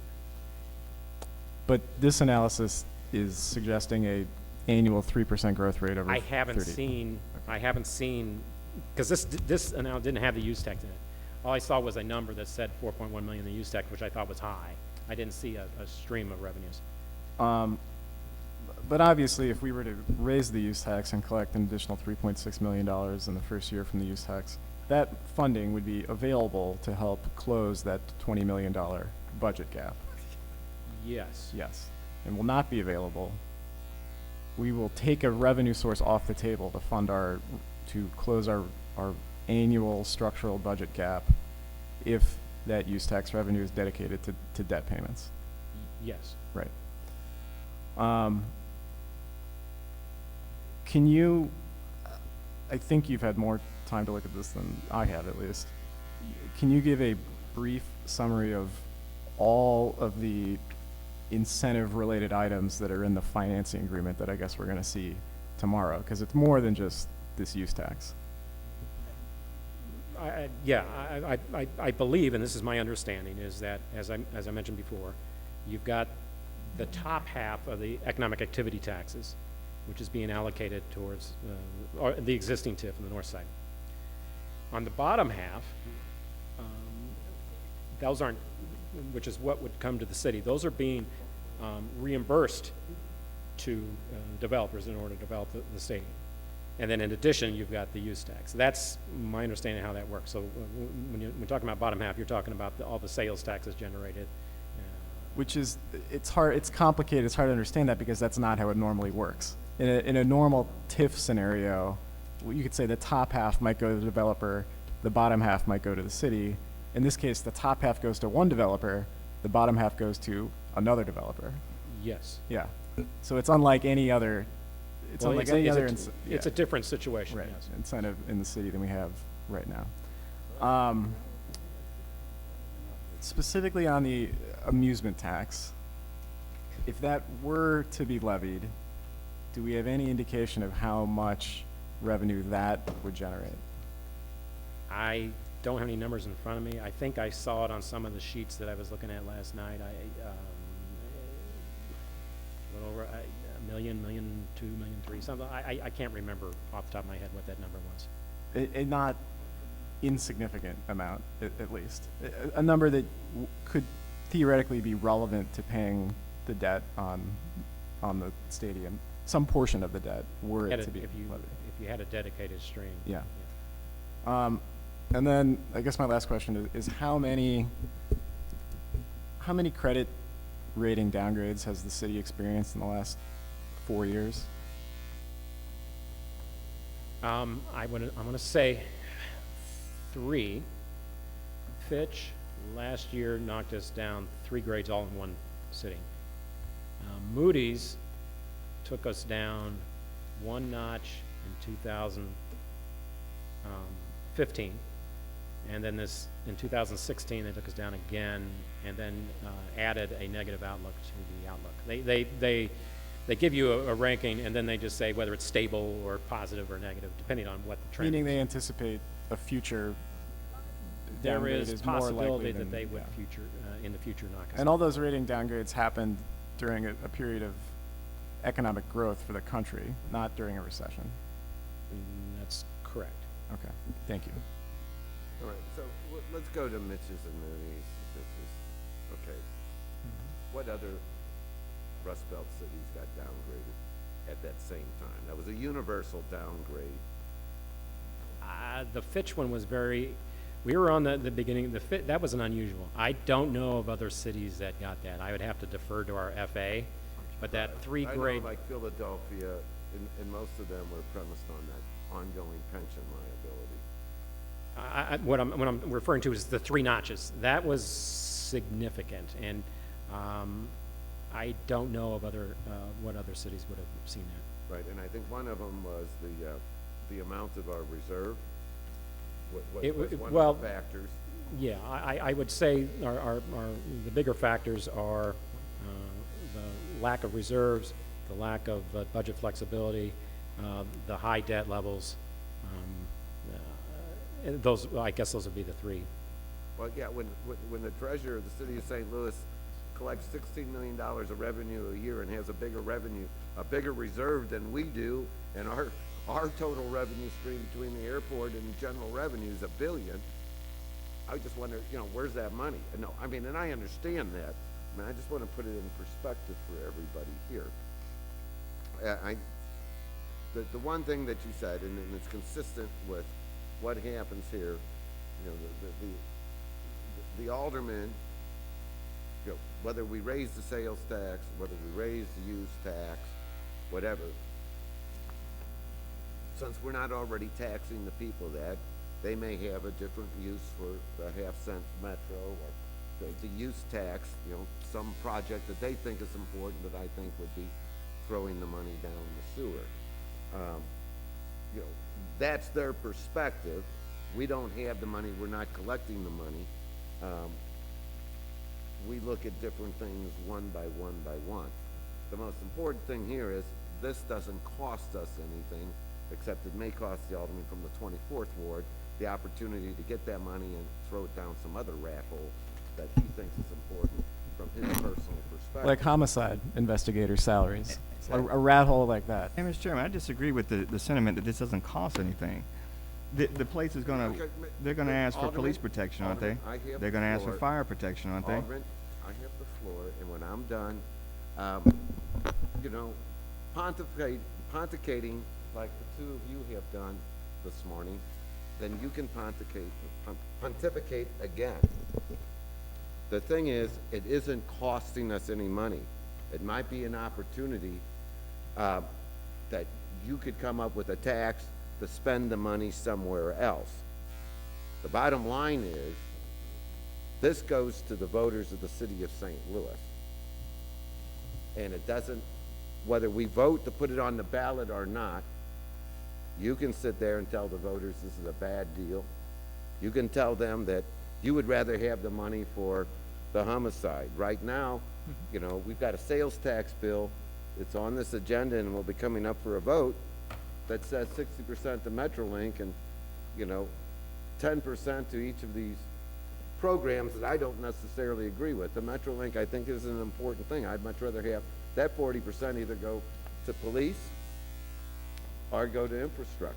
We all have our own opinions of what goes where.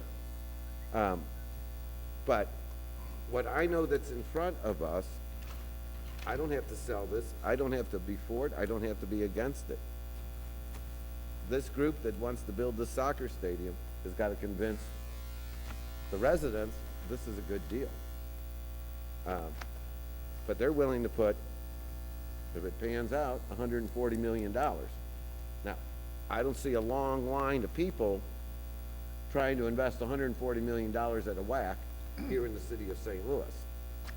So that's why I think it's at least important that we hear them out. And that anybody that wants to invest in the city of St. Louis, we hear them out. And that's what I think is important here. We're not voting on this. You're giving the right to your constituents to vote.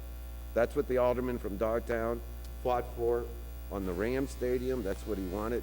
So we'll see if he wants that today for his constituents, or whether or not they're smart enough to determine this is a good deal or a bad deal. I mean, that's what this is about, is putting it on the ballot. Just like the sales tax for Metrolink. If those people that promote that can convince our residents that that's in their best interest, because I don't like tying up, just as Paul looks at the future, when I have a tax rate that's already this high, and I'm using every inch of capacity to tie up future revenue. That's why on the Metrolink, I mean, my personal belief would be 60% for Metrolink, 40% for infrastructure, because we will never, ever be able to come back and get infrastructure. And the only way we will ever grow this budget that Paul was talking about is by expanding the economy here in the city of St. Louis. Now, everybody is against everything. The one thing is, we are not expanding. We have to grow the businesses and grow the people. I'm always open to any ideas of anybody that wants to grow those two things in the city of St. Louis, because that is the only way we're going to make up and absorb our ever-growing expenses here in the city of St. Louis. Alderwoman Ingracia.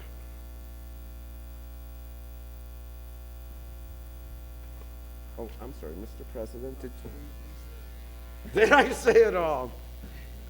Alderwoman Ingracia, what is your preference?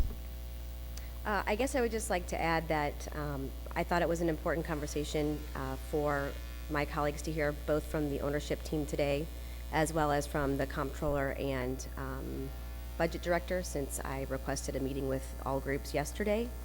And I would add that while I think it's smart to turn this over to voters in situations like this, why wouldn't we do our best to make sure the plan was as financially sound as possible? Why would we want to go to our constituents and say, don't vote for this, it's a terrible deal, when we had the opportunity to fix it here?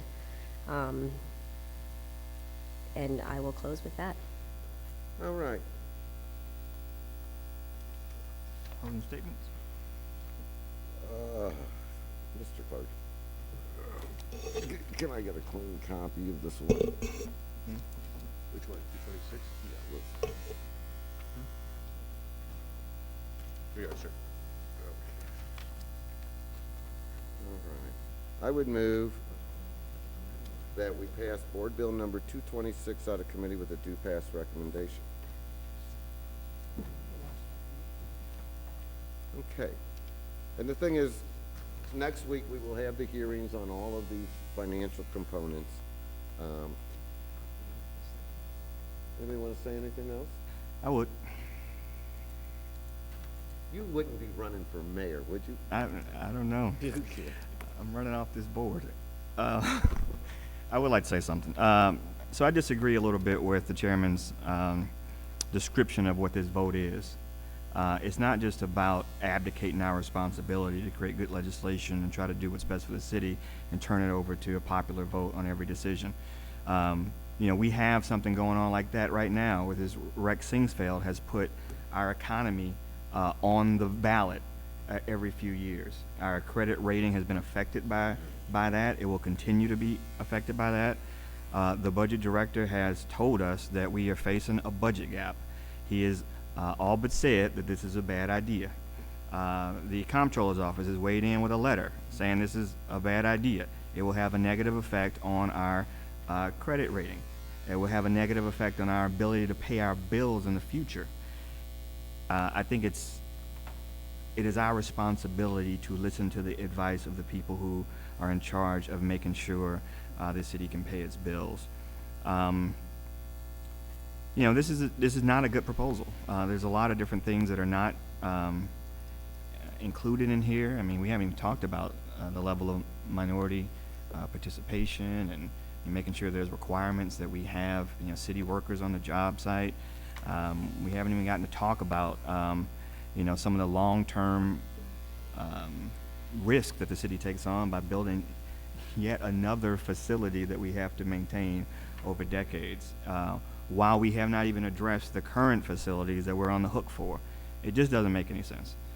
So I'm voting no, and I would encourage my colleagues to vote no as well. I just have a comment.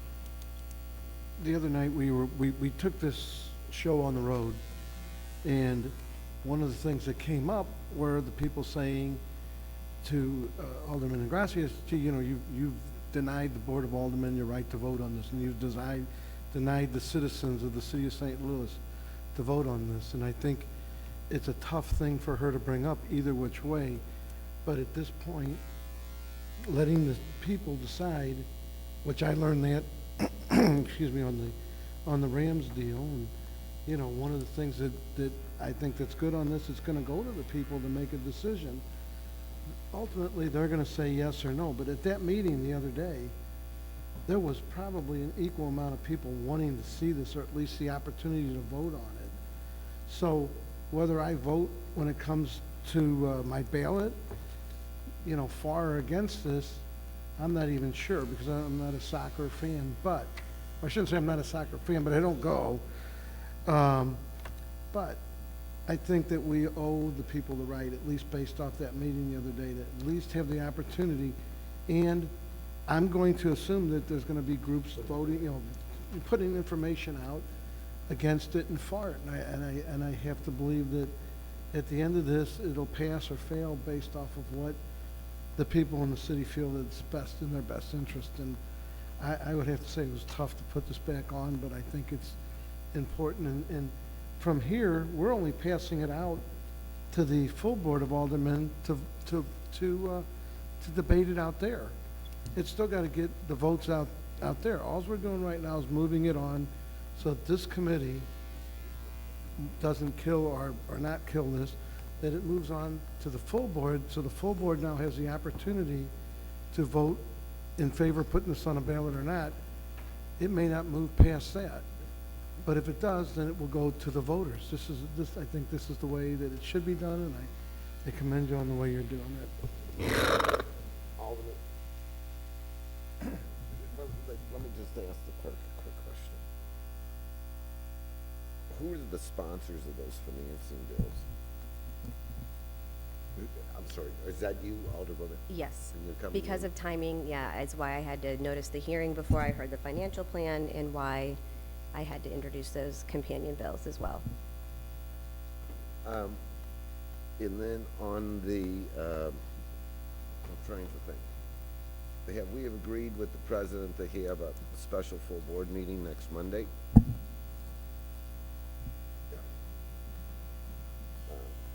What about Tuesday? No, I mean, I don't know, but if it seems to be important to everyone to see this, I mean, it's like I said, it's not my obligation here to convince the public, you know. I don't like any tax increase. I'm not telling you how I vote when I go in, but, you know, if the public wants it, they're gonna get it. If they don't want it, they're not gonna get it. But if that's the preference of the all of you, you wanna wait till Monday or Tuesday? Do you wanna see the finance stuff first? Is the suggestion that you would keep it in committee? Yes. Until Monday morning? Or Tuesday morning? Okay, you would need 2 full board meetings to pass it. I realize that, but there's some other ways to do it. Certainly are. There's a Okay, second floor. Alderman? Thank you. All right, so we're gonna withdraw that and we're gonna move on. All right, Thank you. yep. Unless you're offended that I withdrew that. I am not offended, although I don't know that you, Okay. you would take that as a consideration. I would take that into consideration, Alderwoman. Okay. Don't go anywhere, people. I'm here until my ward meeting at 7:30 tonight, so I am not going anywhere. Okay, thank you. That's the best I can do on that bill for the moment. And that bill's over for the day. Okay. Okay. Where did, what was I doing? President Reed, we're back to you on Board Bill 246.